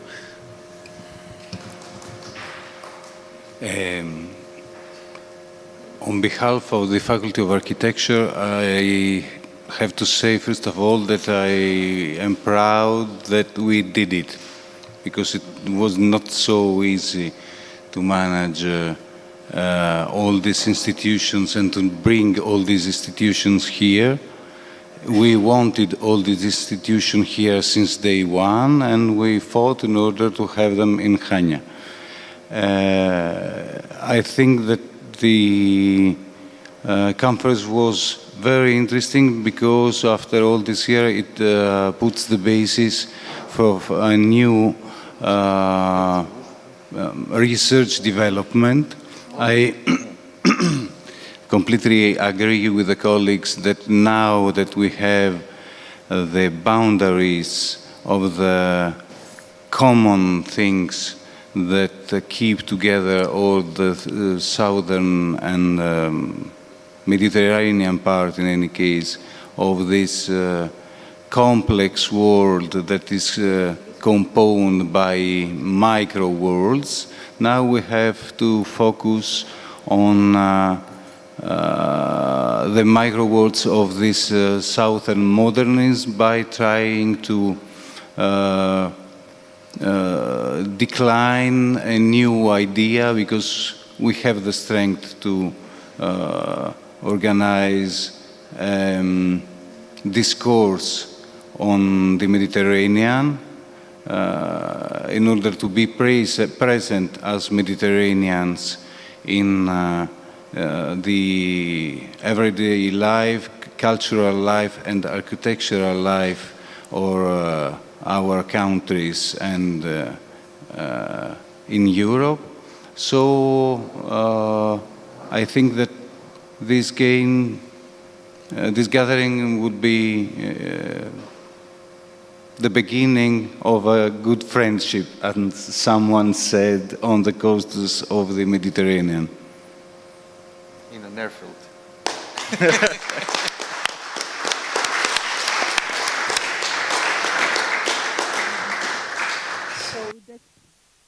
Definitely what's coming out then is that there is an invitation for a future gathering as well. Before I call the presidents of SADAS and Umar to give us their closing remarks, I would like to thank all the partners who contributed in this. Of course, Umar, SADAS PEAM, the University of Ioannina and Crisis Lab, the UIA Greek section, and definitely great thanks to the Center of the Mediterranean Architecture and the Technical University of Crete for this amazing hospitality they gave us. We thank them a lot. And of course, we thank all the participants for their interest in this project. Please, the president of Umar, Amir Turki, and the president of SADAS PEAS, Dimitris Xenomilagis, for their closing remarks.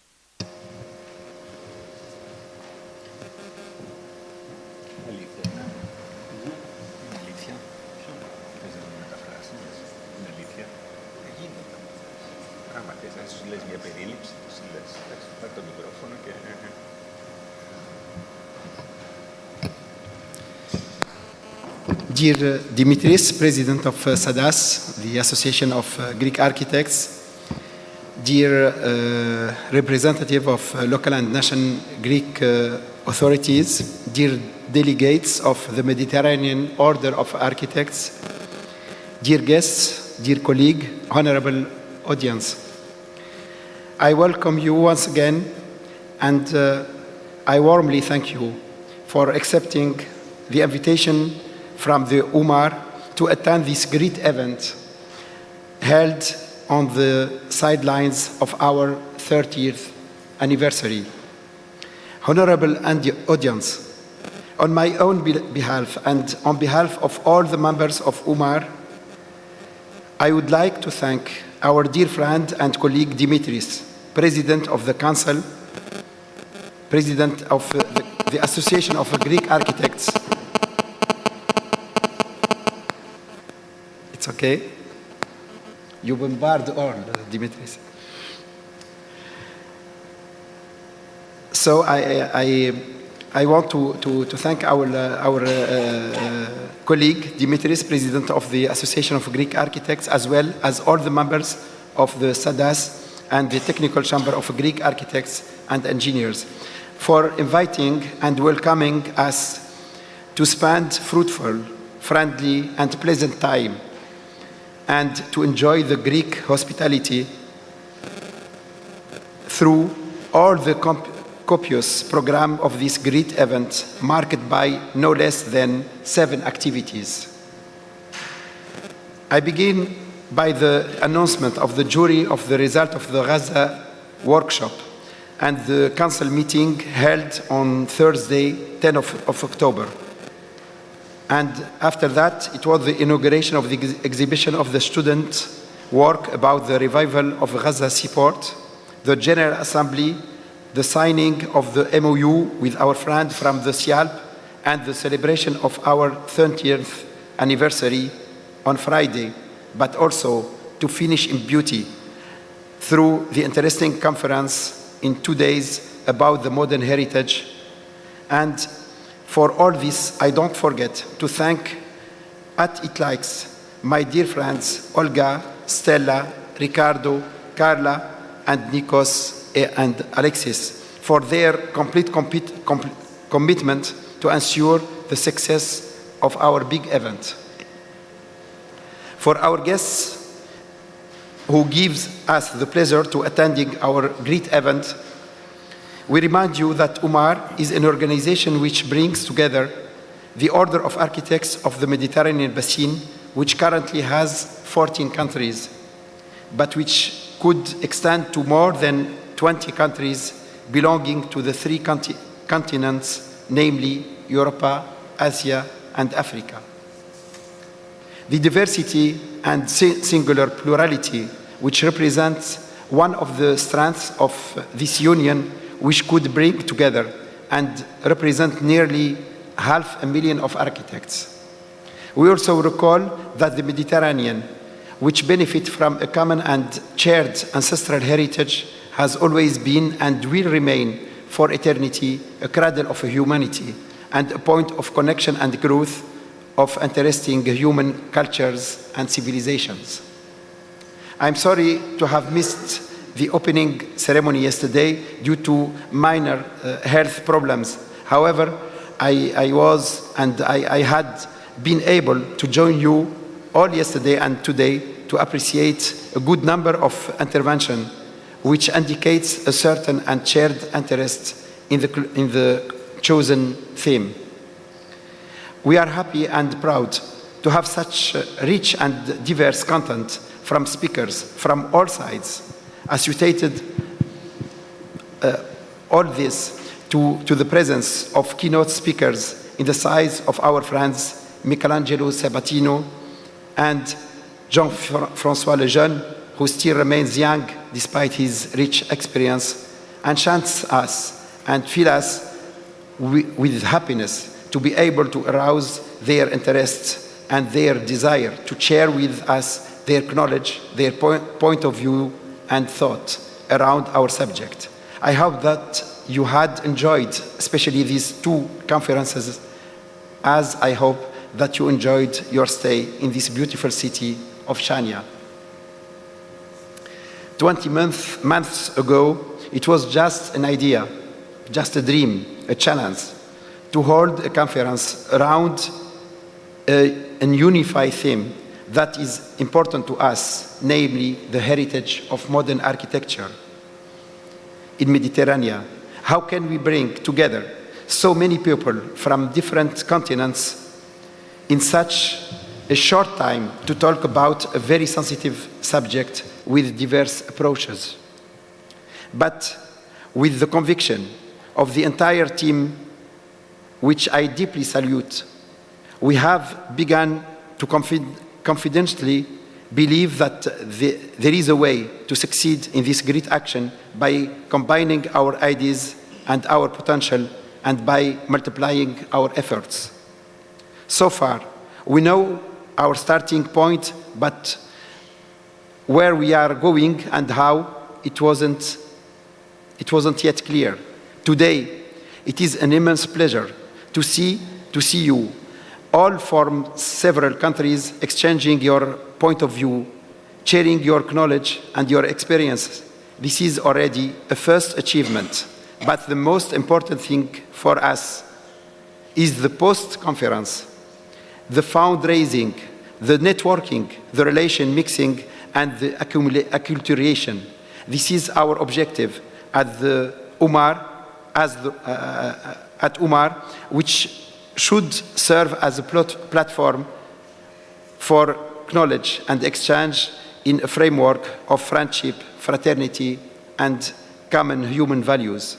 Finally, allow me, dear all, to present on behalf of the great Umar family our sincere thanks to the director of the CAM and its entire team, who welcomes us in this prestigious center of Mediterranean architecture, which represents one of the most symbolic architects building in the superb and beautiful jewel island of Chania. I am really happy to find ourselves in Greece, and mainly in Crete, land of history and great humanity, but above all, land where our union was born 30 years ago. I think that you will be your ambassador, and I hope that you will be ambassador for your section, for your schools, for your friends. You will be the ambassador of Umar, and I hope that you will have more and more and more occasion to be together and to enjoy our work in reflection and also in activities. Thank you again for responding for our invitation, and have a nice time. Thank you.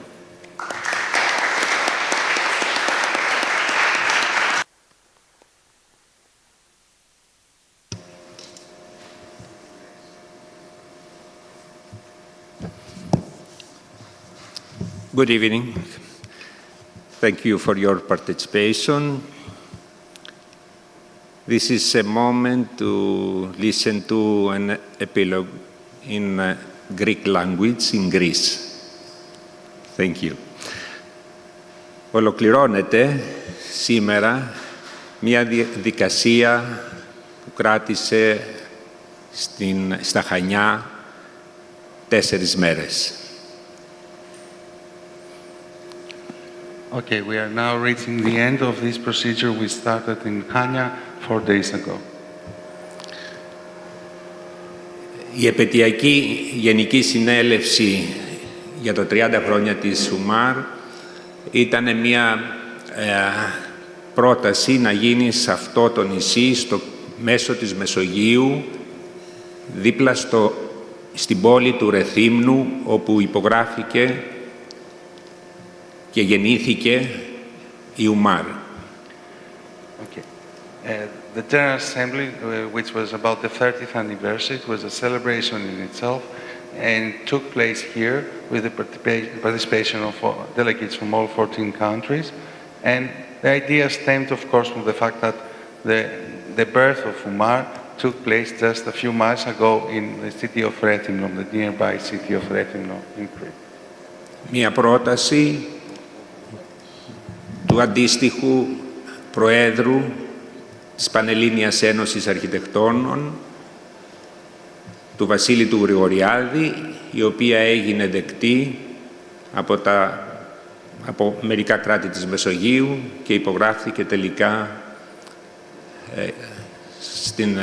στην Κρήτη. This came after the proposal by Vasilis Grigoriadis, former president of the Greek Architects Association, with the agreement of the original constitutive members of the first association. Ο συνδυασμός λοιπόν μιας επαιτειακής εκδήλωσης και του συνεδρίου πάνω στην μοντέρνα αρχιτεκτονική, στον διάλογο των διαφορετικών εκφράσεών της στα κράτη της Μεσογείου, εκτιμώ ότι ήταν μια λαμπρή ευκαιρία να συναντηθούν άνθρωποι από διάφορα μέρη του κόσμου και να ακουστούν ενδιαφέρουσες εισηγήσεις. I believe that the idea to combine the General Assembly with this international conference was a very successful one in the sense that it provided with a forum to have people meeting with each other and actually, in a way, challenging and discussing all the topics related also to the foundation, the scopes of Umar. Ο συμβολισμός λοιπόν του τόπου και του χρόνου είναι κάτι το πολύ ιδιαίτερο και αν σκεφτούμε επίσης ότι ο πολιτισμός στο νησί αυτό έχει μια ιστορία τουλάχιστον 3.000 χρόνων πριν. The combination of space, of place and time is very important. So we are considering again also the importance of the place hosting us here in Crete and its thousands of times of history. Δεν θα ήθελα να καθυστερήσω άλλο, να σας κουράσω μάλλον άλλο. Θα ήθελα να ευχαριστήσω όλους σας, να ευχαριστήσω την Umar και τον πρόεδρό της για την άριστη συνεργασία που είχαμε σε αυτή την εκδήλωση. Προφανώς την Επιστημονική Επιτροπή που έκανε όλη αυτή τη θαυμάσια δουλειά, το Πανεπιστήμιο, τα πανεπιστήμια, το Πανεπιστήμιο, την Πολυτεχνική Σχολή του Πανεπιστημίου των Χανίων, των Ιωαννίνων και μπορεί και κάποιον άλλο να ξεχάσω, θα με συμπληρώσει ο Νίκος. Okay, so yes, the final remark was that I don't want to waste your time more. I would like to thank again from my side, as President of SADAS, first of all, the President of Umar Amir Turki, and the members of the Scientific Committee of this conference and the organizations they represent. Και θα κλείσω με μια τελευταία ευχή που την έκανα σε προηγούμενη ομιλία μου, ότι εύχομαι αντί για τα 30, τον μισό αιώνα ζωής της Umar να ξαναγιορταστεί με ακόμα πιο ενδιαφέροντα πράγματα σε αυτό το χώρο στην Κρήτη, στα Χανιά. Σας ευχαριστώ πάρα πολύ όλους. Thank you very much. Thank you, and I'm in a way inviting you in the 50 years of Umar in CAM in 20 years from now.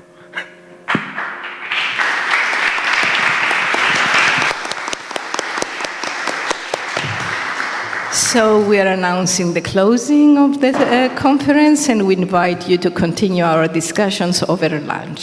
Thank you all. Ευχαριστούμε πολύ.